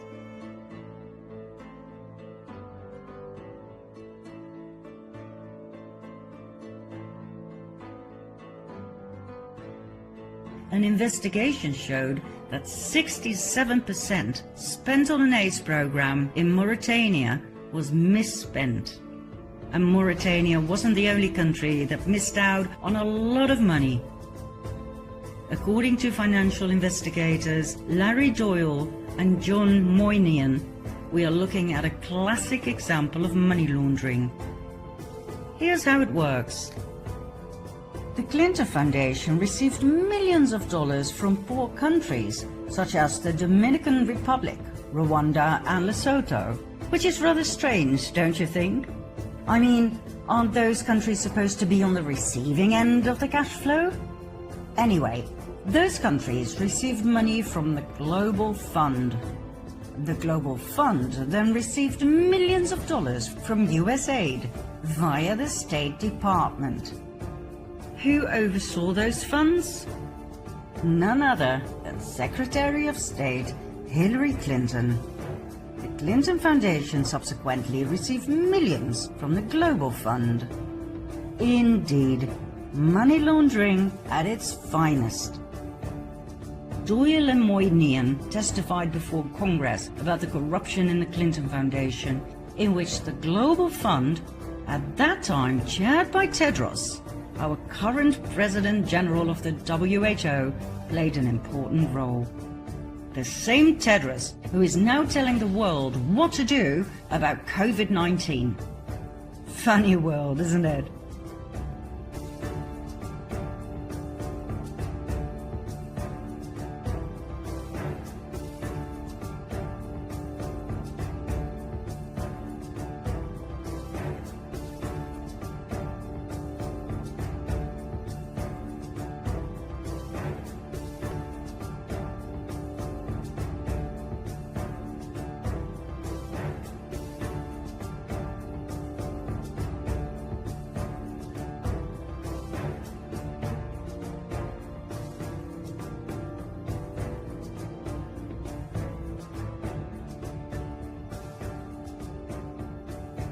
Are you starting to have doubts yet about Mr. Gates' philanthropy? Are you ready for more that will put him behind bars if it comes out into the open? Then follow me to part 10.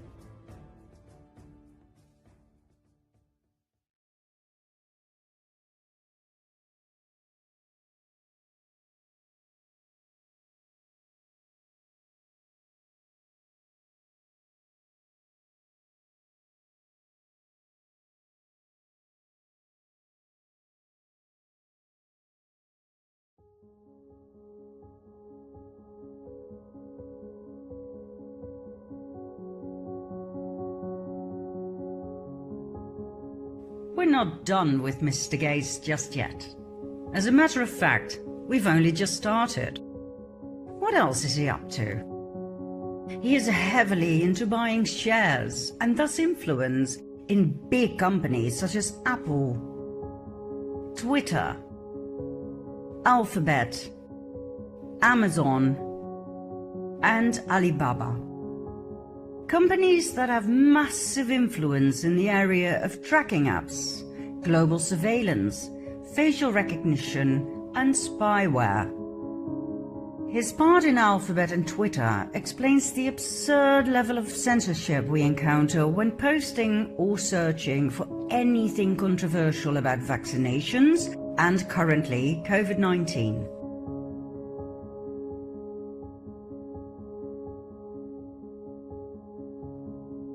Own the internet, and you own the public opinion.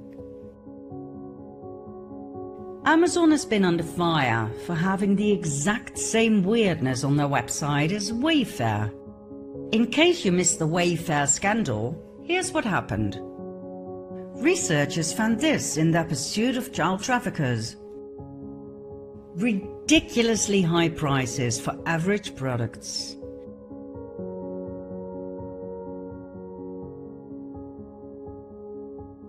Upon investigation, the names of these products turned out to correspond with missing children.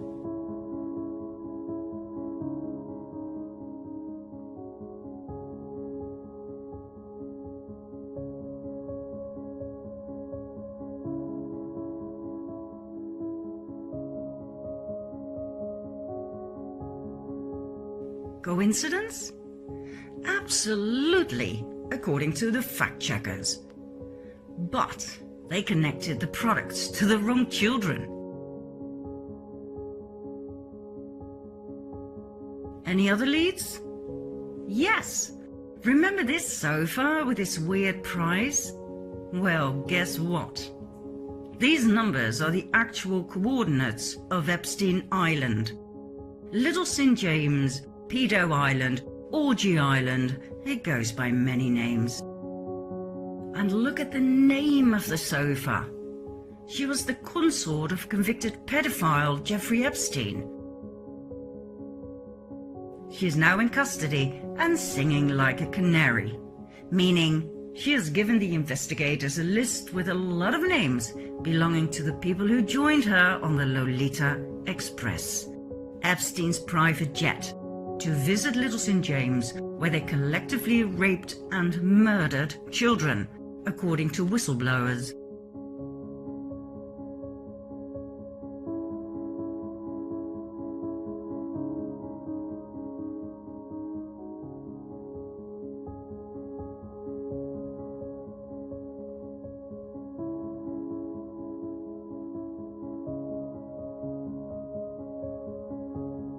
Among those names are Hollywood stars.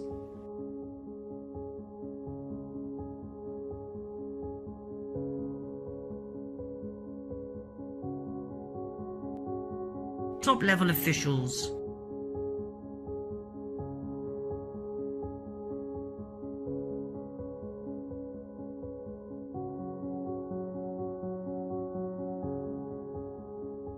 Politicians.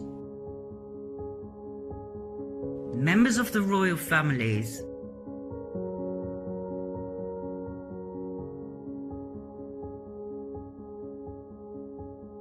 And Bill Gates.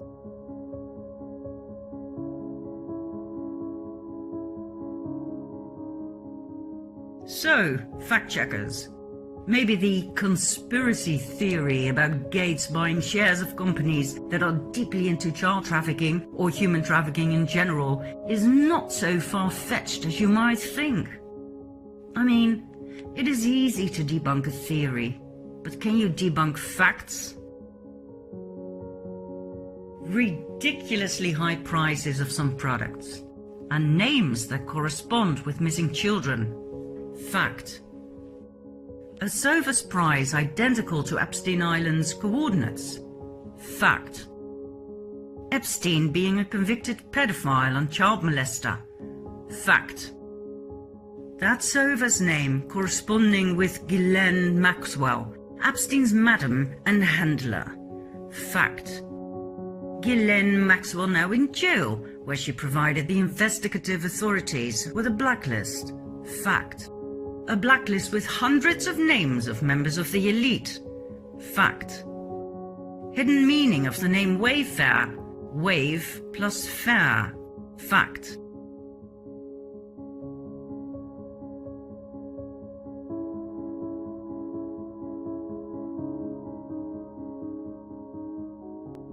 Wayfair's commercial showing the delivery of children. Fact. A moment of joy. A source of inspiration, an act of kindness, a new beginning, some welcome relief, or a cause for celebration.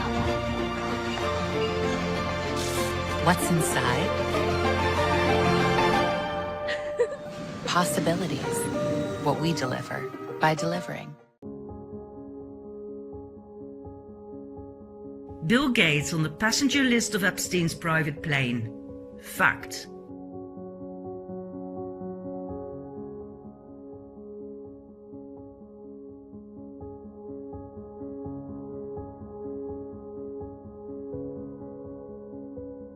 Bill Gates denying being a friend or business associate of Epstein. Fact.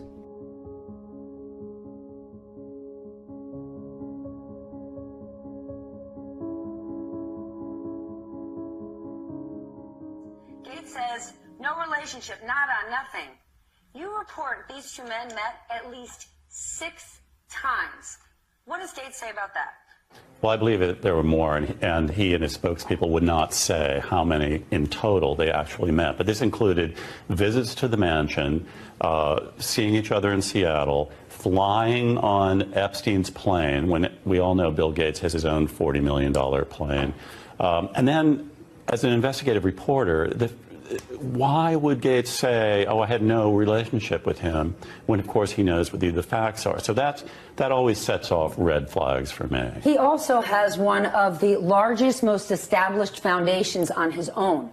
Yes. Why would they ever set up a charitable trust benefiting Jeffrey Epstein? Well, What's the explanation? not only does he have the world's largest charitable foundation, but one of their primary missions is to help young women in underprivileged countries. Jeffrey Epstein was preying on young women from Eastern Europe, from South Africa, luring them into his web. And it's the antithesis of what the Gates Foundation stands for. And by the way, there were Gates Foundation employees who were horrified when they realized what Jeffrey Epstein had done and was saying, we don't want to have anything to do with this, and yet the project went on. And what is the Gates explanation for this? That it was all about philanthropy, that Bill Gates just wanted to find new sources of money.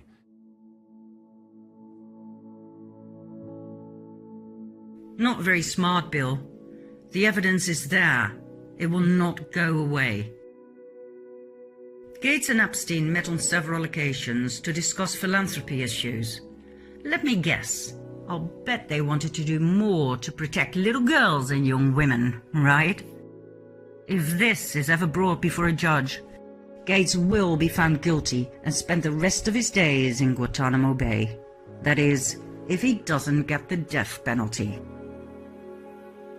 Back to the internet, and back to Gates' huge investments in companies such as Amazon, that has been under investigation ever since the Wayfair scandal. Amazon is notorious for its censorship of books and documentaries about child trafficking and pedophilia.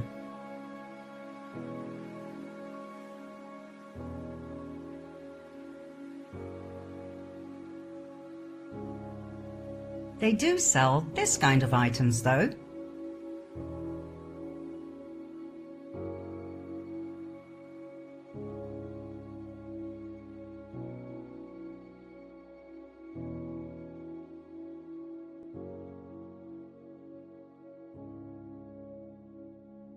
Makes you wonder, doesn't it? Well, maybe not when you realize that upon further investigation, we discovered that Amazon has the exact same interesting price-quality ratio for some products as Wayfair.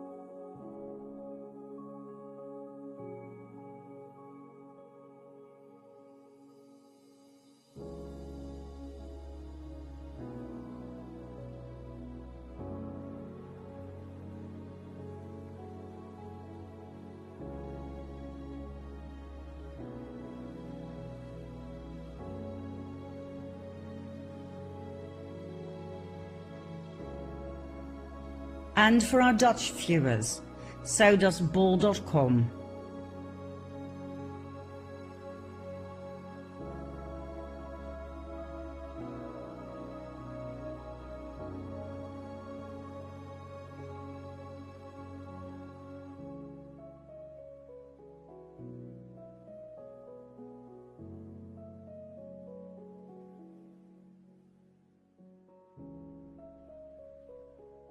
Maybe it's time for the investigative units into child trafficking to investigate bol.com too?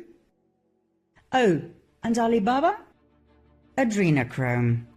Pages full of adrenochrome. Remember the highly adrenalized blood of children caused by severe trauma?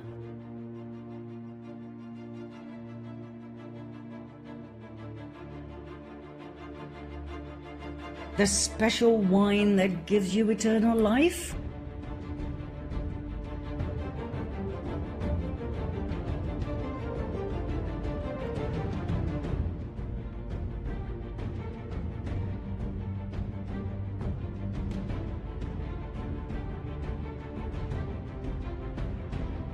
Please watch the previous series Fall of the Cabal if you haven't just yet.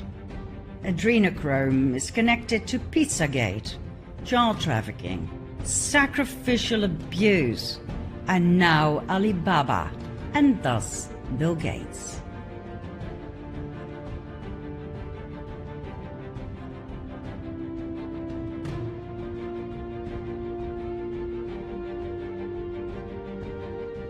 Interesting business, Mr. Gates. Or do you still believe he is innocent?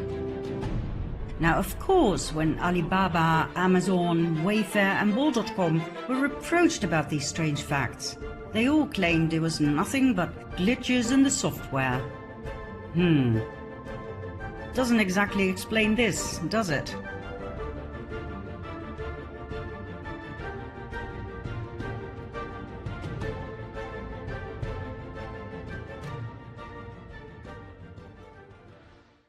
We could elaborate extensively on this topic, and we will in the near future. But right now, we are focusing on the demise of Bill Gates. But if you wish to do your own research, here are a few hints and tips. Take for instance the rocking chair. We found it by just choosing a department in the main menu. We changed sort by to price high to low. The rocking chair popped up on top of the list. Curious price to say the least. So we copied the article description, pasted it into a new tab and chose images. The same product appeared, sold by a different company. Click and find the normal price. We went back to the Amazon version. What else caught our eye? Ships from and sold by something nobody can pronounce. That's weird. So we typed it into a new tab and found this. We clicked on the top one and got this. The first three, no prices. Number 4, interesting, ridiculous price. So once again, we copied the article description, pasted it into a new tab and chose images. The same product appeared, sold by a different company. Click and voila!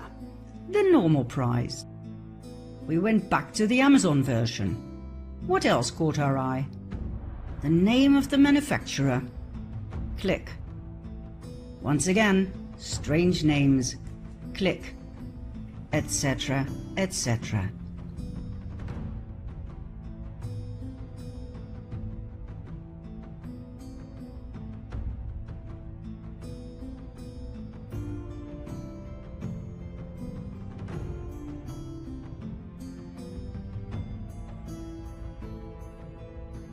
This is how it works.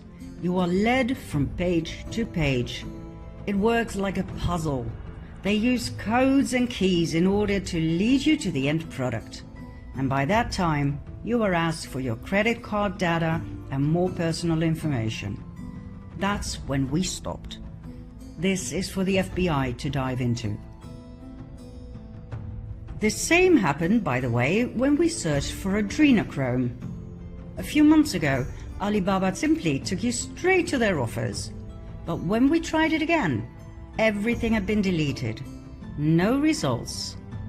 But when you simply go through their entire offer, there we are again. This time, however, one word has been added. Semicarbazone or carbazochrome. Two separate words, so why can't we search for adrenochrome? And why are they used together when they are not the same thing? Weird. We decided to use our old screenshots to see what caught our eye. Low prices for something so extraordinary. Minimum amount to purchase 10 tons? And a possible lead to the suppliers. The suppliers seemed professional, but look, Alibaba. And when we tried to buy the product, we were led straight back to Alibaba's website. Is this because the company only and exclusively sells via Alibaba? We find that hard to imagine. So we searched again. Did we miss something? Well, yes, we did.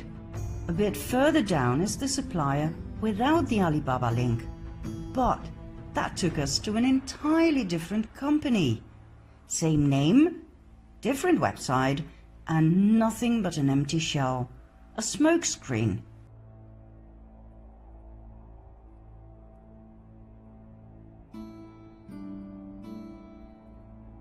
We checked out each and every so-called supplier of Alibaba, and they were all fake.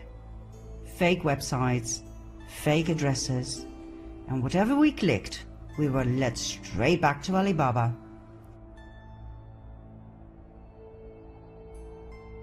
Shell companies, not shelf. Shell, as in empty.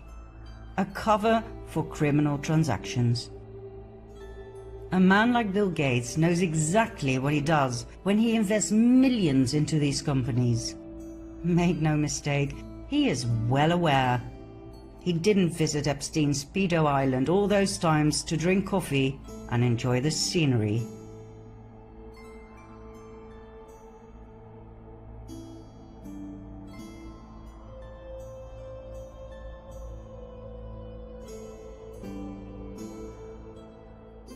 What else? Gates invested no less than $1.3 billion in Walmart. Now you understand why Walmart has been so extreme in their COVID-19 policy from the start.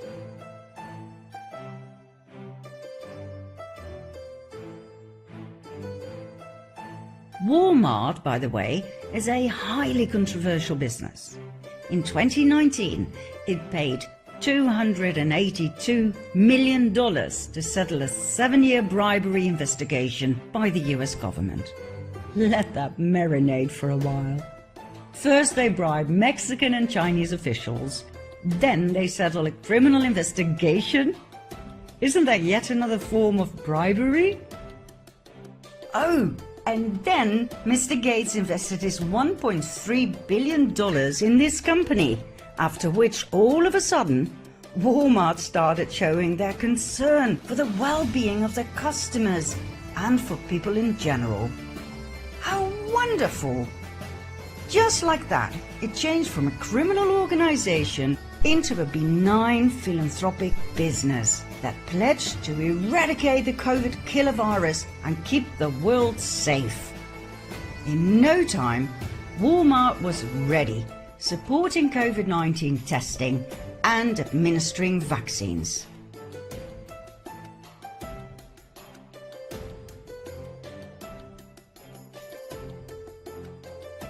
Wow, in your face!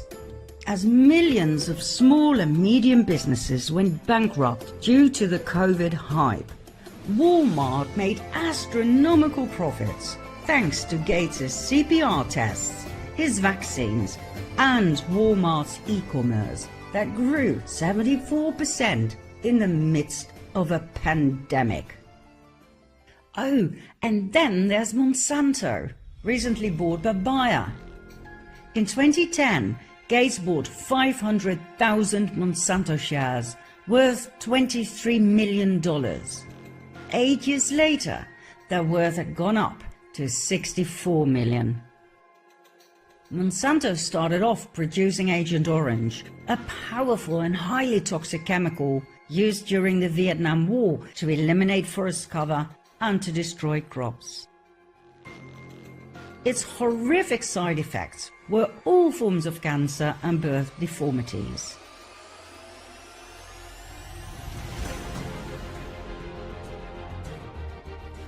Monsanto didn't exactly change its evil deeds and became known for its genetically modified seeds and crops, and for its poisonous weed killer Roundup.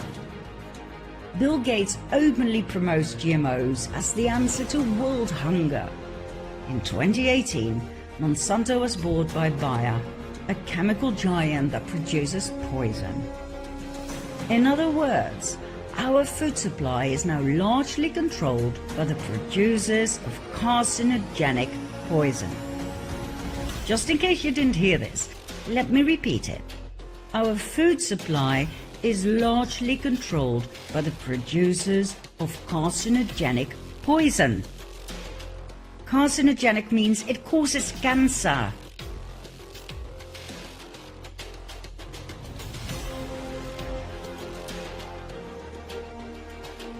I wonder how many people think this is normal. And Rob Bush? Deputy Director of the Agricultural Research and Development Team at the Gates Foundation until his retirement, spent 25 years of his career at Monsanto. Small world, evil players. And what about Gates' love for big pharmaceutical companies such as Bayer, Merck, Pfizer? He bought his way in through shares with millions and millions of dollars. Do you want to know why? So he can push his vaccination and poison fetish down the throat of each and every country in the world while making astronomical profits via his shares in the companies that produce the poison.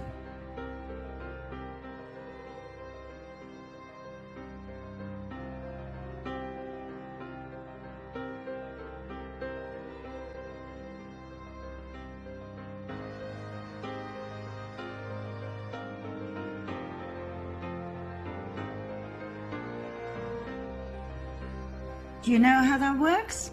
Here's an example. The Gates Foundation gives money to Pfizer, or Merck, or GlaxoSmithKline, or any other big pharma giant in which Gates has a financial interest, in order to develop a new vaccine. Next, the foundation gives money to political lobbyists to create a market for his vaccine. Then, Gates arranges a fixed and way too high price for the vaccine via Gavi, yet another Gates entity. The Gates Foundation and or any of the involved and co-profiting NGOs such as Global Fund give donations to foreign governments to buy the vaccines. Those governments are obliged to buy the vaccines from the vaccine producer. Think Merck or Pfizer.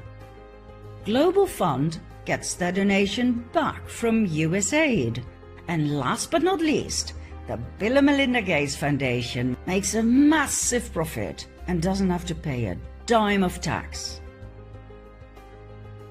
So, who pays for the development and the purchase of the vaccines? That's right, you and me, the taxpayers. You've invested $10 billion in vaccinations over the last 2 decades, and you figured out the return on investment for that, and it kind of stunned me. Can you walk us through the math? Over a 20-to-1 return. So if you just look at the economic benefits, that's a pretty strong number compared to anything else. I think the numbers that you ran through were if you had put that money into an S&P 500 and reinvested the dividends, you'd come up with something like $17 billion, but you think it's $200 billion. Here, yeah. The Bill and Melinda Gates Foundation couldn't care less about the people in less developed countries. All they are interested in is profit. Profit through technology, research and development, GMOs, vaccines, and more poison. None of the above is about the heart. None of it is about true charity, out of love for your fellow man. Is Mr. Gates simply obsessed with technology? Or are we dealing with a psychopath? Within Microsoft, that browser share was a very, very important goal.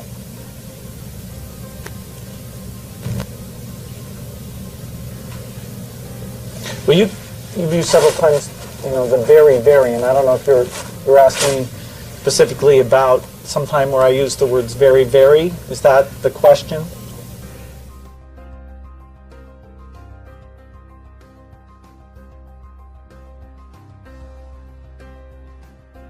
Let's see what he's truly up to, shall we?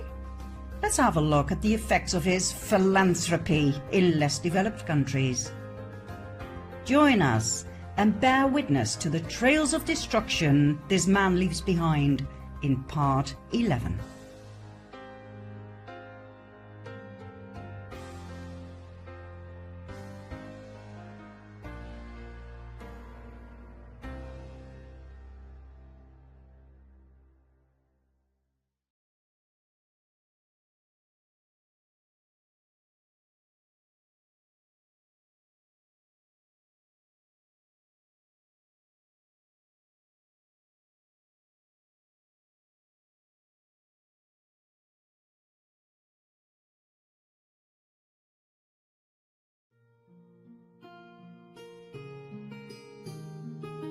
Bill Gates and his investments. By following the money, one gets to know a person. If I were to accept someone's advice, for instance in the area of vaccines, I would follow that person's money to see where he comes from. Does he have my best interests at heart? What does following the money tell us about Bill Gates? He has an interest in highly suspicious companies, a tendency to be drawn towards poison, and an absolute focus on depopulation. First, we've got population. The world today has 6.8 billion people. That's headed up to about 9 billion. Now, if we do a really great job on new vaccines, healthcare, reproductive health services, we could lower that by perhaps 10 or 15%.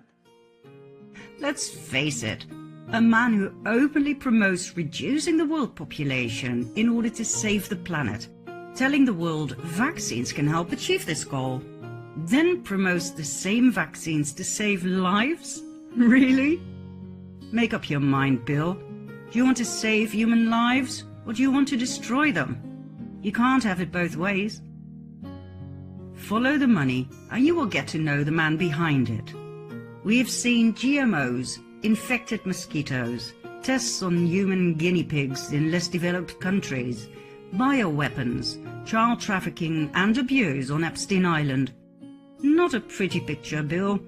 What else are you up to, The more we dove into the person Bill Gates, the more we were shocked and nauseated. Here are some more companies in which he heavily invested. They include many of the most criticized companies in the world for involvement in human rights abuses, labor abuses, environmental abuses, and tax avoidance. Big mining companies: Barrick Gold, BHP Billiton, Freeport McMoran, Glencore, Rio Tinto, Vedanta, and Vale, a Brazilian mining company that was voted with most contempt for the environment and human rights in the Public Eye Annual Awards. Agribusiness companies: Nestle, Unilever, Archer Daniels Midland, Kraft, Mondelez International, chemical and pharmaceutical corporations, some of which we already mentioned: BASF, Dow Chemicals, GlaxoSmithKline, Novartis, and Pfizer.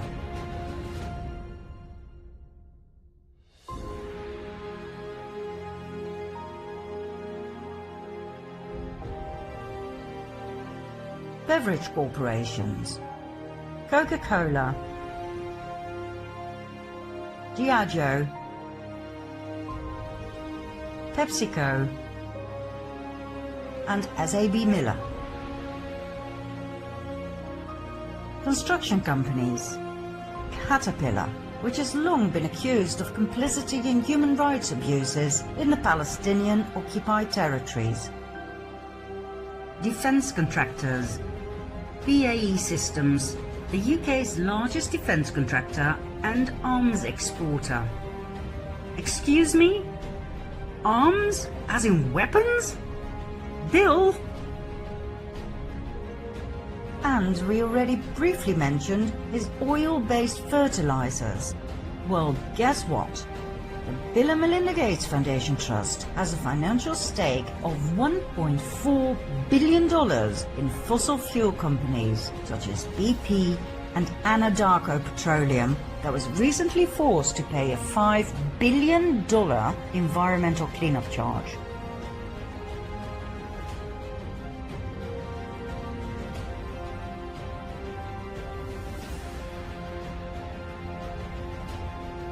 The Bill and Melinda Gates Foundation Trust has investments in 35 of the top 200 companies ranked by the carbon held in their reserves. These included coal giants, Anglo-American, BHP Billiton, Glencore Extractor, and Peabody Energy, and the oil majors Shell, ConocoPhillips, Chevron, Total, and Petrobras. What about the human carbon footprint, Bill? Which part of sustainability don't you understand? Or does it only concern others, like the people, who subsequently have to pay new taxes, more taxes, anything to squeeze the life force out of them just a little bit more, while you enjoy your jet-set lifestyle on your yacht and your private plane? You know, Bill, you can try to fool us with your posture and your terrible choice of clothes and hair, but we see straight through you. Some people may still believe that you're a kind nerd, giving money away to charity, but more and more people see through you. Once you burst that nerdy bubble of yours, all that is left is a Rockefeller descendant who plays his puppet role in the Depopulation Agenda 21 and 2030. No body language with excessive hand gestures and nerdy glasses sticks. No fake smiles can ever fool those who are awake. And the number of awake people grows by the minute.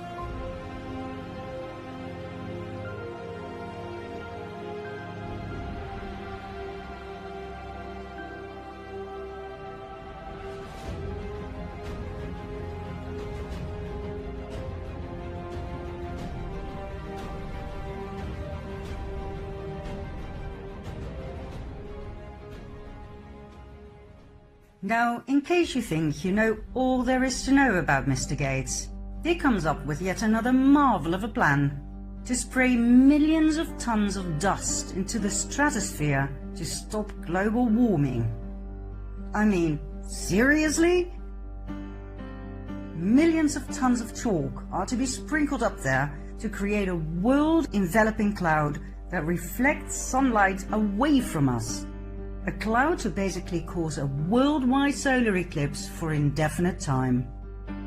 This insane plan is funded by Gates and pioneered by scientists at Harvard University. Even they admit, I hope we don't need it. It's a very scary technology. It's quite terrifying. But the world with severe climate change impacts can also be very scary. My, that's one hell of a slogan.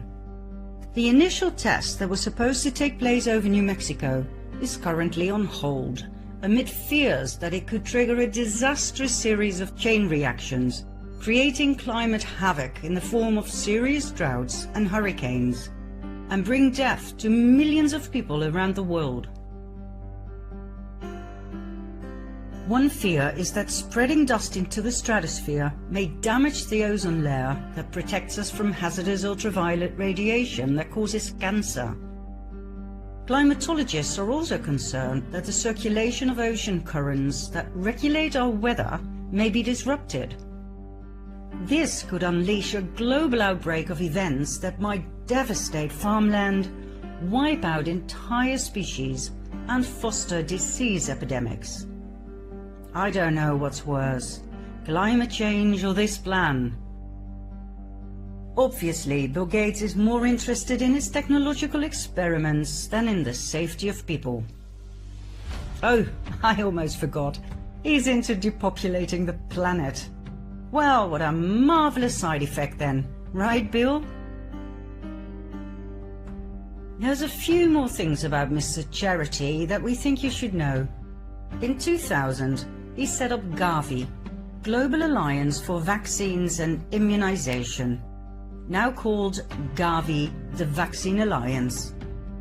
Not just that, he sponsored Gavi with no less than $4.44 billion. In addition, he pledged another $1.6 billion for 2021 to 25. Gavi has the power to decide the price for vaccines, which is always way too high according to critics, such as Doctors Without Borders.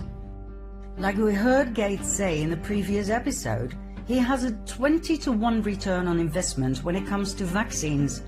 He makes astronomical profits in times of need. What a guy. On the board of Gavi are 4 permanent positions filled with representatives from the WHO, the Bill and Melinda Gates Foundation, UNICEF, and the World Bank. In 2018, Gavi donated $388 million to the WHO. Gates owns the Vaccine Alliance just like he owns the WHO. He is everywhere. He decides what happens within Gavi and which decisions are made. When Gates wants a global lockdown, there will be a global lockdown. If he wants a digital certificate to prove immunity, there will be a digital certificate to prove immunity. Mandatory. If he wants the entire world to be vaccinated, the entire world will be vaccinated. Mandatory. He is way more powerful than our presidents. Make no mistake. Is it Gates himself who is so powerful? Simply because he's a Rockefeller descendant? Or is he just a puppet on one of Warren Buffett's strings? Who knows? And does it really matter? What matters at this stage is that this evil empire is exposed to the world. Once the people know whom they're dealing with, do you think they'll still want their precious vaccine?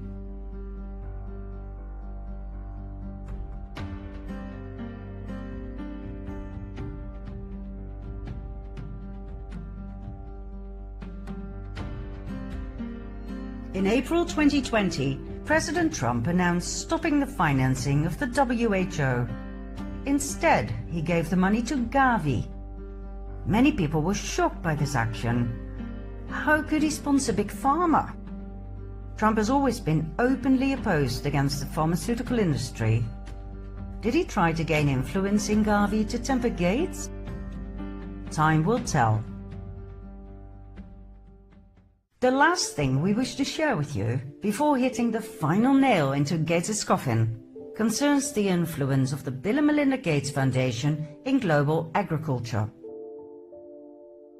A study performed by Green, published in November 2014, shows the shocking truth about the influence of the Gates Foundation in agriculture around the world. Do you still believe Mr. Gates is doing good in Africa? Do you know how much of his millions in grants for agriculture actually go to Africa? A lousy 5%.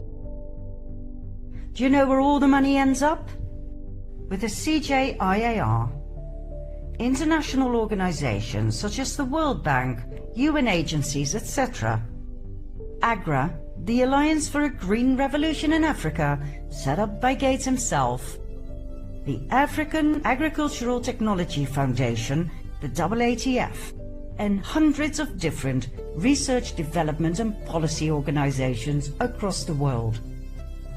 In Gates' world, it's all about R&D and policy.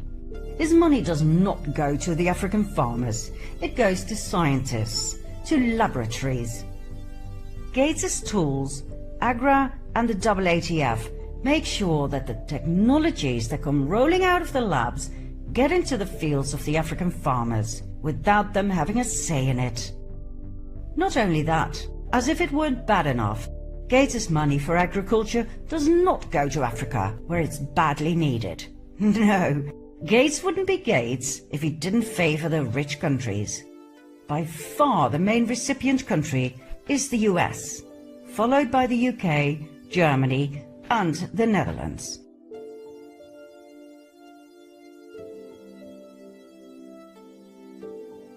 So, the Gates Foundation fights hunger in the South by giving money to the North.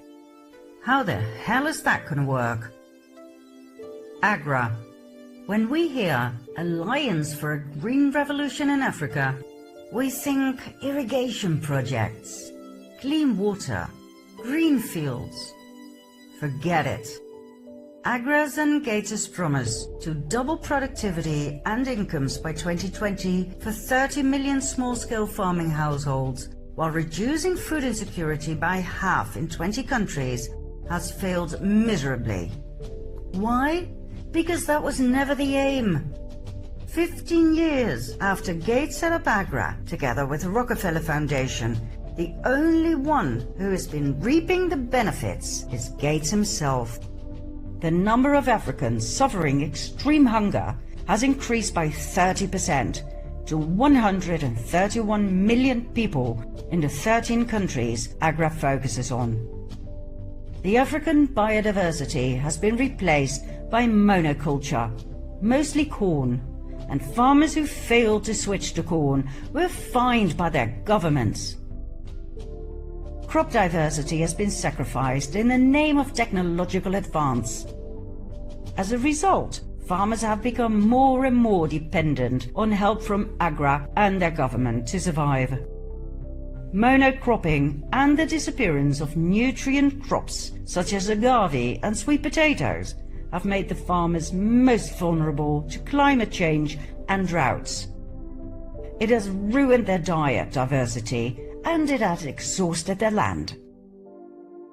Agra's money went to African governments, which in turn gave subsidies to the farmers if they did exactly what Agra and thus Bill Gates told them to do. Buy high-tech seeds and chemicals sold by US corporations, in which Gates has shares. The seeds are expensive hybrid seeds that the farmers have to buy each and every year.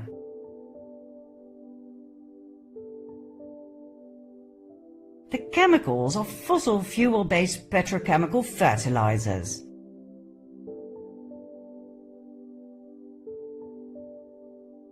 What happened to Gates's big mouth about sustainability and saving the planet?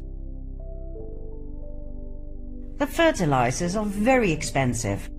Most farmers don't sell enough corn to earn those expenses back. One bad harvest, and they are all left with debts and despair. Monsanto and the other multinational seed companies are all there, benefiting from sales they would never have had without subsidies. Seed and fertilizer companies are the clear winners from these policies. By pushing his beloved technology down the throats of African farmers, Gates didn't exactly help them. He abused them and drove many to suicide.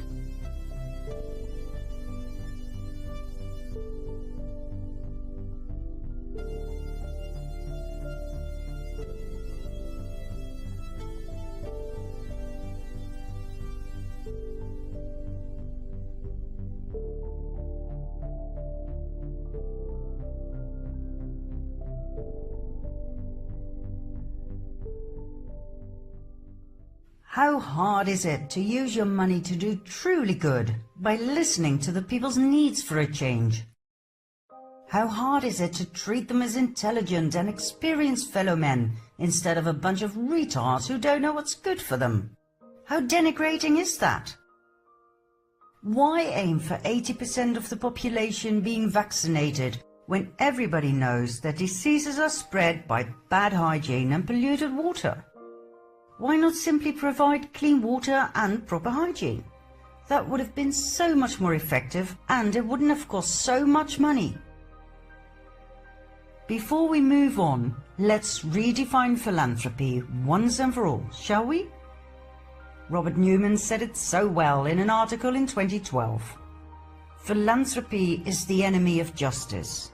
The point is that poor people do not tend to ask for charity. They demand justice, which requires not so much money from the rich world as fundamental changes in the way the rich world operates, including ending tax havens, limiting the power of corporations, and changing neoliberal economics.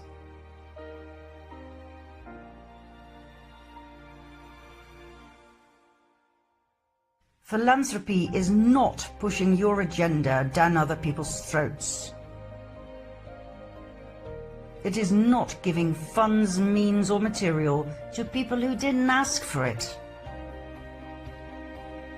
It is not overruling other people's way of life simply because you believe that your way of life is superior. Philanthropy is not making investments in order to make more money for yourself.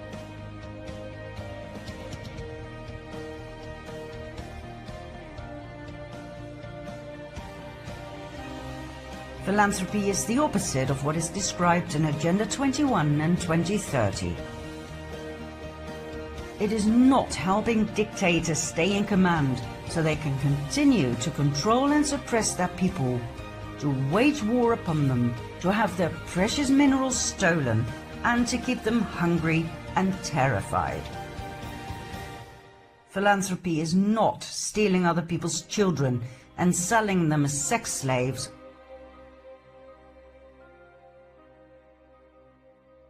What is philanthropy? It is helping your fellow man.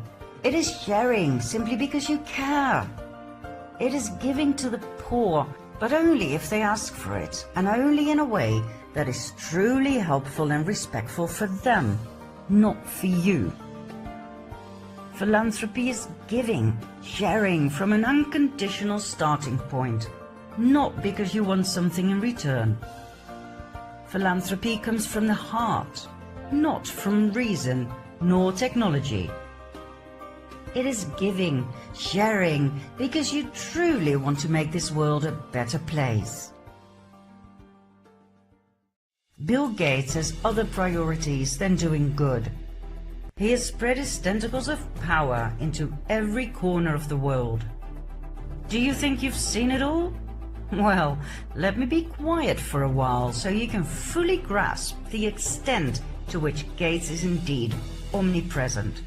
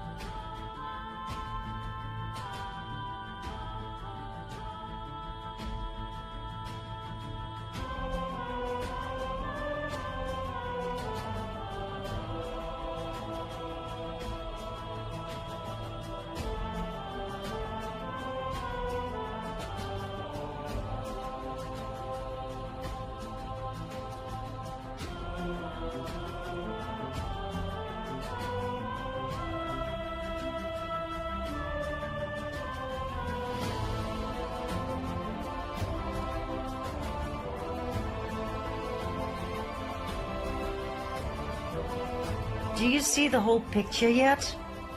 Bill Gates controls the air you breathe, the food you eat, the water you drink, the healthcare you get. He controls your life from the cradle to the grave. Do you wish to see the final nail in his coffin? Then let's move along to part 12.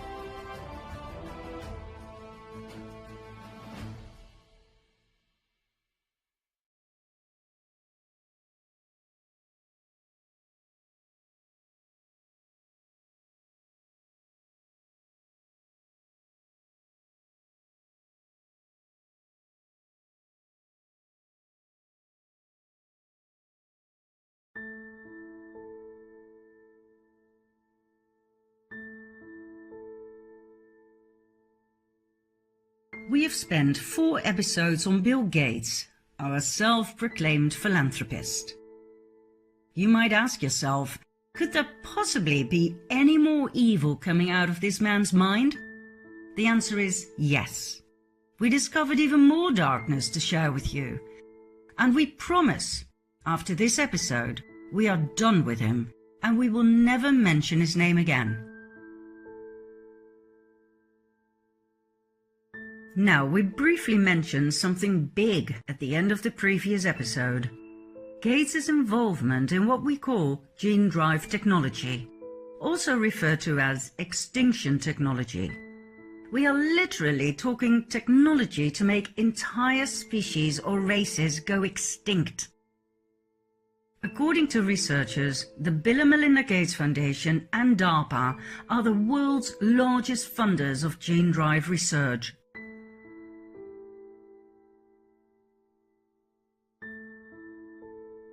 In short, gene drive organisms are created by genetically engineering a living organism with a particular trait and then modifying the organism's reproductive system in order to always force the modified gene onto future generations, spreading the trait throughout the entire population. In order to be able to do that, one has to cut DNA and enable genes to be inserted, replaced or deleted from DNA sequences. The research of this amazing technology started off in 2003, massively funded by the Bill and Melinda Gates Foundation. It wasn't until 2015 and many millions of dollars later when a breakthrough was reached and Bill Gates had his ticket to his mosquito ball, remember from part 9? Now, we have already shown the dangers of gene drive technology. Think of the disruption of entire ecosystems. But it goes further than that. Gene drives are classified as synthetic biology, an extreme form of genetic engineering. Synthetic biology has been a field of interest of both Bill Gates and the US military and many other militaries around the world. Both Gates and DARPA, plus a secretive group of military advisors known as the Jason Group, have been investing insane amounts of money into synthetic engineering. Now, bearing in mind the possibilities of using this technology to create bioweapons, gene drives might be a marvel of technology, but in the wrong hands, it can and will have disastrous outcome. Gates has made sure that the future of gene drive extinction technology is secured. He bankrolled the technology development, he shaped the narrative, he picked the policy negotiators, and even paid the lobbyists.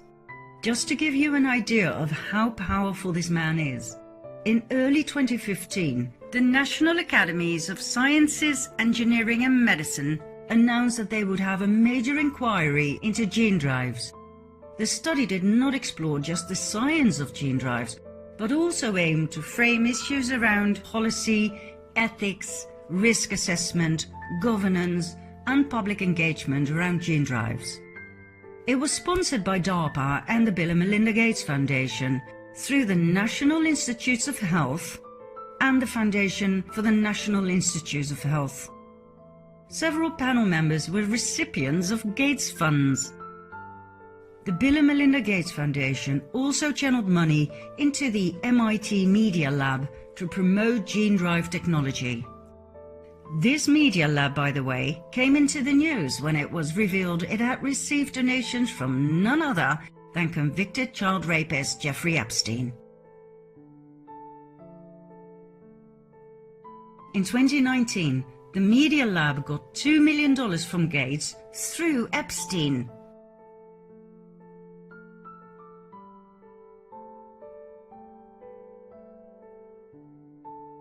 Funny how things always come back and bite you in the butt, right, Bill?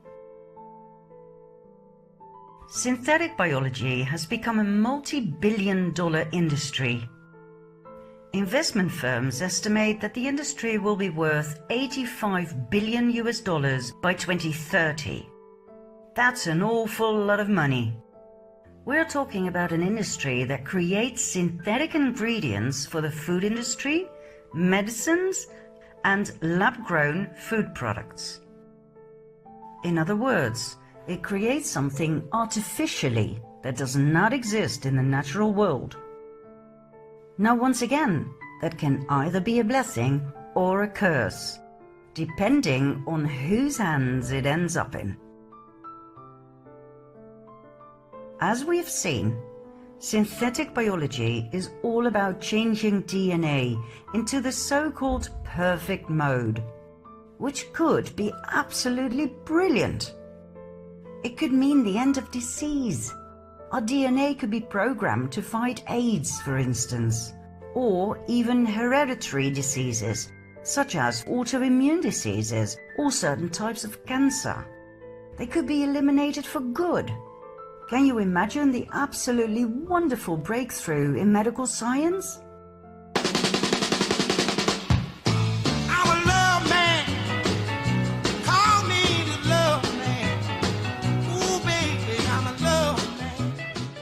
However, in the wrong hands, it could be disastrous.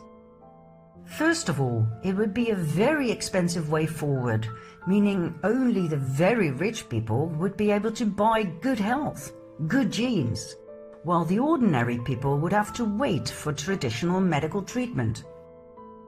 Now, don't get me wrong, we are pro-advance, but when Bill Gates comes into the equation, we are highly alerted. As we have seen in previous episodes, Gates is a eugenics fanatic. The step from eugenics to synthetic biology is only a small one. Remember the Nazis and their efforts to create a pure race? Tall, athletic people with white skin, blonde hair and blue eyes? The Aryan race? Well, guess what? A new term has been coined for eugenics. Designer babies. We are not kidding you. When you have enough money, you can actually tell your synbio doctors what kind of baby you want to give birth to. Green eyes, dark skin, a boy or a girl, highly intelligent, a natural born leader. You name it, they will program it.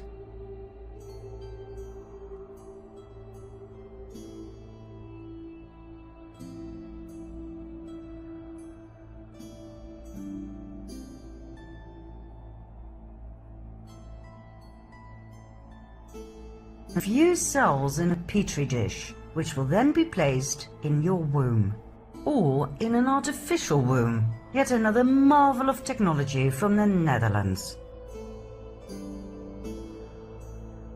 We think you know by now that when Mr. Gates is involved, one has to be cautious. Be it vaccines, be it synthetic biology. When Gates promotes it and puts millions into it, something is off. Back to the food industry.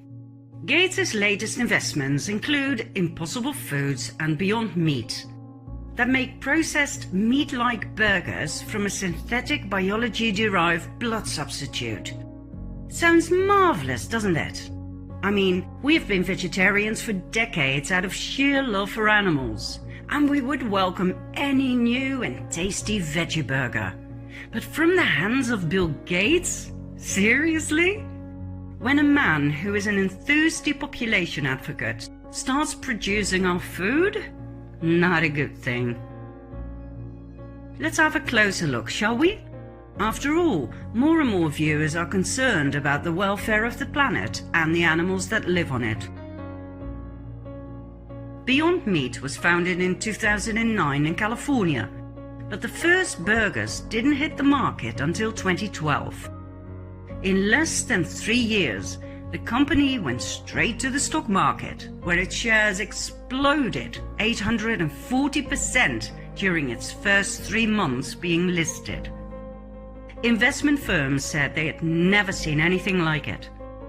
As of March 2021, Beyond Meat has a market value of $8.16 billion. For a bunch of veggie burgers? Really? Impossible Foods was founded in 2011, also in California. Its first burgers hit the market in 2016. Contrary to Beyond Meat, Impossible Foods is not on the stock market. It earns its fundings from venture capital funds and celebrity investors like Bill Gates. The company has brought in $1.4 billion.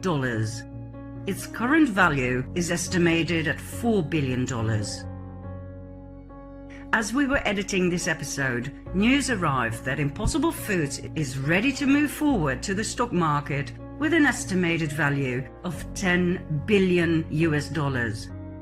Once again, for a bunch of veggie burgers? Well, it's not just veggie burgers. It's synthetic biology products. That's where the money is going. That's what a man like Bill Gates is so excited about. If he were truly thrilled about vegetarian food, he would have invested in companies like the Vegetarian Butcher or Corn, right? The truth is, Gates couldn't care less about the well-being of animals. He is into depopulation, eugenics, GMOs, and now synthetic biology. Why? So he can play God. Synthetic biology means redesigning life. New biological systems are created, systems that do not exist in nature. It is the extended version of genetic engineering. According to synthetic biologists, organisms created by means of synthetic biology would be considered new species, a complete biological system that could not have evolved from nature and would even have to be classified in a separate domain of life. Playing God. Like we said before, this can be a curse or a blessing, depending on who is the creator. A beautiful example of synbio is a bacterial system capable of avoiding the immune system, of sensing tumor cells, of invading and destroying them, and then self-destruct after a programmed time. Or how about this one? An alga that is capable of producing biofuels from carbon dioxide. Wonders of technological advance. But in the wrong hands? Take that same bacterial system we just mentioned. How about programming it to attack the immune system instead of cancer cells? Then let it self-destruct after a programmed time, and the cause of death will never be discovered through autopsy. For people like Bill Gates, synthetic biology is an absolute blessing. The term was well chosen. The word biology does wonders, like sustainability. It has a direct association with nature, green, eco, marvelous psychological effect. Whereas the word GMO is now connected to certain doubts concerning the health of people and planet.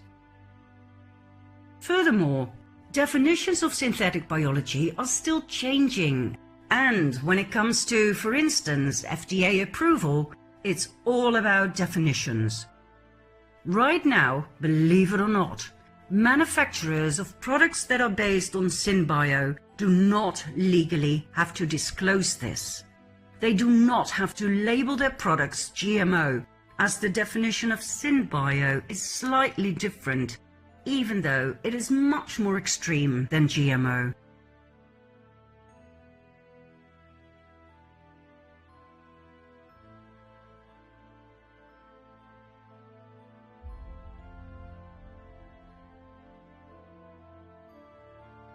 And that is exactly what we see with the products of Beyond Meat.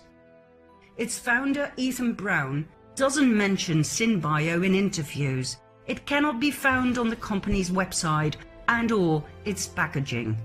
What's even worse, Beyond Meat states their products are GMO-free. SynBio'd, yes, but that does not have to be disclosed. How shall we call this? It's legal, all right, but only because of the flaws in the system. We would definitely call this consumer deceit. Now, the funny thing is, on its website, Beyond Meat doesn't even claim to be producing vegetarian or vegan products. They say their products are plant-based, but there's no mention of their products being suitable for vegetarians or vegans. At least not when we produce this episode. What about the products as they are sold in the shops? Beyond Meat put on some of its products the words vegan or vegetarian, but not on all. Far from it. From a marketing point of view, this strikes us as odd. It uses the icons for no GMOs, no soy or gluten, and kosher. The words plant-based sausage mean nothing. It can be based on plants, but still contain meat. So don't be fooled by the words plant-based. So, what is the main secret of Beyond Meat's bleeding burgers that they are so proud of? Red beet juice.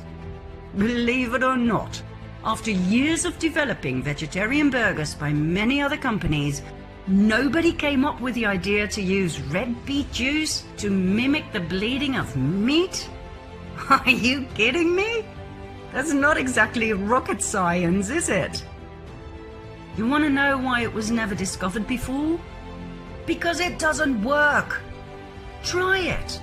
Red beet juice does not turn into a juicy burger taste when fried. It just doesn't have that bloody iron taste to it. Beyond Meat's secret is synthetic biology, and that has nothing to do with healthy veggie burgers. How about Impossible Foods? Their main secret is heme, genetically engineered soy leg hemoglobin. According to scientific advisor to Impossible Foods, Dr. Michael Eisen, in order to provide tasty alternatives to animal meat made from plants, you need lots of heme. And to get heme, you need genetic engineering. Impossible Foods makes this GMO heme by taking DNA from the root of soy plants, where a small amount of heme is produced, and inserted into genetically engineered yeast that is then fermented to mass-produce GMO heme. Well, at least they are honest about the GMOs, but mind you, this SynBio substance has never been consumed before. Nobody knows what the effects will be on body and mind after consuming certain quantities for a certain amount of time. On its website, Impossible Food doesn't claim to be producing vegetarian or vegan products either, just like Beyond Meat. They too only state that products are plant-based. The packaging of their products tell us they do not contain animal hormones or antibiotics. Excuse me? That is not quite the same as vegetarian or vegan, now is it? From a marketing point of view, the packaging seems cheap and not appealing at all. Not quite what one would expect from a multi-billion enterprise, right? Impossible Foods does show us the icon of bioengineered, which looks tempting as in eco and green, but don't be fooled. Remember this icon. No matter how good it looks, it means trouble. we advise you to stay away from it. We mean it when we say that we truly wanted these miracle burgers to be the real thing, but after careful consideration, we turned them down. They are not the vegetarian product people are looking for. They are GMO'd and symbioed. And we tasted them. They taste like meat. Full-on juicy meat. Now, we don't know what's causing that, but we do not believe it's because of red beet juice or heme. Could it be the result of certain flavor enhancers? Did you know that some of the most powerful flavor enhancers are based on human embryonic kidney cells, the HEK293 cells? In other words, kidney cells taken from a human aborted baby? Ever heard of Cenomix? A biotech company from California, bought by Firmenich from Switzerland in 2018? The business that received $7.5 million from the Bill and Melinda Gates Foundation? We know, too far-fetched, right? I mean, can you imagine? Beyond Meat and Impossible Foods containing fetus kidney cells to add the meat flavor? Without telling us?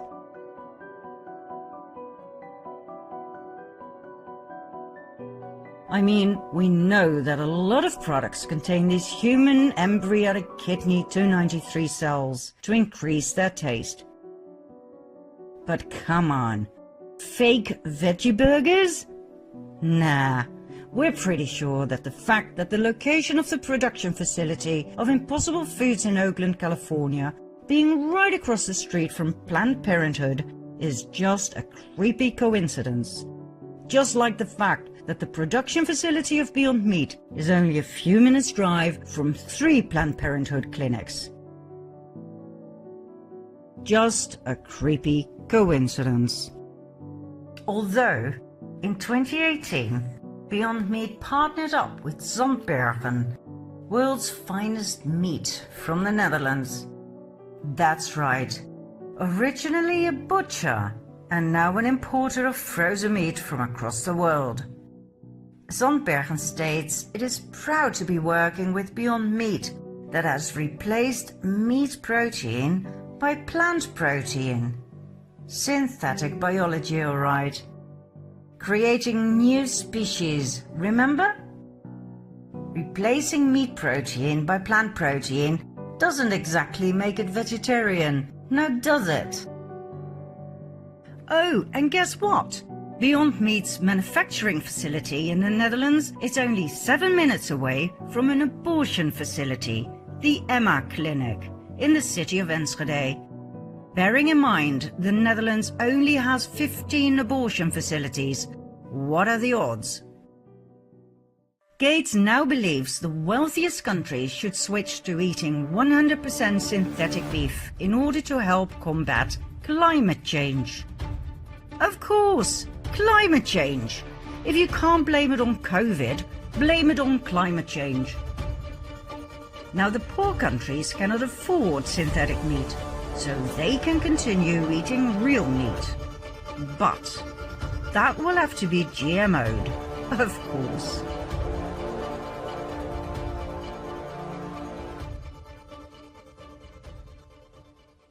Bill Gates has taken over our food supply. He GMO'd our seeds, and now he is getting rid of the American beef industry. He is destroying farming and he's buying up farmland. This way, he will soon control every aspect of our food, how it is produced, what is put into it. Gates will do in the US and Europe what he has already done in Africa and India. He will force you to obey his rules and regulations. If you disobey, you will be fined, thrown in jail, and you will be refrained from food, the #1 necessity in life.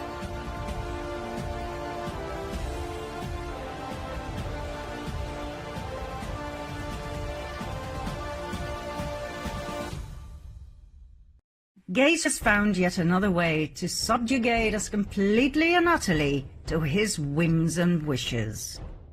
Now, if that doesn't worry you, we don't know what will. Well, maybe this will. All current COVID vaccines are the result of synthetic biology. All of them. They have not been tested. They are not approved. They are referred to as GRAS, generally recognized as safe, which means absolutely nothing. And they are in an experimental phase until 2023. Let that sink in.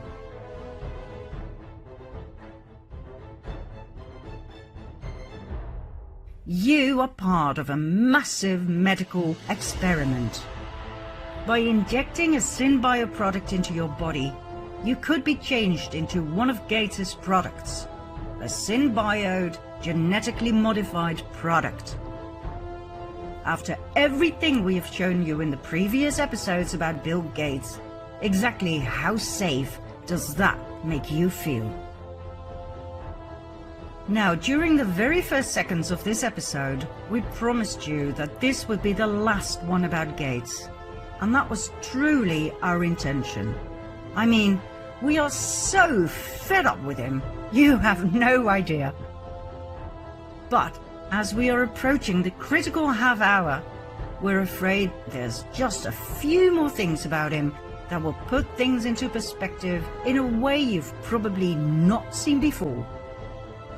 Bear with us and move along to part 13.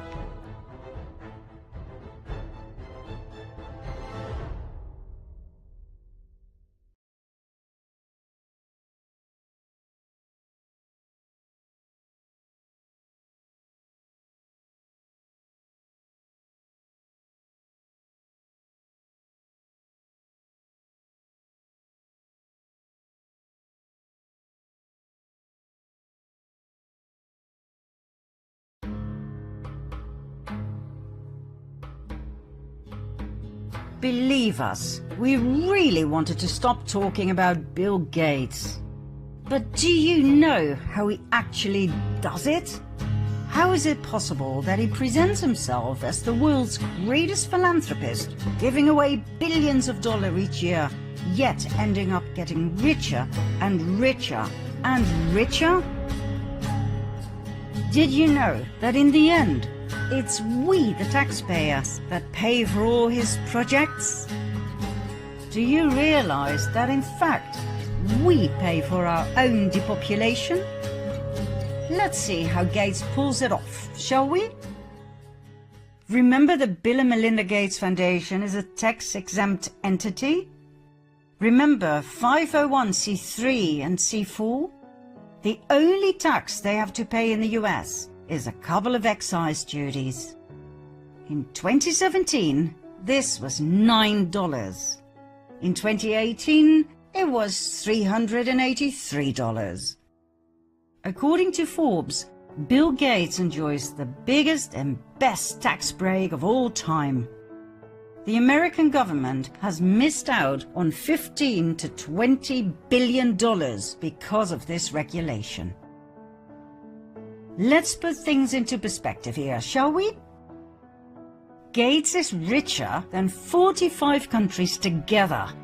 45 sub-Saharan African countries.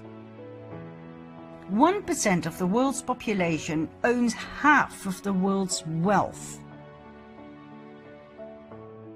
The poorest half of the world's population owns as much as the richest 8 individuals.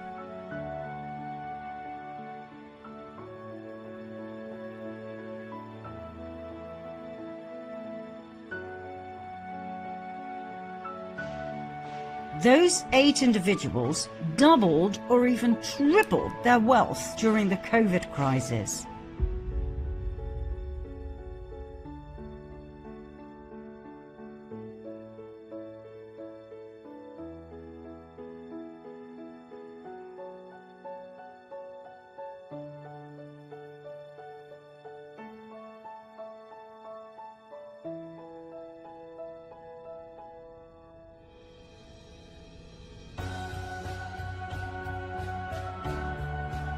whereas the medium and small businesses went bankrupt.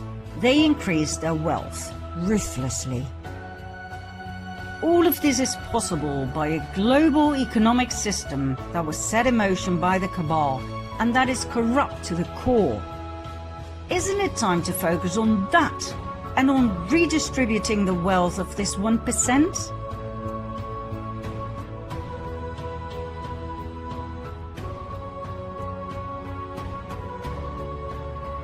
Isn't it time to stop getting brainwashed with sustainable development goals and redirect our energy where it belongs? Namely, to take down the cabal and to redistribute their stolen trillions amongst the people they bereft?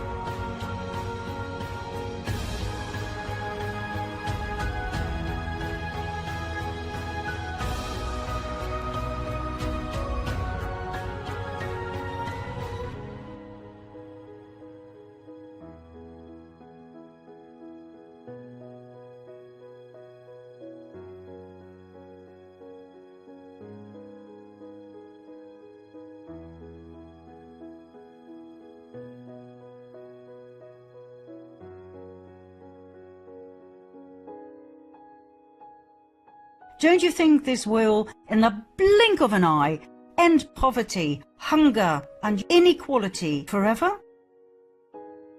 Despite the impression that Bill Gates is giving away his fortune to charity, his estimated net worth is constantly increasing.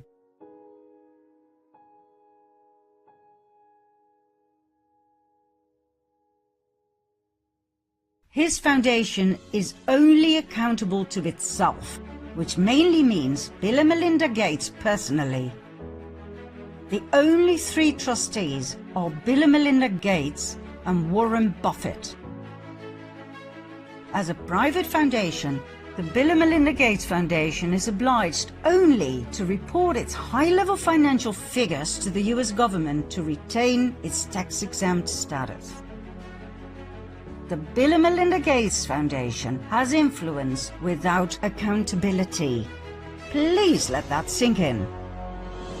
Don't you think it's time to end this abuse of rules and regulations? Don't you think it's about time to redefine Article 501c3 and 4 of the Internal Revenue Code? Bill Gates owned most of his personal wealth through Microsoft. He fabricated an exclusionary licensing agreement with PC manufacturers, and as a result, he created an illegal monopoly position. In 2004, after years of legal procedures and several court cases, Gates was fined by the European Union. He had to pay $611 million US. Bill Gates could not have cared less. Over $500 million meant nothing to him. In the US, Gates got away with a settlement. He made a complete fool of the Justice Department and carried on as if nothing had changed. Gates now uses his monopoly experience in Africa and other less developed countries, where he is actually creating a monopoly on seeds, forcing them onto local farmers, making them utterly dependent and vulnerable. And when the farmers don't comply, they are criminalized and fined.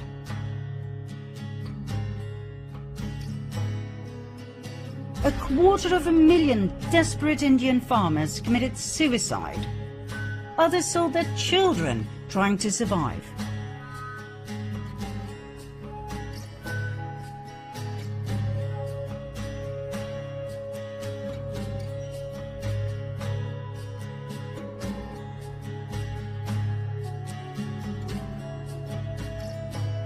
Gates could not care less.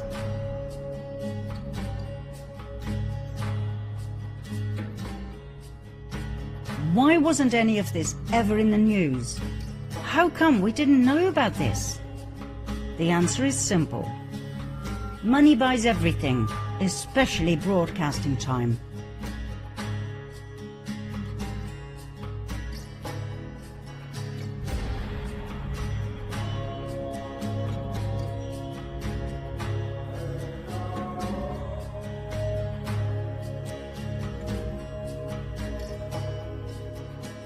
And I'm Ryan Wolf. Our greatest responsibility is to serve our Treasure Valley communities, the El Paso, Las Cruces communities, Eastern Iowa communities, Mid-Michigan communities. We are extremely proud of the quality, balanced journalism that CBS 4 News produces. but we are concerned about troublemaking and irresponsible, one-sided news stories Plaguing our country. The sharing of biased and false news has become all too common on social media. More alarming, some media outlets publish these same fake stories without checking facts first. The sharing of biased and false news has become all too common on social media. More alarming, some media outlets publish these stories without checking facts first. Unfortunately, some members of the media use their platforms to push their own personal bias and agenda to control exactly what people think. And this is extremely dangerous to our democracy. This is extremely dangerous to our democracy. This is extremely dangerous to our democracy. This is extremely dangerous to our democracy. This is extremely dangerous to our democracy. This is extremely dangerous to our democracy. This is extremely dangerous to our democracy. This is extremely dangerous to our democracy. This is extremely dangerous to our democracy. This is extremely dangerous to our democracy. This is extremely dangerous to our democracy. This is extremely dangerous to our democracy. This is extremely dangerous to our democracy. This is extremely dangerous to our democracy. This is extremely dangerous to our democracy. This is extremely dangerous to our democracy.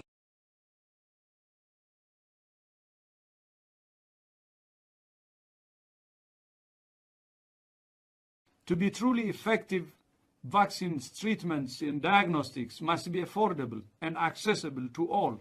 Equitable and universal access to vaccination, treatment, and diagnostics. We must all work together on improving diagnostics, accelerating therapies, and ultimately developing a vaccine. Everyone should have access to COVID-19 testing, treatment, and vaccines. But the task will only be completed when vaccines, tests, and treatments are available and affordable to every child, women and men who needs them. To support vaccines, therapeutics, diagnostics development, preparedness efforts, and humanitarian assistance. On how to make vaccines, treatments, and diagnostics accessible to everyone. In addition to investing into diagnostics, therapies, and vaccines. So the race for a vaccine, for better treatments, for quick and reliable tests. Impfstoffe, Tests und Medikamente müssen für alle Menschen auf der Welt verfügbar, bezahlbar und zugänglich sein. COVID-19 research and development work on vaccines, diagnostics, therapeutics and respiratory medicine. To provide universal access for the anti-COVID drugs, tests and vaccine. To make sure that everyone has access to treatments, to vaccines, to a strong health system. To fight COVID-19. Vaccines, treatments and diagnosis will be the most effective way to do it. Des moyens de diagnostic, de traitement et des vaccins. Whether I should be able to access in vitro diagnostics like tests and therapeutics and vaccine. For better diagnostic and therapeutic medical supplies. We must also ensure that there is access to better treatment and care in the global quest for a vaccine. In ensuring development, production, and equitable delivery of COVID-19 diagnostics, therapeutics, and vaccines. For vaccines, diagnostics, and health systems. Has access to COVID-19 tests, treatments, and therapies. Gates has established enormous propaganda power. Have a good look at this chart.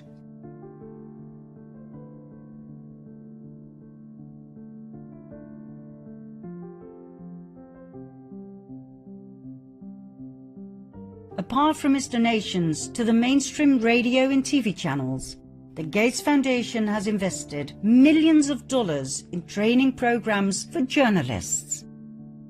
Media fact sheets and newspaper opinion pieces are put together by organizations that are funded by the Gates Foundation.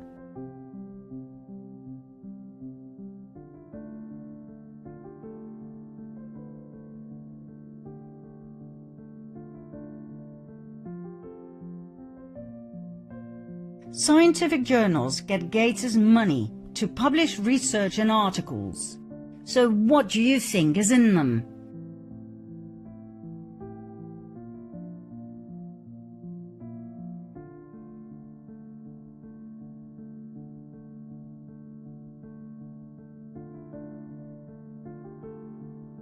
Everyone follows the Gates Foundation's lead. It feels like they are everywhere. Every conference I go to, they are there. Every study that comes out, they're part of. You might find yourself someday reading a story about a Gates-funded health project, written up in a newspaper that gets its health coverage underwritten by Gates, reported by a journalist who attended a Gates-funded journalism training program, citing data collected and analyzed by scientists with grants from Gates. Do you really think any of it will be objective, honest information? Gates truly is everywhere, in every media outlet, on the internet, and most certainly in each and every so-called fact-checker.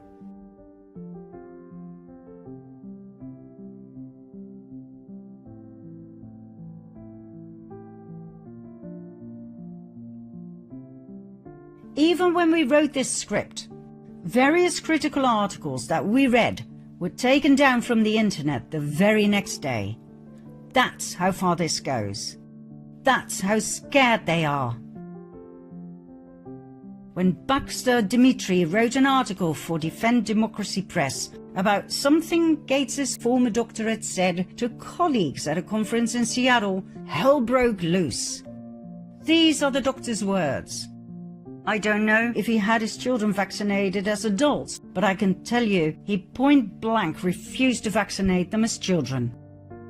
Dimitri wrote, "The news that Bill Gates does not vaccinate his own children, despite being the world's most active campaigner for mandatory vaccinations, should come as no surprise. Studies prove that the elite do not vaccinate their children. But at the same time, they expect the masses to have their children vaccinated." Very rich and privileged parents like the idea of herd immunity, but they don't want to take the risks associated with vaccinations when it comes to their own children. They are worried about adverse reactions, including autism.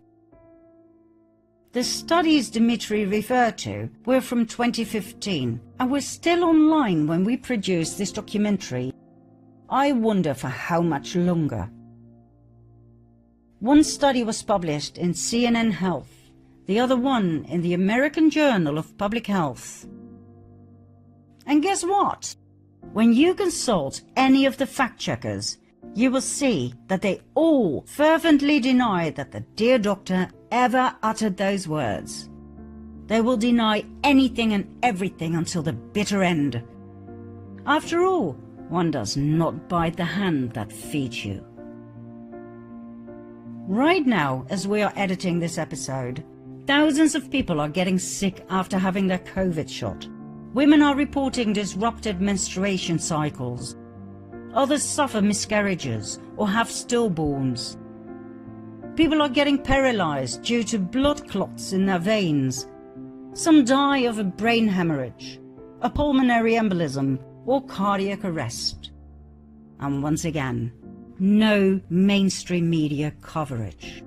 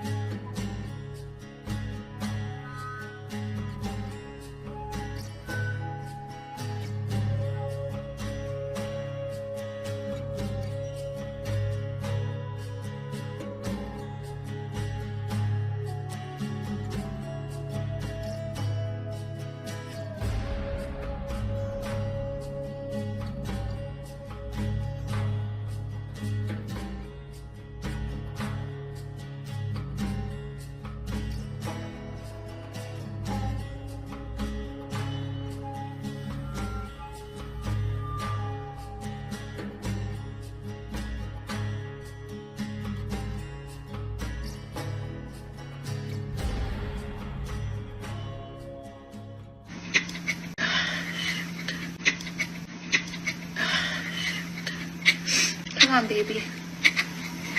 Come on. Breathe, baby, breathe. From the most some emotion, yeah. Think enough to be talking. It's okay. Come on. It's okay. It's okay.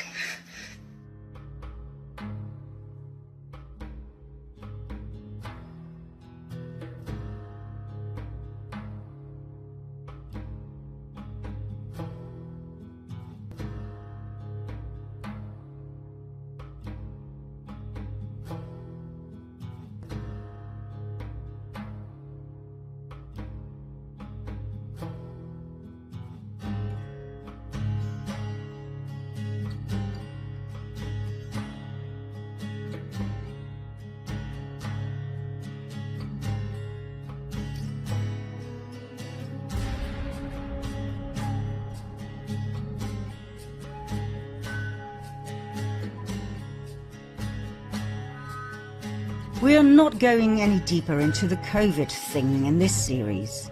We produced a separate documentary on that topic, and we ask you to watch it.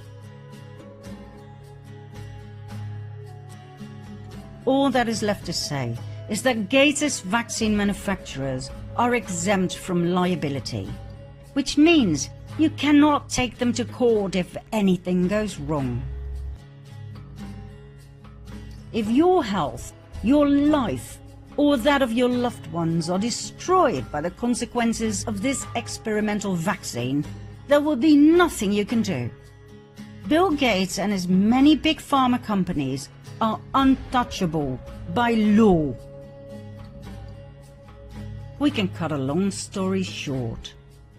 Bill Gates uses laws and regulations to avoid tax. His foundation launders money at a scale the world has not seen before. The foundation works to reduce inequities around the world. Really? Bill Gates invests in bad companies to make massive profits. Bad companies meaning pharmaceutical producers of poison, GMOs and vaccines with crippling side effects that have ruined millions of lives. Bad companies meaning agencies for censorship, facial recognition, injectable microchips and spyware, and connected to child trafficking. Bad companies meaning mines where our planet is ripped apart, and heavily polluting fossil fuel companies. Companies where people work under terrible conditions while being abused and underpaid. Companies that sell weapons. The Gates Foundation does not invest in the well-being of the people in less developed countries. They invest in technology, brainwashing us with the idea that only technology can save us from killer viruses out there that we are supposed to be very afraid of. Technology to save us from climate change. Technology to push back the population. Technology to keep us safe. The Gates Foundation destroyed the lives of millions of people by forcing abortions onto women who didn't want to lose their babies. They made many more millions of women sterile against their will. They tried to make the entire world believe that eugenics is science and thus okay. They tried to make us all believe that vaccines are safe. They manipulate numbers and statistics, and when confronted with the evidence, Gates wipes it away as collateral damage. He now calls 700,000 people with severe side effects of the COVID-19 vaccine acceptable. If you know how much money is put into family planning, i.e. eugenics, by the Bill and Melinda Gates Foundation alone in the form of grants, you will begin to realize that nobody is safe. The people in Africa and India are mere guinea pigs for people like Bill Gates. A lot of things we try out here first in India, and then when they work, we take them to the rest of the world.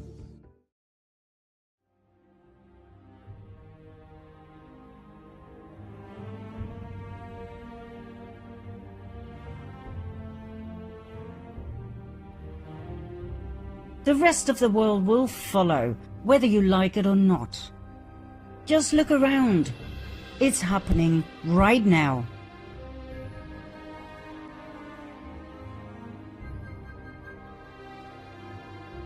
Gates is not a scientist. He is not a doctor, even though he pays the press to make us believe that he is. He behaves like the president of the entire planet and is treated as such by everyone he owns.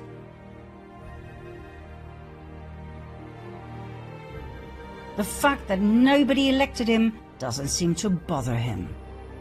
With his money, he manipulates newspapers and TV stations, making sure that only his words are repeated and plugged. Everyone is all too aware of what they call the Bill chill. When you're caught saying anything negative, you can kiss your money goodbye. Critical voices are hushed up. Articles that question his motives are removed from the internet by Facebook, Twitter, YouTube, and fact-checkers that are all paid by the cabal, as I've proven in part 6 of the previous series, The Fall of the Cabal. So, after all of the above, do you still trust Bill Gates? Do you trust any of the big pharma companies or any of his goons pushing his vaccination agenda forward? Do you still have faith in any of the so-called experts presenting their so-called findings via the mainstream media on TV? Do you still believe there will be yet another wave of COVID-19 with different strains? Do you still believe the vaccine will be safe? If so, please feel free to take it. After all, it's a free world. Or is it?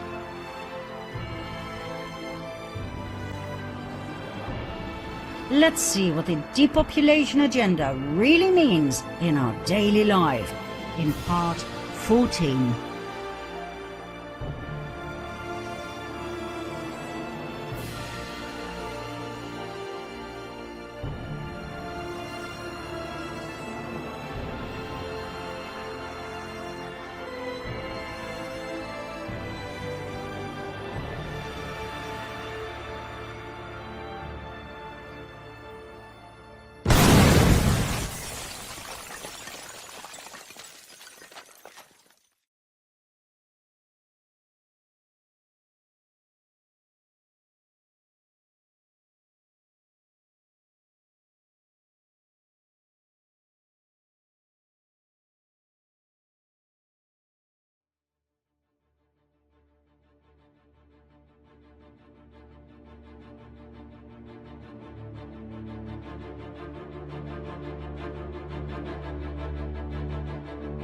Depopulation, Agenda 21 and 2030, Georgia Guidestones, A New World Order.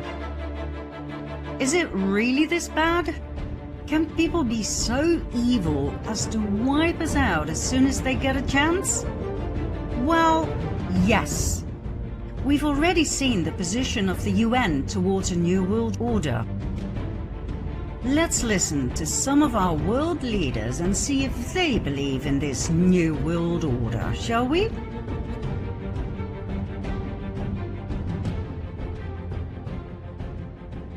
Nothing less than a new world order.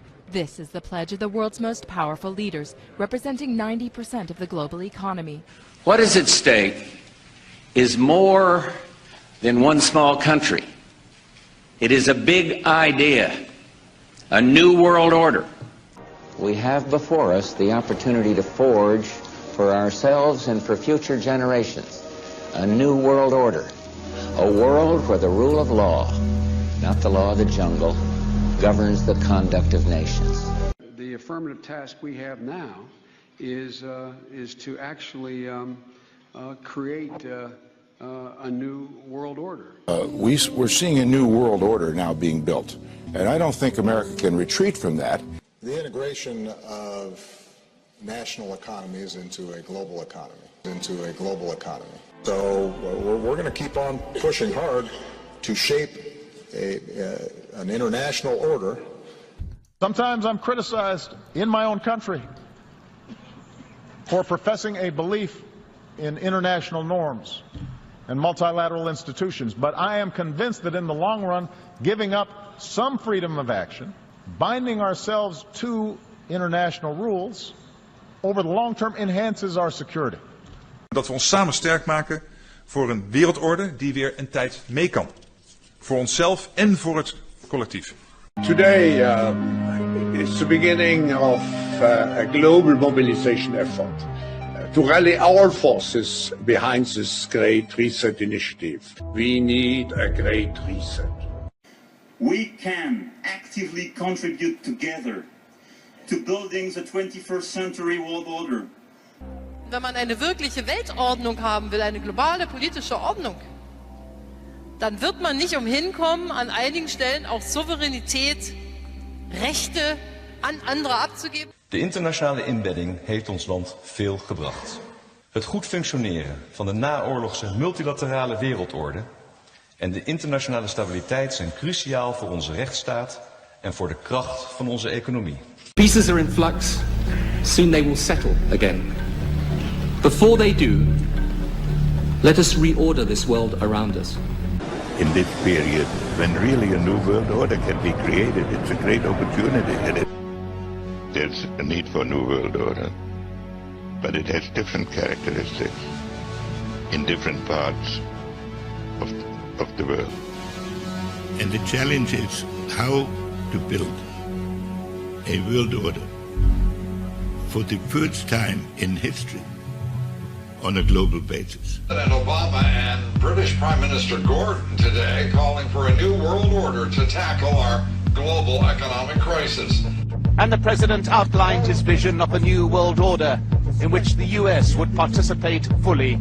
We've got to give them a stake in creating the kind of world order that I think all of us would like to see. Never before has a new world order had to be assembled from so many different perceptions or on so global a scale. A new world is emerging.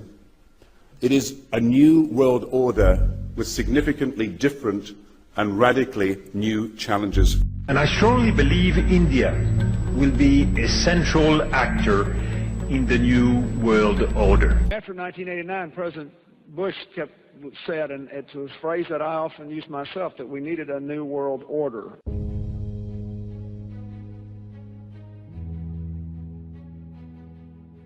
Some even believe we are part of a secret cabal working against the best interest of the United States, characterizing my family and me as internationalists and of conspiring with others around the world to build a more integrated global political and economic structure. One world, if you will. If that is the charge, I stand guilty, and I'm proud of it. The New World Order is what they all want. The New World Order as described in the Protocols of Zion. Remember? We shall so wear down the Goyim that they will offer us international power that will enable us to form a super government. In place of the rulers of today, we shall set up a super government administration. Its hands will reach out in all directions, and its organization will be of such colossal dimensions that it cannot fail to subdue all the nations of the world. One authority will be glorious because it will be all-powerful. Our authority will be the crown of order, and in that is included the whole happiness of man.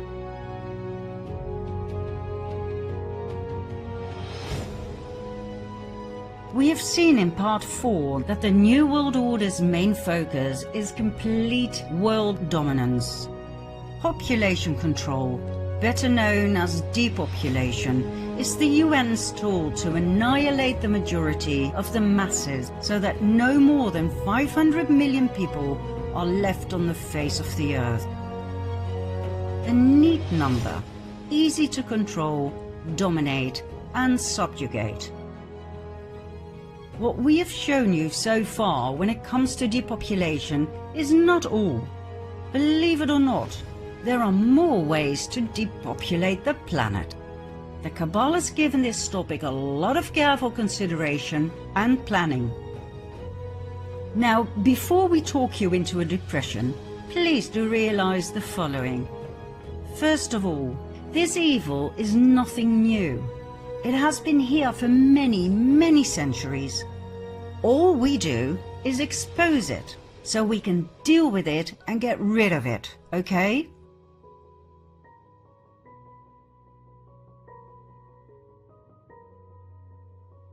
Exposure is vital.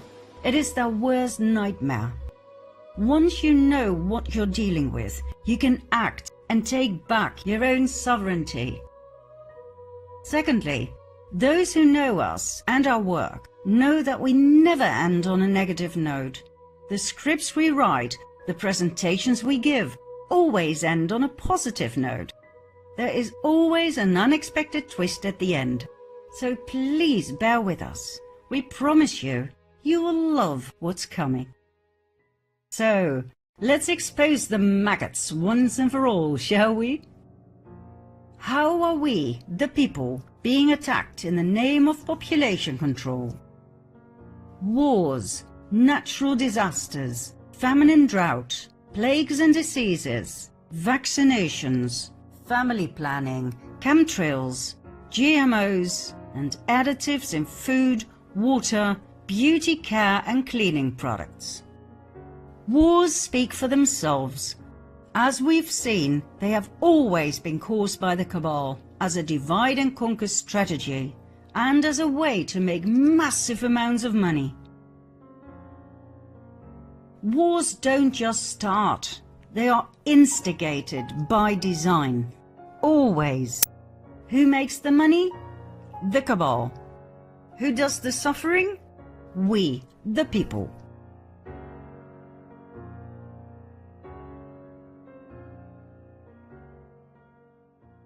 Next, natural disasters. Think earthquakes, hurricanes, volcanic eruptions and tsunamis. They don't need much explanation. The earth shakes, people die. But did you know that many of these natural disasters nowadays are actually caused by man? Ever heard of HAARP? High Frequency Active Aurora Research Program? An American military research program used to excite the ionosphere via high-frequency signals? Using it influences the weather in a profound way. Well, instead of doing a rain dance, we physicists are firing trillion-watt lasers into the sky to actually precipitate rain clouds and actually bring down lightning bolts. By firing trillion-watt lasers, you rip apart the electrons, creating what are called ions, and these ions act like seeds, like dust particles, bringing down rain and even lightning. In the 60s, the CIA used this to bring down monsoons during the Vietnam War, to wash out the Viet Cong. For decades now, these governments have been alleged to have experimented with weather control, but nothing conclusive. This time we're bringing in the laws of physics, rather than simply waving our hands and uttering mumbo-jumbo. We're actually using trillion-watt lasers now for floods, for agriculture, farmers, for people planning wedding parties, football games, you name it, outdoor events and agriculture and flooding and even hurricanes. All of them could be subject to weather modification. Natural disasters can be and are triggered by the cabal to get rid of people. How convenient. Others are engaging even in an eco-type of terrorism, whereby they can alter the climate, set off earthquakes and volcanoes remotely through the use of electromagnetic waves. So there are plenty of ingenious minds out there that are at work finding ways in which they can wreak terror upon other nations. It's real.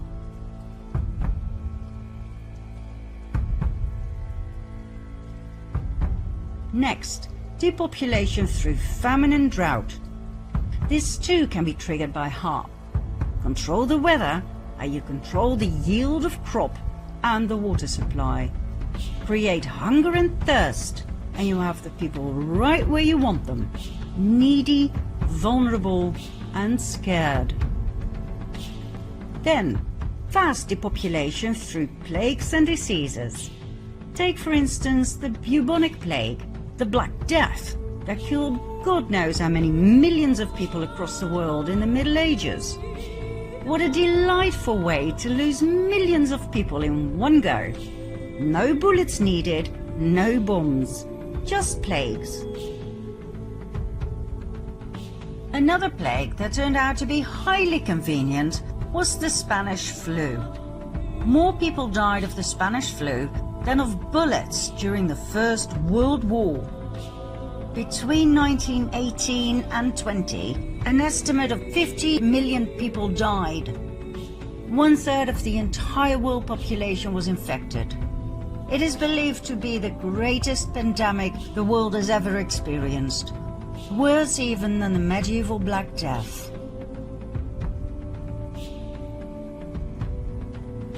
There are several very interesting things about the Spanish flu. First of all, it didn't start in Spain. Secondly, it wasn't a flu. There's more, but let's start with these two, shall we? If it didn't start in Spain, then where did it?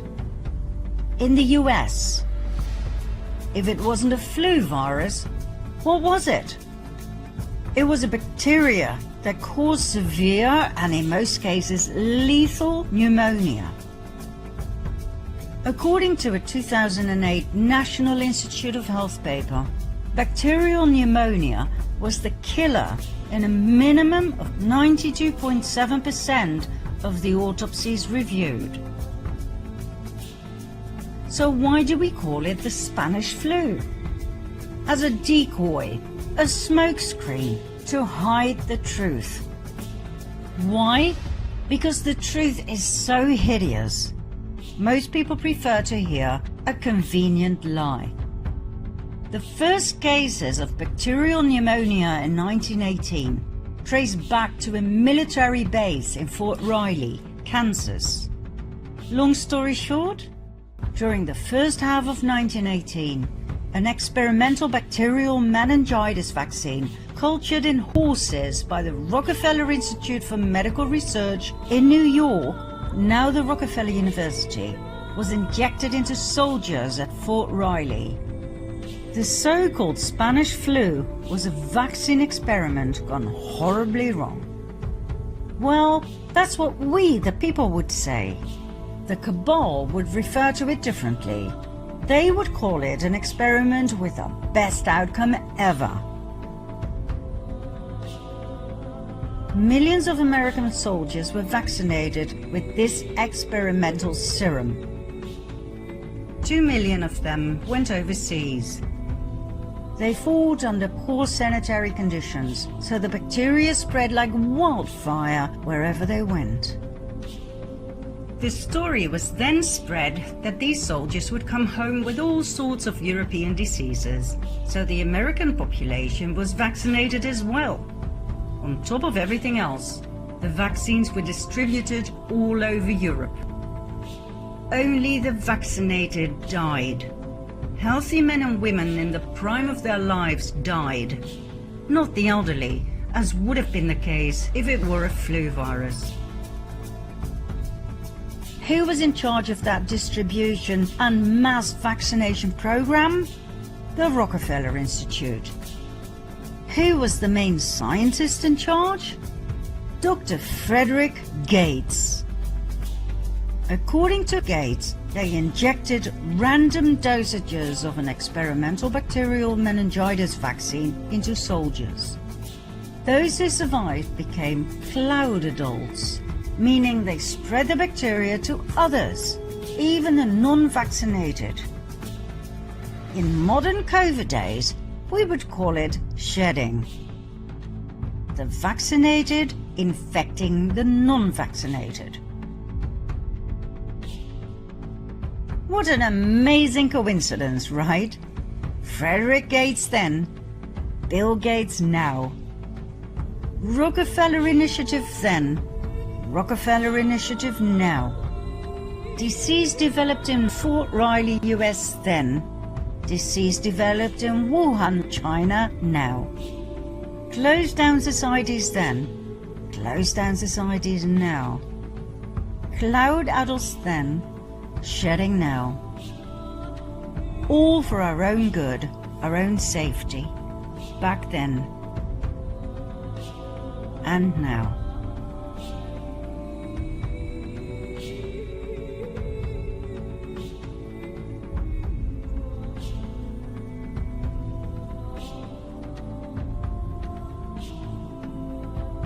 And just about a century in between.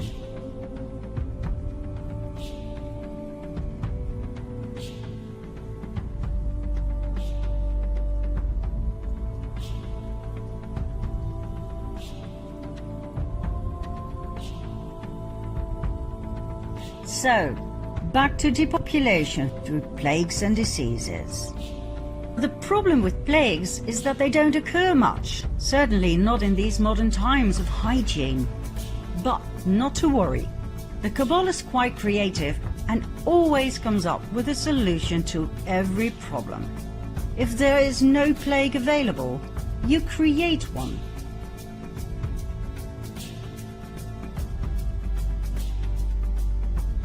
An epidemic, either naturally caused or intentionally caused, is the most likely thing to cause, say, 10 million excess deaths, either naturally caused or intentionally caused. Back in 1943, Fort Detrick in Maryland, US, was set up as a center of the US biological weapons program. Everything that happened there was top secret. Fort Detrick was a tool of the CIA.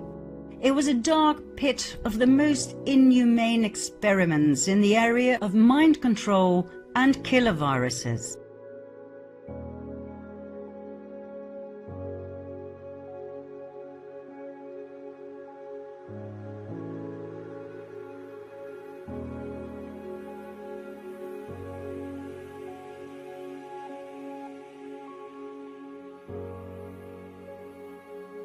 If you truly want to know how evil it really was, we urge you to look into Michael Aquino, the head of MKUltra at Fort Detrick, who later founded the satanic cult of the Temple of Set.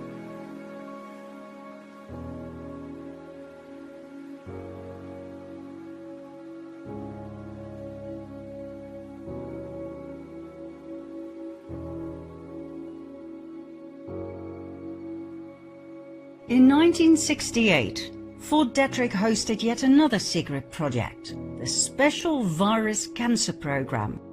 It was part of the National Cancer Institute.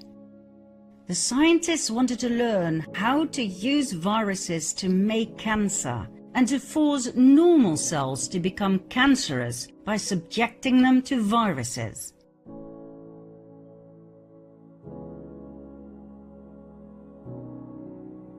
Why? Because cancer is an excellent weapon when it comes to biological warfare. It can be used to take down political leaders without any suspicion of a crime committed. And it can be used to wipe out large numbers of the population, as most forms of cancer are deadly. Approximately 10 million people die of cancer worldwide each year. That's about 26,000 people each day. Two classes of cancer-causing viruses were studied extensively at Fort Detrick's Special Virus Cancer Program. The RNA-type tumor retroviruses and the DNA herpes-type viruses. In the process, two discoveries were made: HIV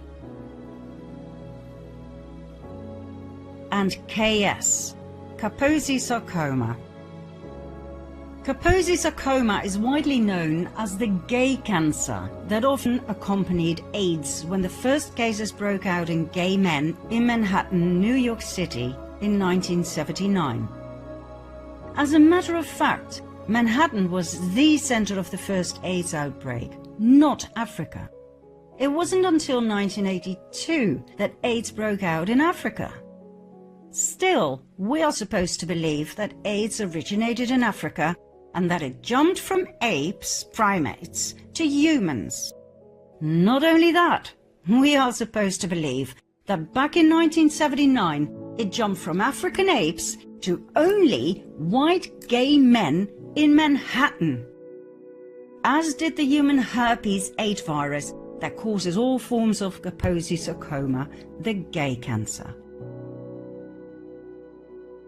We are expected to believe that 2 primate viruses, a retrovirus and a herpes virus, jumped species in Africa at the same time and ended up exclusively in the blood of white gay American men to produce a new immunodeficiency disease in 1979, now called AIDS. This proposed scenario suggests to me that such an unlikely African event has the markings of a scientific fairy tale, and I remain stupefied that such nonsense can pass for science in the 21st century.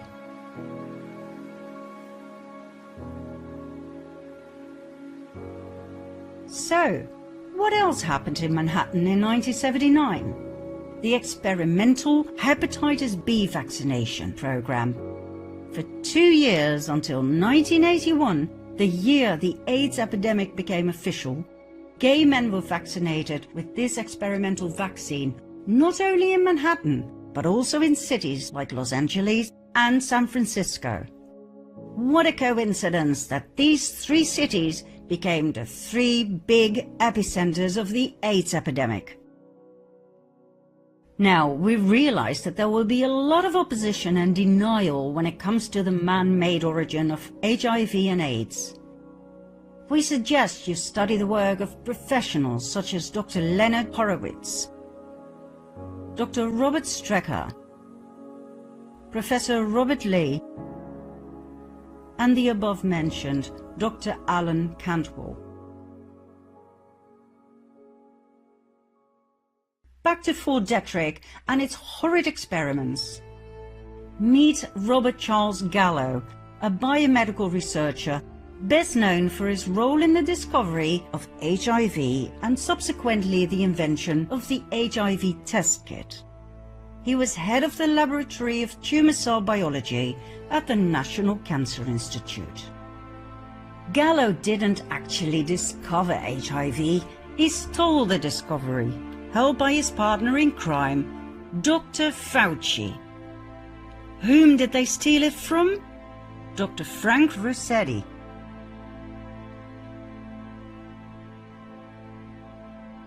And Dr. Judy Mikovits.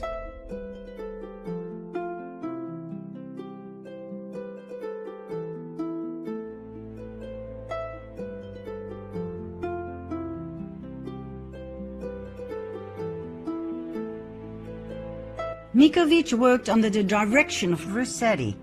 She was the one who isolated HIV from blood and saliva, and by doing so, she confirmed the earlier discovery by the French doctor Luc Montagnier, who had isolated and described HIV as a possible cause of AIDS. When Rossetti was out of town, Mikovits got a phone call from Fauci, who ordered her to give him the manuscript about the isolation and confirmation of HIV while it was still in press. Mikovits refused, as it was unethical to do so.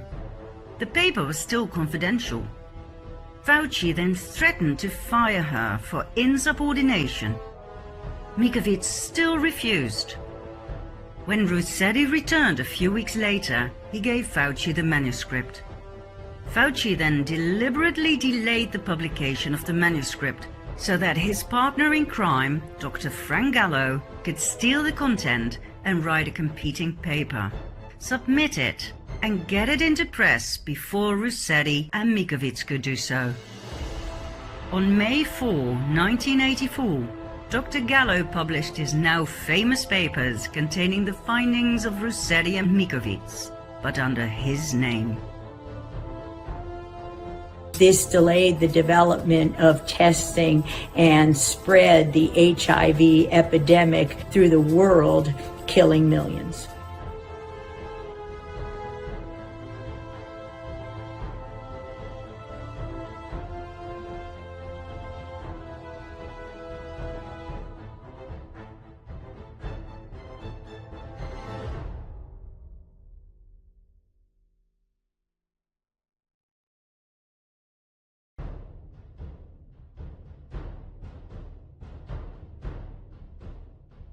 Was Fauci held accountable for his responsibility for the millions of lives his greed had cost?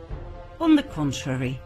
6 months later, he was appointed director of the National Institute of Allergy and Infectious Diseases, a position he still holds today.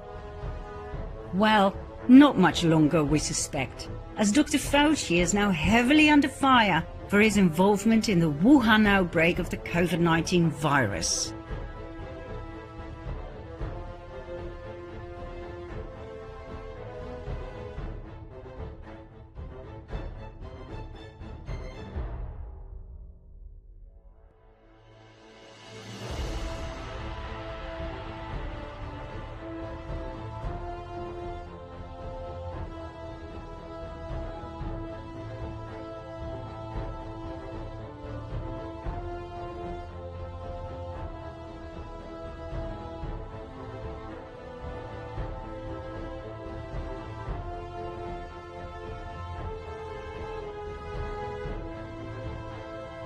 With all the evidence now on the table, we find it hard to believe that Fauci will be on the right side of the prison bars for much longer.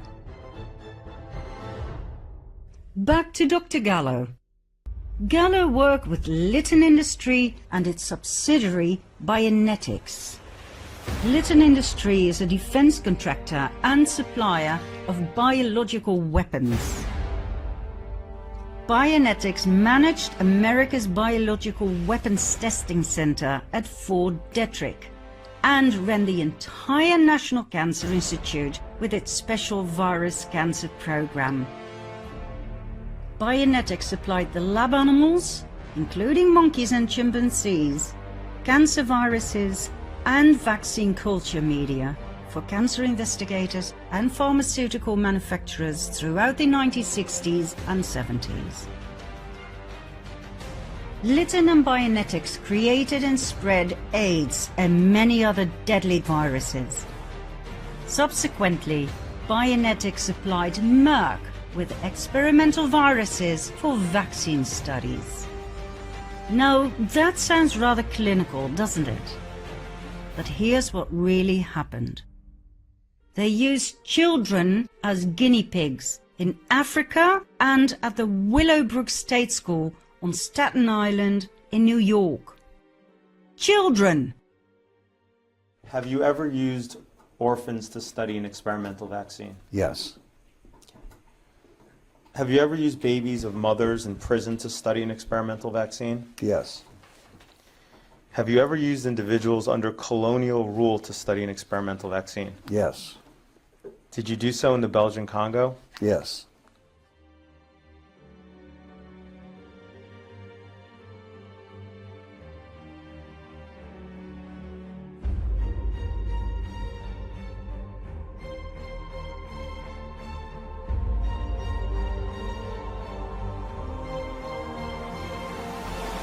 These were experiments conducted by the evil trinity of Litton, Bionetics and Merck, assigned by Kissinger and the CIA. Mind you, these experiments were in no way less evil than those of the Nazi doctors in the death camps of World War II.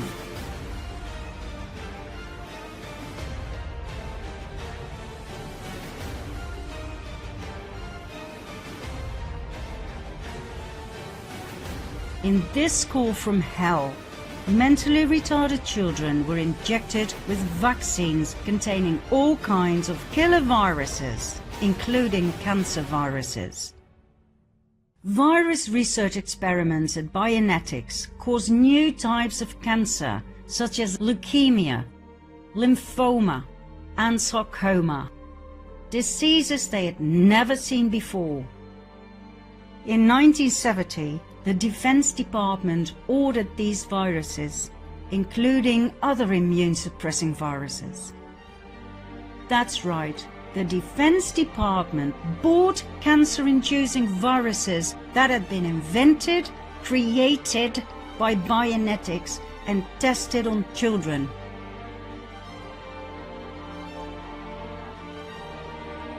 So, In case you ever wondered why we never heard about people dying from cancer in the old days, it's because all of these kinds of cancer had not been invented yet. Merck is one of the big pharma giants that Bill Gates is heavily involved in. According to researcher Dr. Leonard Horowitz, it was Kissinger who gave the order to fabricate the killer viruses.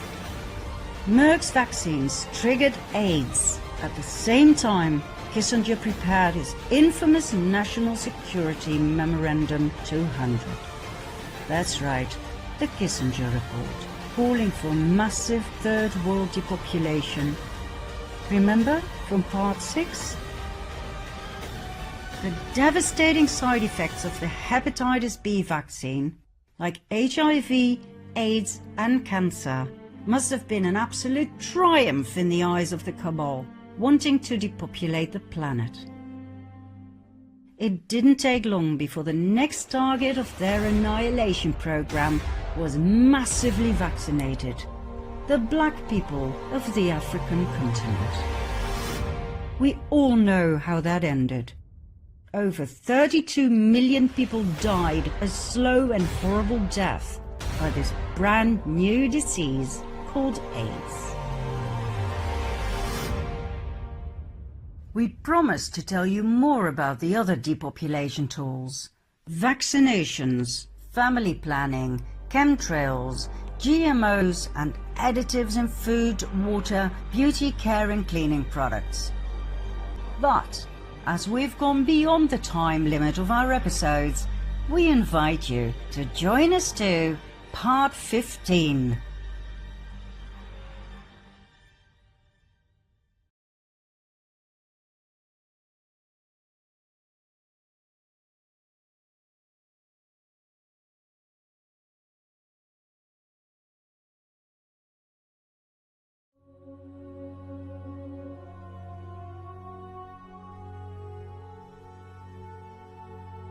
Let's continue where we left off at the end of our previous part, shall we? What do we have left in the area of depopulation in our daily lives? We have changed the order a bit to save what's best for last. Here we go. Additives in food, water, beauty, care and cleaning products. It may be hard to fully grasp, but the cabal seriously thought of all possible strategies to bring the masses to their knees. By design, purposefully, our food and water have been poisoned with substances that cause cancer and destroy our nervous system.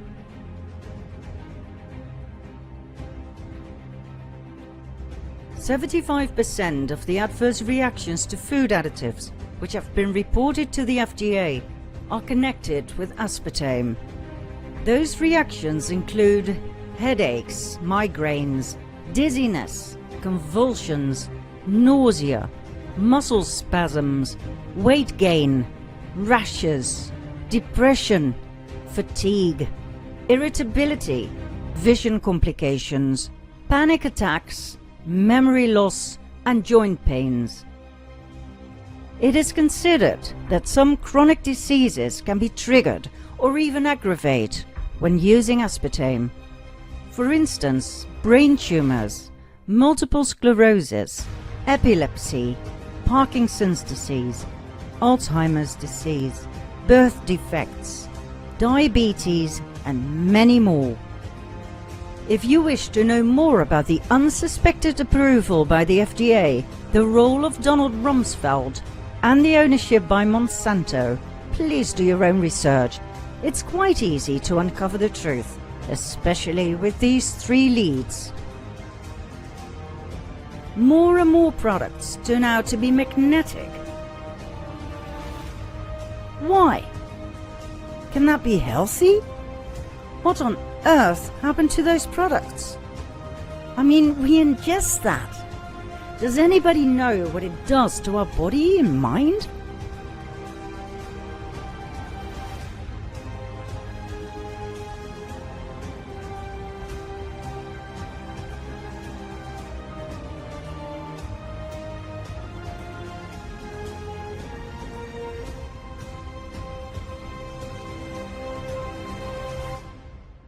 In many countries, for over 75 years now, our drinking water has been poisoned with fluoride, a highly toxic chemical waste product.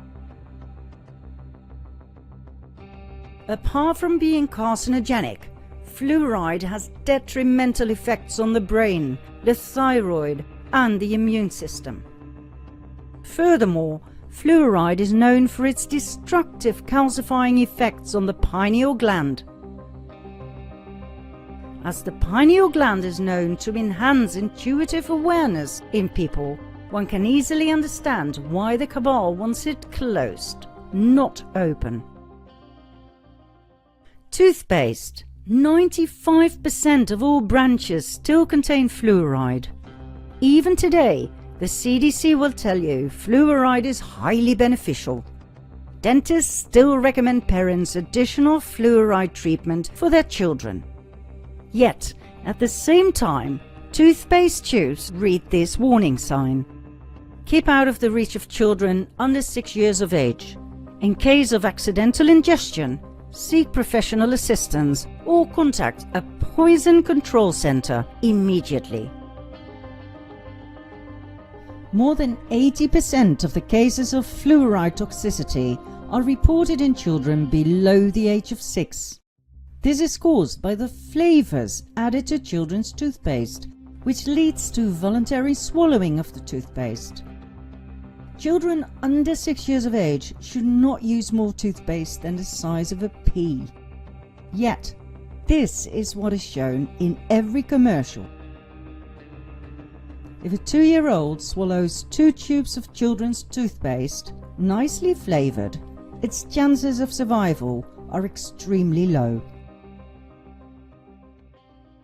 And just in case you thought that maybe the cabal forgot about your care products and cosmetics, I'm sorry to inform you that most products contain xenoestrogens, causing infertility and cancer, plus heavy metals like titanium, aluminum, lead, cadmium, mercury, nickel, and chromium in its carcinogenic state. And cleaning products? According to environmental experts, the average household contains approximately 62 toxic chemicals. Think ammonium, chlorine, and much, much more. Ingredients linked to asthma, cancer, reproductive disorders, hormone disruption, and neurotoxicity. There is no federal regulation of chemicals in household products. Neither ingredients nor products must meet any sort of safety standard, nor is any testing data or notification required before bringing a product to market. Next, GMOs, genetically modified organisms. We showed you in part 9 some of the problems around GMOs. When crops are genetically modified, they can be patented. That means that soybeans, corn, wheat, and basically every crop that was tampered with now belongs to someone. That someone made sure that these genetically altered crops do not reproduce in a natural way by producing seeds. This is what gives them a monopoly position on seeds and thus crops. Farmers are forced to buy the modified seeds each and every year. The modified crops need expensive pesticides, herbicides, and fertilizers, all provided by the same companies, like Bayer. One bad season and farmers go bankrupt. The poisoned land is left with monoculture and thus exhaustion. The yield may look bigger and better, but it's actually carcinogenic. Ecosystems are disrupted. Insects die. Birds die. Desperate farmers die. The link to depopulation? People on a massive scale will die from cancer. And what is the long-term effect of the consumption of plants that do not produce any seeds? Has there ever been any research into the question what that does to the human reproductive system? Furthermore, The owners of the patented seeds can create shortage whenever they want, for as long as they want. Think famine, people dying of hunger. Control the food supply, and you control the people.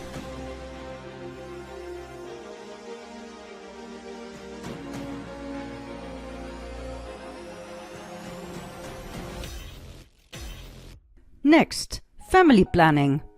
We've already shown you in part 6 what family planning entails and how it is used by the cabal. But our emphasis was on the less developed countries. How about the richer countries? How about you and me? We mentioned a new topic several times now, a topic that will shock you once we show you its statistics. I'm talking fertility, infertility, and our reproductive organs. We mentioned xenoestrogens and their effects on our reproductive organs. If you knew how many products that we use on a daily basis contain xenoestrogens, you'd be surprised that we can actually still procreate at all. Xenoestrogens are man-made chemicals. They can cause cancer and make you infertile. This is a well-known fact among chemists. Still, they are processed in a variety of products that we use on a daily basis, from care products to food and water. Why are those products still for sale? Why are we not protected by the FDA or our governments? You want to know why? Because they are part of the depopulation agenda. They are part of something so evil with such a sweet name: family planning.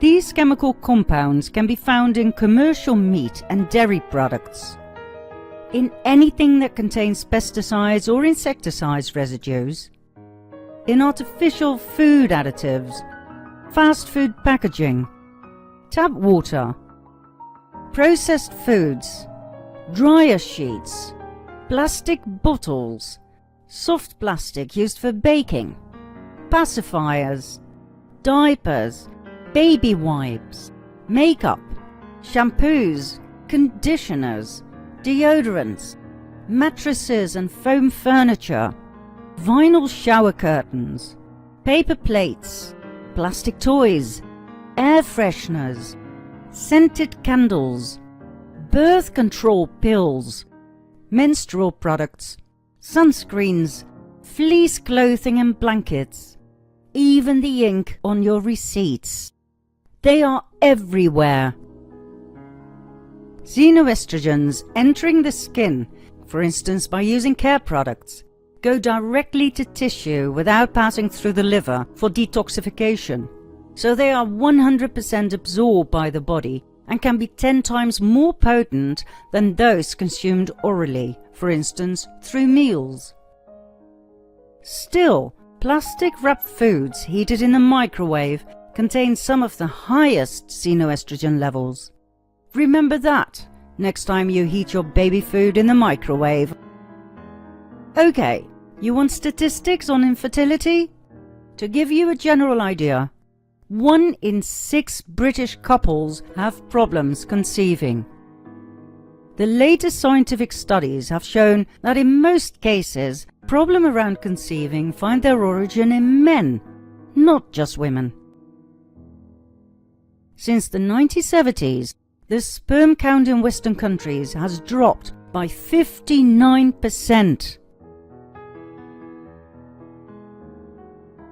Furthermore, erectile dysfunction is increasing, and testosterone levels are declining by 1% each year. Those men who seek medical help to fight their low testosterone levels can have their sperm counts drop to 0 while they're on it. The current state of reproductive affairs cannot continue much longer without threatening human survival. It's a global existential crisis. Worldwide fertility has dropped by 50% between 1960 and 2015. The United States has a total birth rate that is 16% below what it needs to replace itself. Rates of miscarriages are on the rise, and girls are experiencing earlier and earlier puberties, in some cases before the age of 8. In some parts of the world, the average 20-something woman today is less fertile than her grandmother was at 35. Today, the average male is nearing 47.1 million sperm per milliliter. Compare him to his father, who had an average of 99 million sperm per milliliter, and it's clear that this is a deeply worrying trend.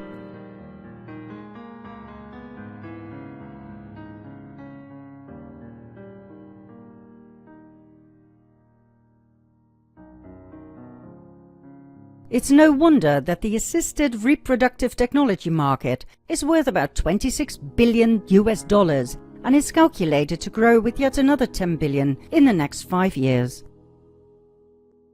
Infertility doesn't just alter a man's ability to make children, it also increases his mortality risk. Infertile men die younger, according to a Stanford University study.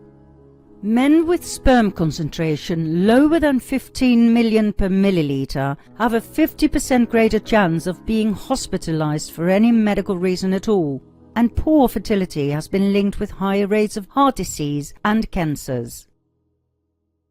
What a marvel of a chemical compound!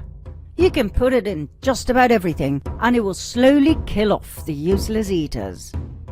But on its own, it's not enough to depopulate the planet once and for all. Let's have a look at yet another element of family planning: abortion. We've already shed some light on Planned Parenthood and its illegal side activities such as selling baby body parts and organs. Remember the number of babies they abort each year? In 2019, it was almost 350,000. And that's just Planned Parenthood. Only 40% of US abortions are performed by Planned Parenthood. Do you know what else Planned Parenthood is good at? Sex education. Planned Parenthood is the single largest provider of sex education in the United States, pushed by UNICEF, UNESCO, the WHO, and thus the UN.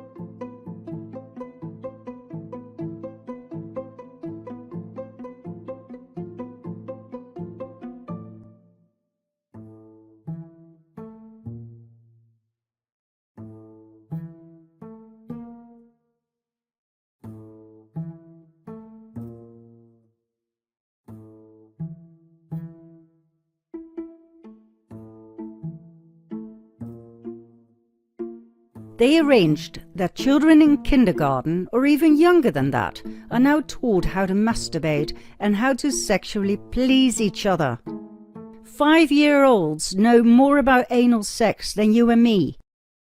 Now please don't get us wrong. We are pro-sex education, and we do not believe in a sex taboo.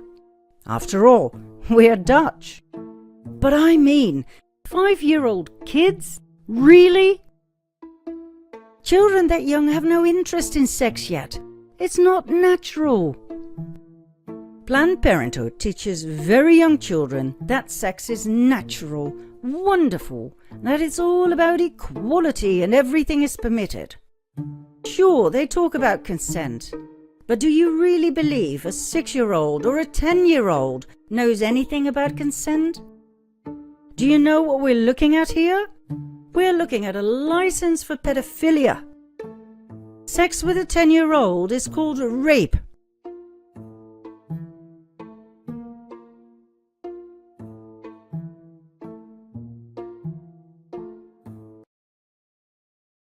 If you don't believe that this entire movement was set up to normalize the sexualization and exploitation of children, we must tell you something about the Netherlands.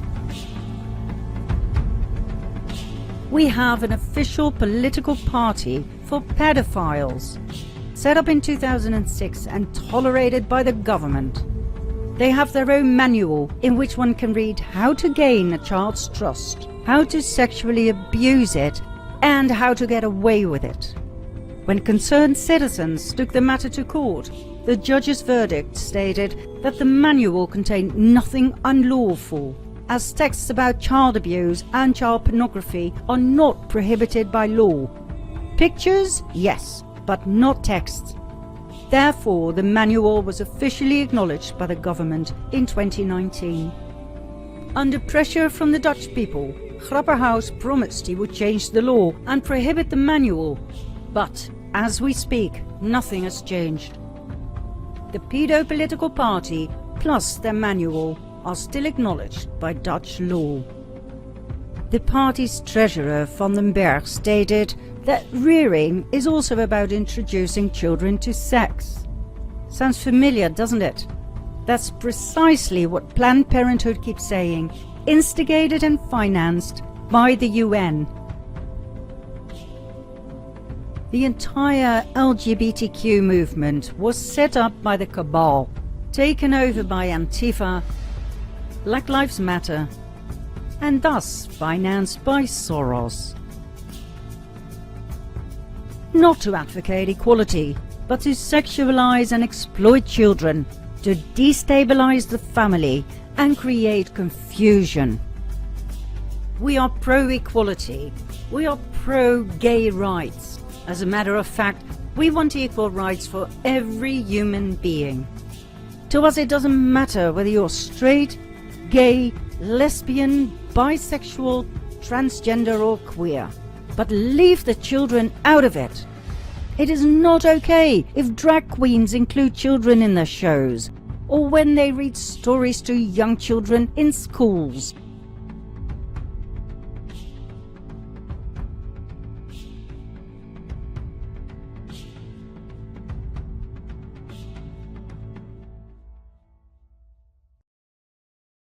Literacy program. The goal is to get kids excited about books, and particularly books like gender fluidity and or about gender fluidity, and giving kids queer role models. All right, so does anybody in this room know how to twerk? And then you just move your bum up and down like that, and that's twerking. Readings take place at libraries, museums, and other cultural centers in more than 30 cities across the country. Some are small affairs, but many, like the one in Washington, D.C., play to full houses. It's just really been obvious that there was a need for this in our community. The library partnered with the D.C. chapter of Drag Queen Story Hour to bring the family-friendly events to the nation's capital.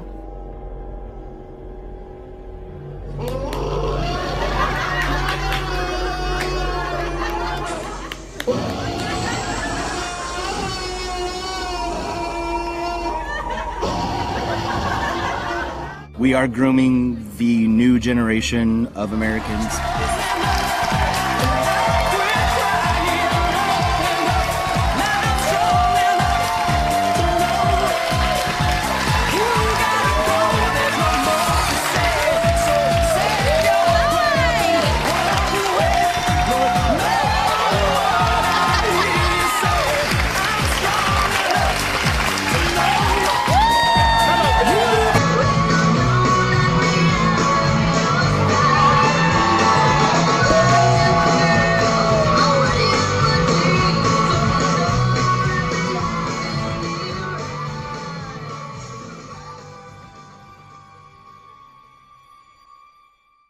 Lactatia is the devious diva you could ever think of.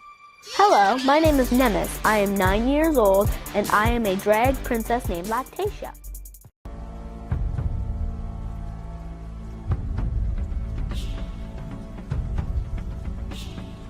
It is not okay when parents talk their children into wanting to have a sex change.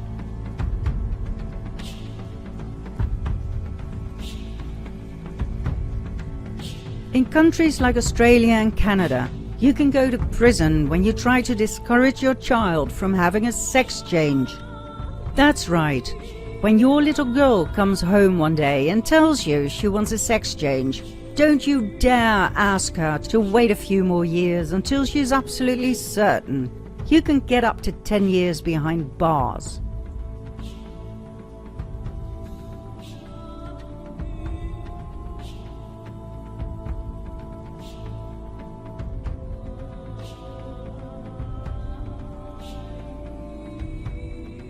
Boston Children's Hospital, which opened the first clinic for transgender youth in the U.S.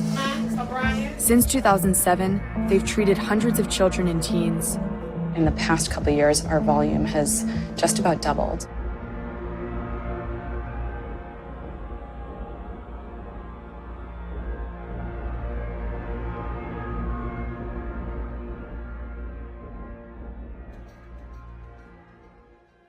Oh, and just in case you think LGBTQ is quite a lot to wrap your head around, it has now been extended and is actually called LGBTQIA+.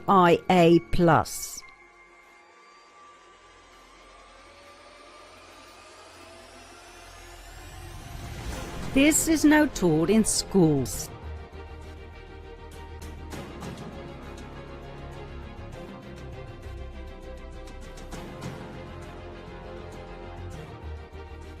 Recent studies have shown that more and more children are confused about their gender identity.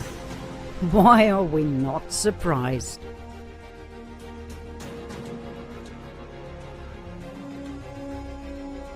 What we are looking at here has nothing to do with tolerance, acceptance, or equality. This is a political agenda.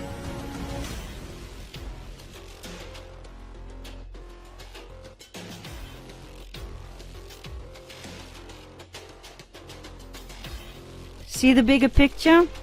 Family planning at its finest. Destroy the family and prevent procreation. Depopulation in yet another disguise. Remember how we started this episode? We really believed it would all fit in part 15. But the more we researched, the more we discovered. And to our own shock, now that we have reached our crucial half hour, there are still 3 topics left. Depopulation truly entailed much, much more than we believed upon starting our quest. And so, we invite you to join us for more madness in part 16.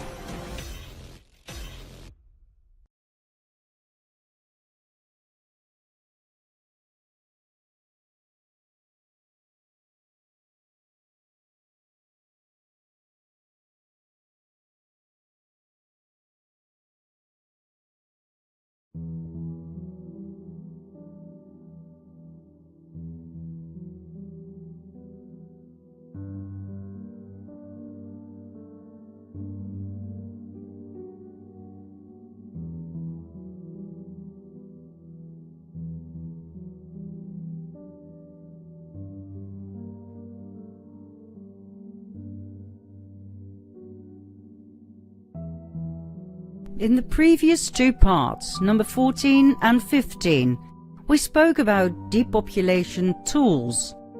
That's what they are to the cabal, just tools, a means to an end. To us, the people, they are mere weapons. They are actual weapons of mass destruction. We have 3 left. Here we go, as we have no time to waste. Number 3 in our countdown. Chemtrails. Remember clear blue skies and white fluffy clouds? Neither do we. They disappeared several decades ago when all of a sudden Planes left strange lines in the sky that remained there instead of disappearing after a few minutes, which would be normal for contrails, condensation trails. These new trails, however, not only remain in our skies, they spread out to form a thin and all-enveloping cloud cover. This new type of trails, often raggedy on one side, were soon coined chemtrails, chemical trails instead of condensation trails. Years of testing went by. Chemicals were found all right, and to an alarming extent. Barium, cadmium, aluminum, titanium, strontium, lithium, heavy metals that are stored in our brains where they have proven to cause Alzheimer and Parkinson's disease. What on earth are they doing up there?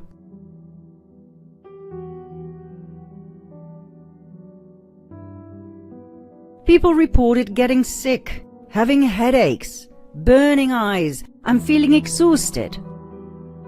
After years of denial and ridicule by the authorities, chemtrails were finally admitted to exist.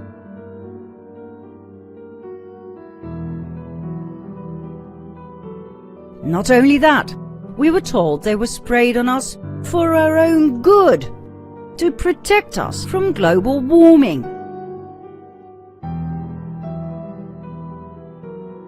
The thin cloud layer, formed by the heavy metal particles, reflects the sun back where it belongs, away from us.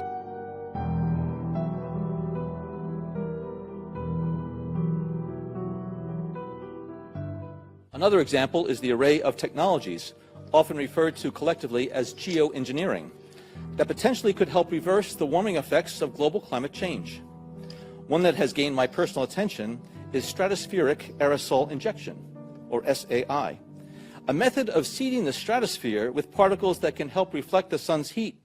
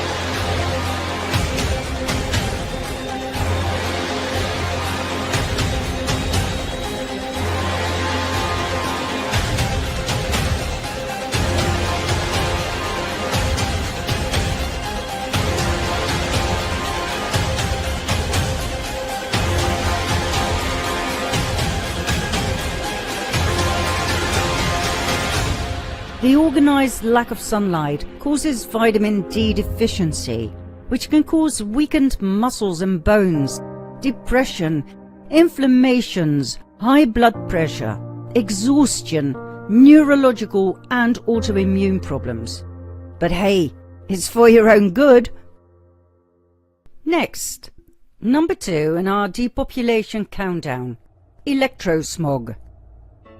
The invisible electromagnetic radiation from the use of both wireless technology and mains electricity.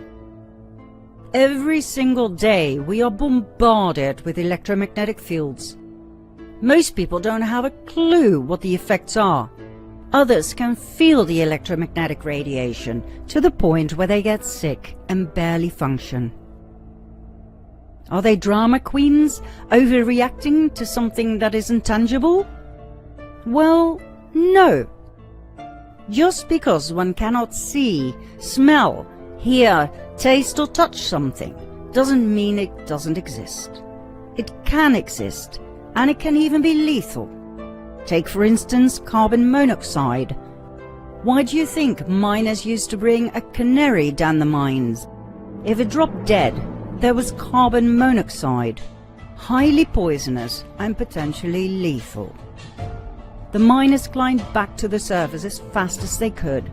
They knew, like nobody else, that something they couldn't see, smell, hear, taste or touch was capable of killing them all. It's the same with electrosmog. Do you even realize what you are exposed to on a daily basis? Think cordless phones, cell phones, baby monitors, cell phone towers and transmitters, wireless networks like Wi-Fi, microwave ovens, smart meters. We are talking electromagnetic fields. Why is it affecting us? Well, that's quite easy to understand when you realize that our human bodies on a cellular level have a tender electrical current of a picoamp. Picoamperes are the smallest current ever recorded. They are a trillionth of an ampere. Now, when you use your cell phone that is plugged into an electrical socket, it will send out a current of 0.2 amps. Forget the pico.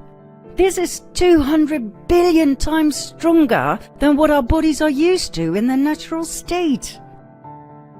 Phone charger plugged in. Right? What's what happen when I plug it in? It becomes a transmitter for electric. Right, and look how far it transmits, look. So if you're laying in bed with that next to your head, that is all going into your head. That's why I know. Watch what happens when I pick my phone up when it's charging. So that is going right into your body. Furthermore, your cells communicate with each other at an incredible speed of 5 to 10 quadrillion electrical pulses per second. What happens when you interrupt that perfectly balanced electrical circuit with invading currents that are 200 billion times stronger? Then, apart from our own electrical current, we have an electromagnetic field. Now imagine you live in an artificially created field higher than this. Over time, your body will become distressed, trying to compensate for the effects of this greater electromagnetic field. As a result, your body will lose energy constantly to the point of illness and exhaustion. Let's have a look at one particular physical effect of high-frequency electromagnetic fields that most people can relate to: the production of a hormone called melatonin. Melatonin enhances your ability to fight cancer. It strengthens your immune system, and it is responsible for complete relaxation and sleep.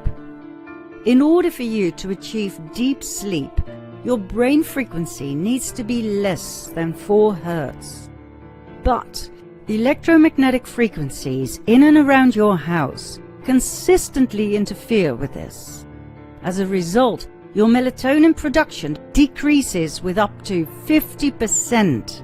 depending on the amount of electrosmog in your bedroom.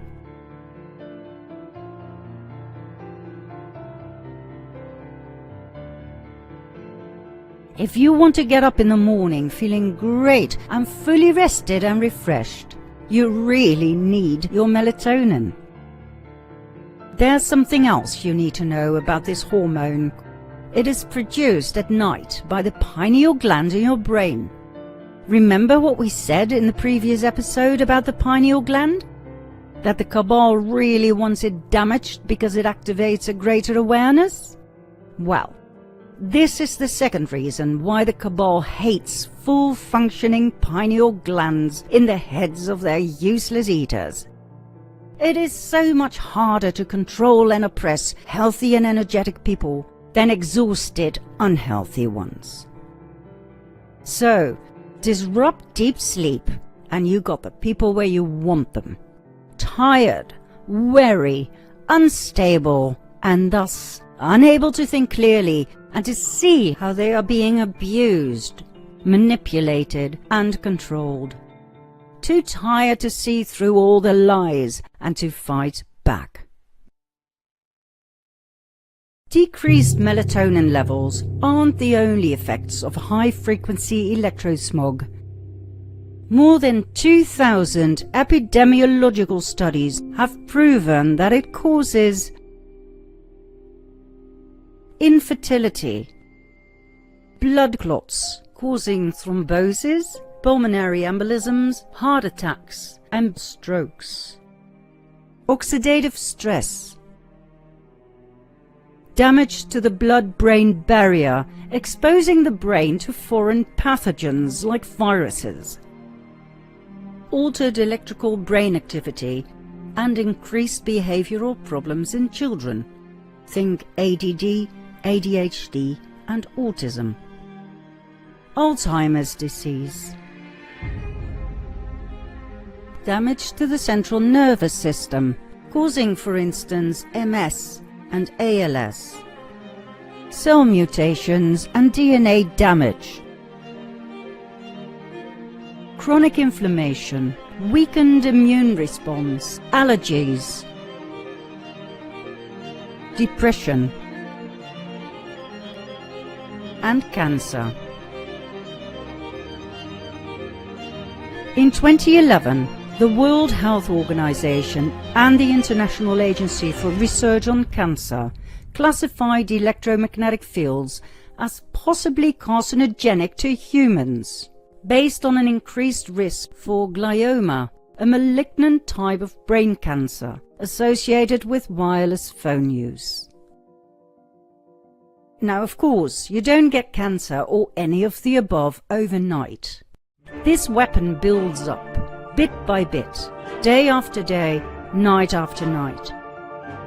We asked a group of Dutch researchers to measure EMF peaks in and around the house, and to investigate extensively what the effects of those peaks were on body and mind. Here's what they found.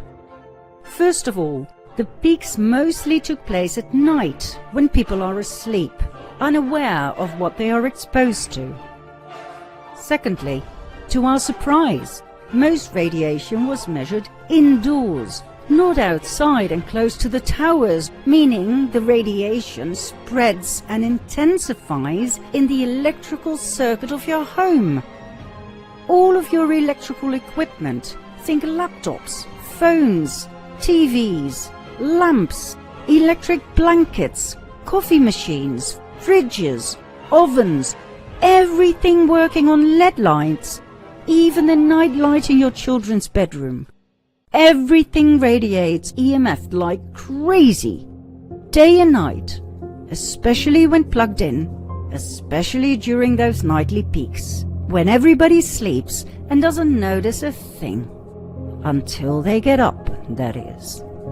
Then it starts, with restless legs, a dull feeling in the head, dizziness, pressure on the chest, pain between the shoulder blades, pain in the abdomen, stiffness and pain in joints and limbs, tinnitus, shortness of breath, coughing, nosebleeds, heart palpitations and intensified heartbeat, a feeling of heat inside the head and other parts of the body, a tingling or wobbling feeling throughout the body, headaches, and a lack of concentration during the day.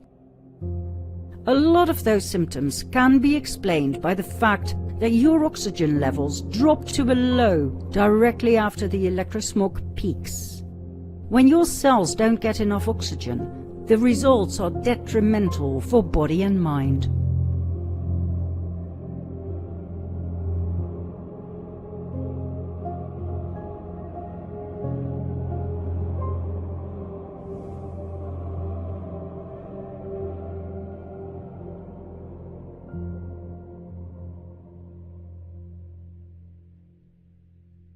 We are now entering the brave new world of smart meters.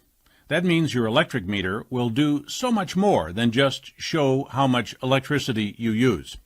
The new smart meters are watching you. They sense all kinds of goings-on.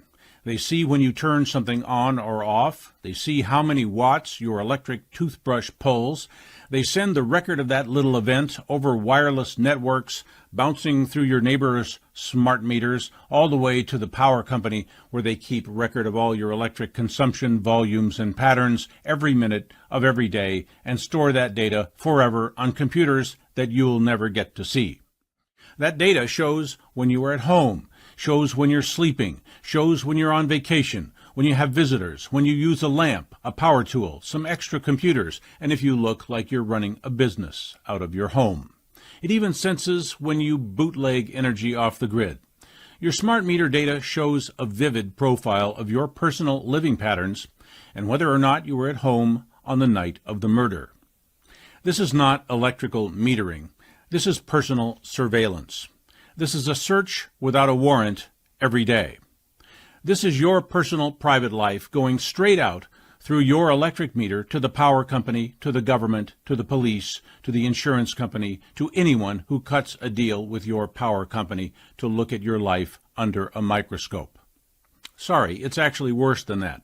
People who don't cut a deal can get your information too by simply intercepting the wireless signal spewing from the side of your house. Yes, smart meters are radio transmitters.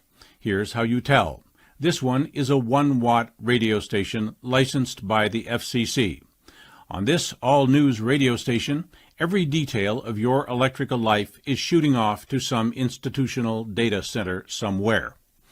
Already, the police in Ohio, Texas, British Columbia, and places I don't know about are regularly using smart meter data to pinpoint marijuana grow houses, enforce business licenses, and punish people for doing things in the privacy of their own homes that you were not supposed to do, but they wouldn't even know you were doing if they weren't spying on you. Your power company apparently gets to sell your personal life story to whomever it wants. Any unusual power consumption pattern is considered probable cause to raid you for growing marijuana or running a computer server without a business license. This is about as Big Brother as it gets. Those friendly men with their truckload of smart meters are going door to door with something a little different than a Christmas carol. My personal opinion is that you and I need to demand that these things be taken off our homes. It is not possible for your power company to claim they have the right to install a surveillance device on your house. Smart meters are no different from wiretapping devices. And in case you didn't know, wiretapping is illegal in all 50 of the states and the federal territories. If you let your power company put a smart meter on your house, you may as well walk around all day with a Facebook helmet webcam pointed at yourself. They have convinced themselves installing smart meters is lawful by some reaching to the moon jive called implied consent. If you say they can change your meter, they pretend you consent even when you don't know really what they're doing. Here's a tip. Tell them they can't change your meter. They had no trouble billing you with the old meter. If you send them a notice by certified mail that they may not install a smart meter or any other surveillance device on your house, their implied consent goes out the window. I would do that if I were you. In fact, I did that, and I'm not even you. Those friendly guys on the sidewalk told me that they plan to put a smart meter on every house in America. If they do that, it will no longer be America. Now, of course, we're talking about 3, 4, and 5G as well. Millions of people are now concerned about the unrolling of 5G, but not many actually understand the exact problems. 5G is not a steady frequency. It is in development. Right now, most countries have 5G of 3.5 gigahertz. Not a big deal just yet, even though the effects on body and mind can already be felt, like we just showed. However, our governments have a plan for their 5G networks. They intend to increase the gigahertz from 3.5 to 28 to 60. 28 gigahertz is now at an experimental stage. 60 gigahertz is the near future. The entire Internet of Things, in which everything is interconnected through a wireless mega network, will be rolled out on 60 gigahertz. The future network of self-driving cars will need a complete infrastructure of Wi-Fi tunnels underneath your town, state, and country.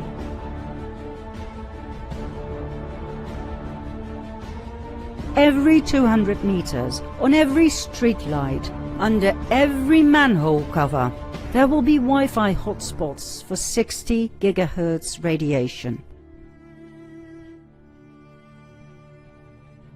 The energy consumption will skyrocket.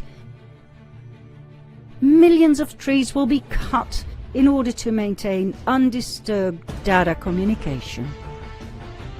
5G before climate change. Cut those trees and fry the citizens.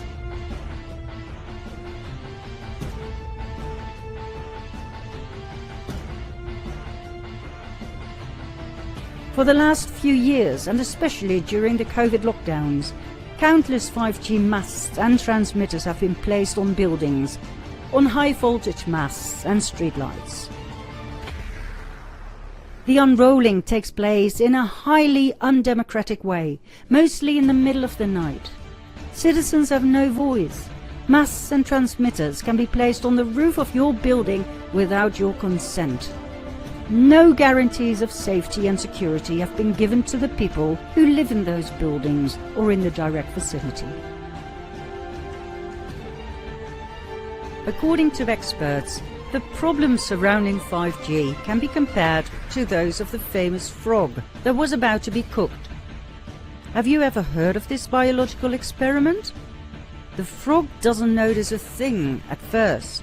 He feels good and warm, all cuddled up in a pan with water. But the frog cannot see the fire underneath the pan. The water gets warmer and warmer. The frog is still comfortable, but as he gets hot to the point of being cooked to death, he doesn't move. He doesn't try to escape, because it is all happening gradually. He spent all of his energy adapting to the rising temperature. And so, he now waits for the horrid death he is about to experience. That frog, my friends, is you and me. 5G, from 3.5 all the way up to 60 gigahertz. Gradually. We are so busy adapting that we will not be able to escape when our boiling point arrives. At exactly 60 gigahertz, the electrons of an oxygen atom start spinning. As a result, the oxygen you breathe in can no longer be absorbed by your blood cells. In other words, when 5G is set on 60 gigahertz and released, we will literally drop dead within minutes.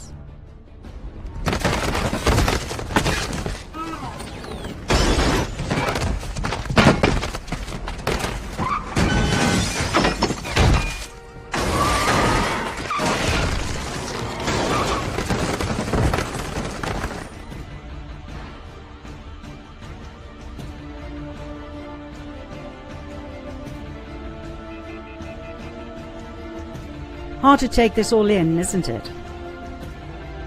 We promised one more depopulation weapon, because for some reason, in spite of all the above, we are still alive.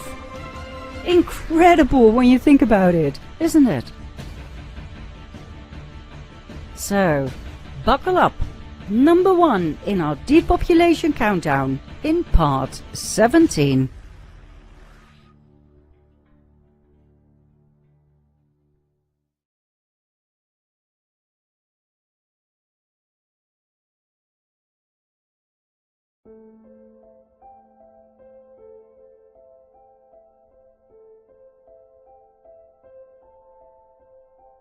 When we started making the sequel to The Fall of the Cabal, upon writing the script, it all fitted in 17 episodes.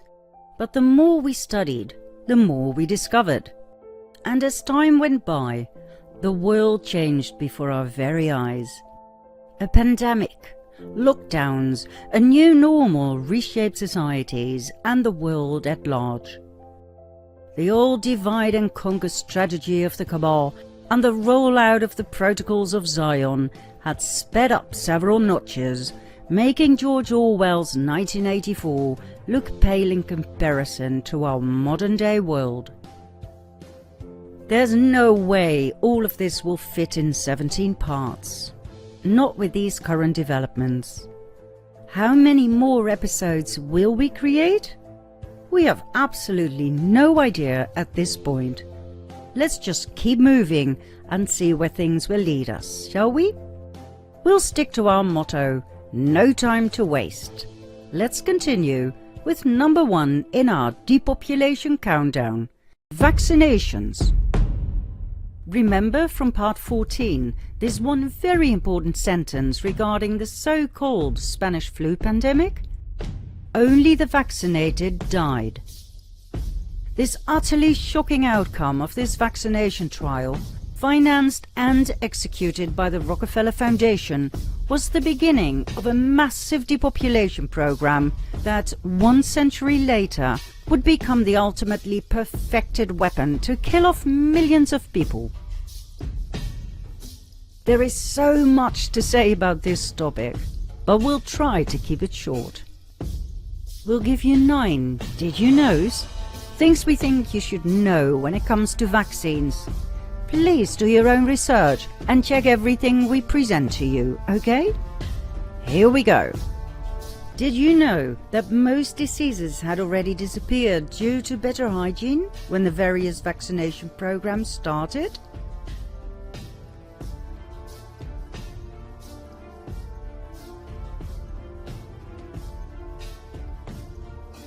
Did you know that babies in the US get 26 injections, 5 at a time, against 14 different diseases?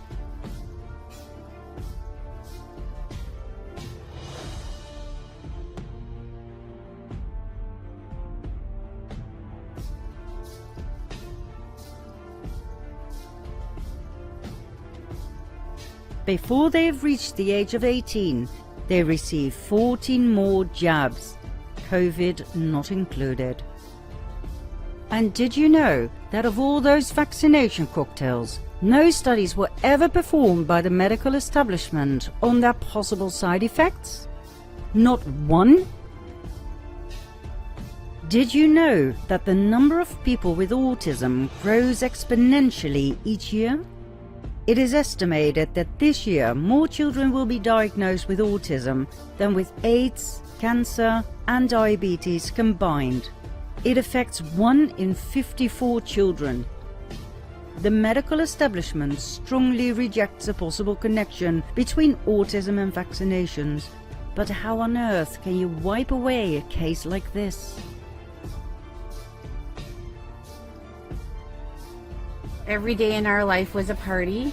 Every single day they were holding hands and smiling and laughing and looking at each other, engaging in each other.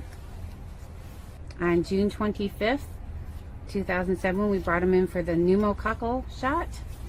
So just that shot? 1 shot. We went in at 10 a.m. for the shot. By noon, Claire shut completely off. It was as if she was blind and deaf and complete failure to thrive, from super, super happy, smiley girl to, this is a picture of her. She had full-blown eye contact. She was super lovely, and she shut right down. And all she did at that moment was stare at the ceiling fan. So that was at noon. We had the shot at 10 a.m. 2 o'clock. We watched Richie shut off. All the giggles, all the smiles, again, failure to thrive. They lost all their reflexes. They stopped blinking, stopped yawning, stopped coughing, stopped sneezing. So that was 2 o'clock. We watched Richie shut down, and I couldn't breathe. But there we go. The worst is when we saw the final one shut down. Robbie looked like he was hit by a bus. Robbie, from that moment on, had a stunned look on his face. He lost his happiness. This is a first year picture? First birthday. 3 months after the shot. 3 months after the shot. They were no longer engaged in anything or anyone. They lost their smiles. They just were in their own little separate worlds. They never held hands again. They never looked at each other again. Vaccine injury is real. We were told it was genetic. And then we were told by geneticists that there's no possible way 3 children would shut off on the same day. That was absolutely statistically impossible, especially being 2 boys and 1 girl.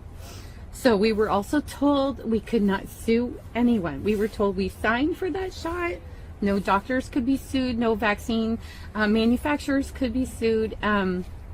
So we had severe autism spectrum disorder for all 3 kids entering kindergarten. What happened is we woke up one morning and we had 3 happy, healthy 9-month-old children. By that evening, we took them for a vaccination. By that evening, they were autistic. What we said to our pediatrician is, we're not going to do anything. We're not going to do any more vaccinations until we know what happened here. What they said is, if you don't continue to do exactly what you did the day your children turned autistic, we're going to fire you from our practice. So they broke up with us. They broke up. They sent us a lovely letter saying we were no longer welcome at their practice because we weren't going to continue well baby checks. And that is the one decision that we'll never regret. They can argue with families that your child, because it might be a single child, was genetic. They can try and put that back on the family and say somehow your genes are weak. But with us having 2 boys and 1 girl, they lose the argument with us, hands down. So we are the living proof that they're all lying.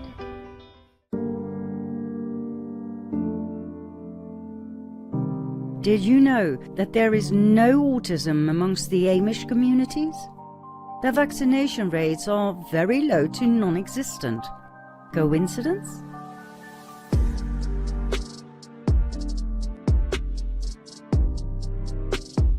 Dr. Frank Noonan, who has been treating Amish children for over 25 years, once said, "You'll find all the other stuff, but we don't find autism. We're right in the heart of Amish country and seeing none, and that's just the way it is." Dr. Dan Olmsted confirmed Noonan's findings. He called this phenomenon the Amish anomaly. Did you know that the American government has paid $4.5 billion as financial compensation as a result of vaccinations gone wrong? Mind you, not the vaccine producers had to pay for the damage caused. They made sure they are above the law with their non-liability disclosures. The American government paid, meaning the American taxpayer. Did you know that the exact same playbook was rolled out in 2009 for the swine flu pandemic and the COVID-19 pandemic in 2019? Everything was ready back in 2009, from face masks and quarantine to vaccinations. However, Wolfgang Wodarg, chairman of the Health Committee in the German Parliament and the European Council, spoke up. He showed the world that the big pharma vaccine producers had intentionally spread fear and panic about a relatively mild disease. According to Dr. Wodak, they had tempted the WHO into defining the swine flu as a pandemic. He branded the H1N1 outbreak as one of the greatest medical scandals of the century. He said, "We have had a mild flu and a false pandemic." What does that remind you of?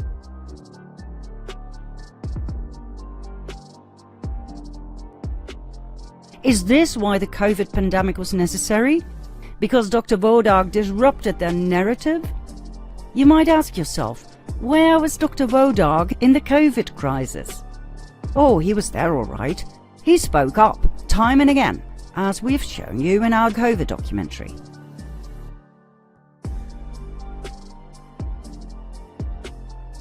But this time the cabal was better prepared and used their propaganda machine, the mainstream media, to the fullest. The people were brainwashed into believing the narrative more than ever before, and Dr. Wodak's voice got lost in the endless repetition of the fear-mongering media outlets. He was set aside and shamed as yet another tinfoil hat conspiracy nutter, deranged and dangerous to our society. Did you know that 58% of infant deaths occurred within 3 days of vaccination and 75% within a week? Now those are the official numbers, meaning the real numbers are probably even higher. Ever heard of the sudden infant death syndrome, also known as cot death or crib death? It is the sudden unexplained death of a child of less than 1 year of age. SIDS usually occurs during sleep. In the US, about 3,400 babies die of SIDS each year. The sad truth is that parents whose baby died of SIDS were often accused of killing their baby by shaking it or by smothering it. Many of those parents ended up in jail. Many were innocent.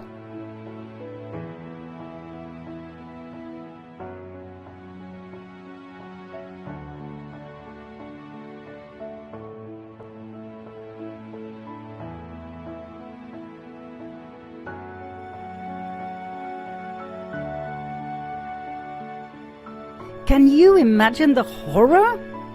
First, your precious baby dies. Then, you are accused of its death. Any possible connection with the vaccination the baby just received is fervently denied by the authorities. You are sentenced to several years in prison. Your family is destroyed, and you get the blame. God knows how many parents had to go through this hell and never fully recovered from it.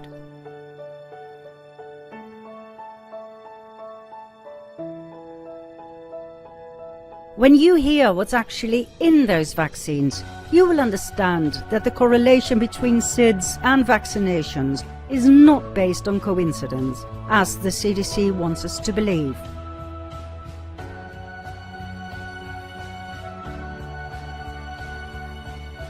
Not only that, it is well known by the authorities and the vaccine producers. Now, if this doesn't make you mad, we don't know what will. So, here we go. Number 9. Did you know that the following adjuvants are used in vaccines? Thimerosal, a mercury-based preservative. For years, pro-vaxxers have been trying to deny the use of mercury in vaccines. Yet, thimerosal, and thus mercury, is present in the following vaccines. Also, DTaP vaccines are still recommended and administered to pregnant women.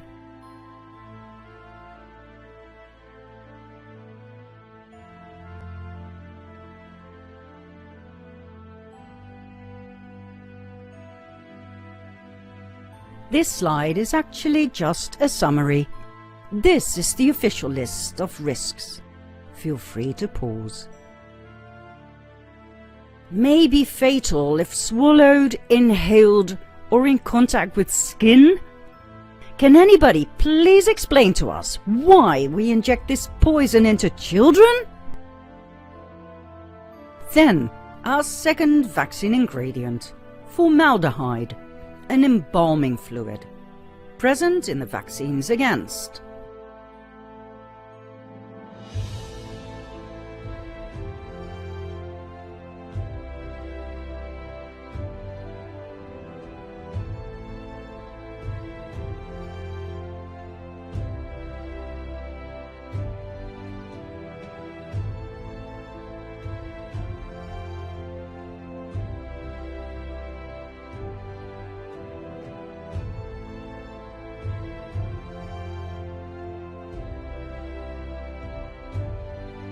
Still, the CDC assures the public that the small amounts of formaldehyde in vaccines are safe, but offers no studies to back such a claim. When the entire childhood vaccine schedule is taken into account, a child will have had almost 1,600 micrograms of formaldehyde injected into its body by the age of 6. Why the heck add an embalming fluid to a vaccine? Then, aluminum, yet another heavy metal, used in vaccines against.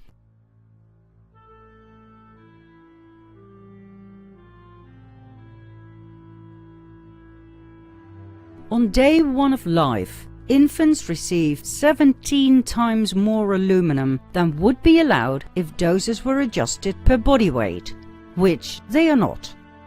At the current time, there are no known or published studies specifically defining levels of aluminum in any vaccine product based on safety studies of aluminum.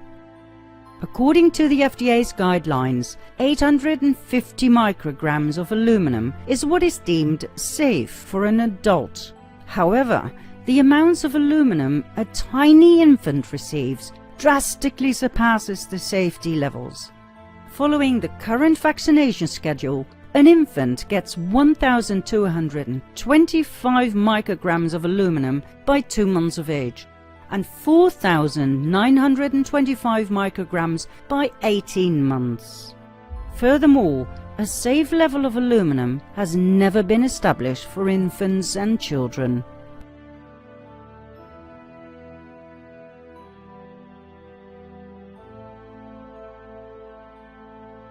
Then, fetal tissue. Vaccines must be grown in a substrate, which simply means that it takes living tissue to grow the microscopic vaccine ingredients. For decades, that living tissue has been aborted fetus cells. This is common knowledge, but not many people know that an Italian research study performed by Corvelva showed that the MMRV vaccine, manufactured by GlaxoSmithKline, contained an entire human genome.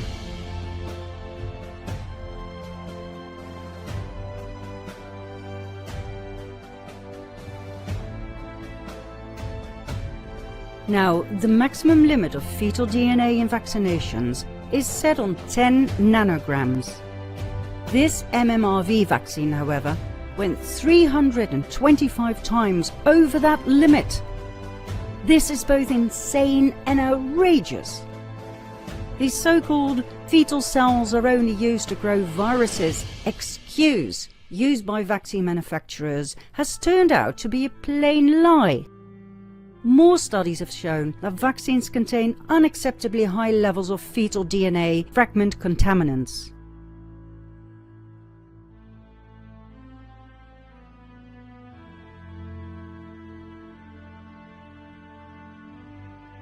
Oh, and by the way, this particular MMRV vaccine gave the researchers of Corvelva an extra shock.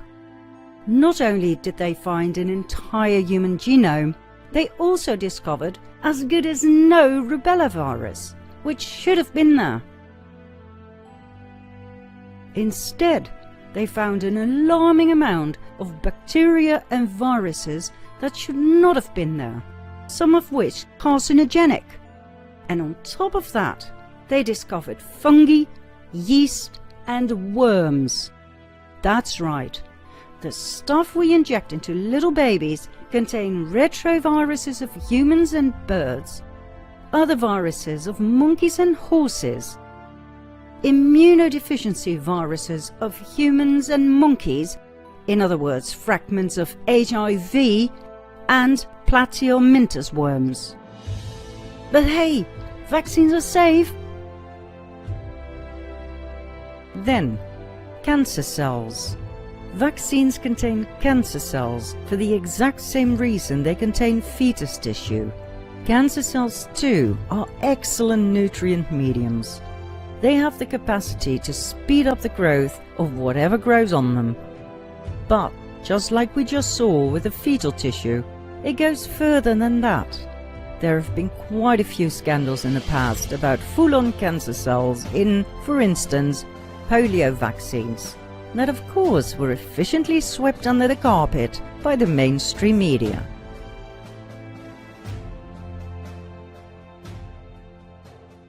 Last but not least, nagalase, an enzyme that is secreted by virus-infected cells and by cancerous cells in the process of tumor invasion.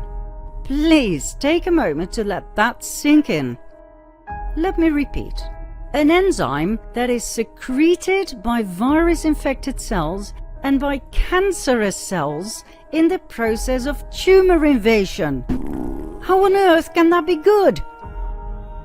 Well, it can't be good. And it isn't good.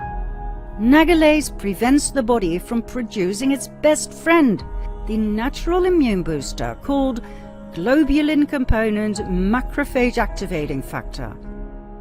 GC-MAF activates macrophages, a certain type of white blood cells that attack cancer cells and other foreign invaders like a pit bull defending your body. But nagalase deactivates your pit bull. As a result, everything bad, like cancer, can grow in your body without limitations. High levels of nagalase have been found in patients with all sorts of cancer, autism, diabetes, immune disorders, plus viral and bacterial infections. Why on earth is this crap added to vaccines? Well, many doctors asked that same question. They started doing their own research and came up with the same shocking conclusion. Nagalase must have been added to the vaccines on purpose in order to slowly kill people. Not only that, they treated their patients with GC-MAF, the pit bull activator, and with outstanding results. Their research findings did not exactly receive a warm welcome.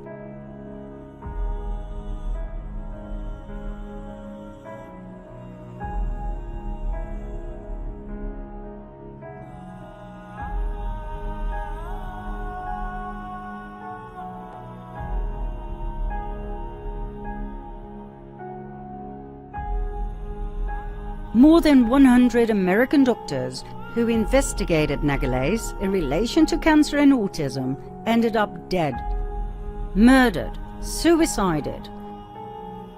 If there's one thing we have learned from all our research, it's that the vaccine mafia accepts no opponents. And those who stand out, for instance because of their former connection to that same mafia, and or for having a great amount of followers on social media, are silenced without mercy.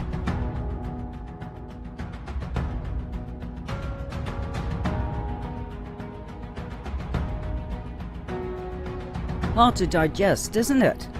And the list that we have presented, both in this episode and the previous ones, is far from being complete. What about electronic cigarettes and vaporizers? Do you believe they offer a safe alternative to normal cigarettes? Forget it. They have turned out to be just as harmful. Scientific studies have proven that e-cigarettes can cause cancer, heart problems, lung injury, and that they can damage and change your DNA due to the chemicals present in e-cigarette aerosols. like for instance formaldehyde and acrolein.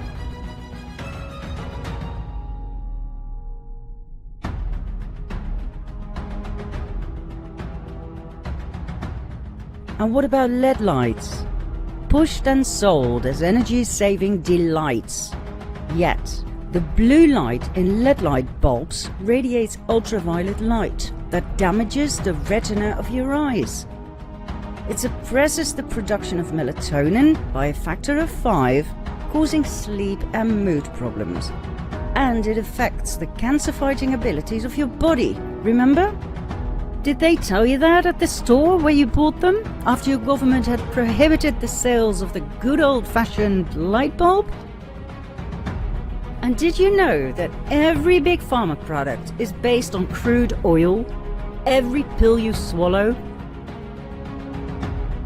Every candle that you burn contains paraffin, a waste product of the petroleum industry, releasing carcinogenic chemicals. And did you know that microwave ovens destroy all nutrients in whatever meal you put in them? Did you know mammograms contain so much radiation that one's entire breast is not only painfully squashed, but also exposed to an upgrade in one's chances of getting cancer?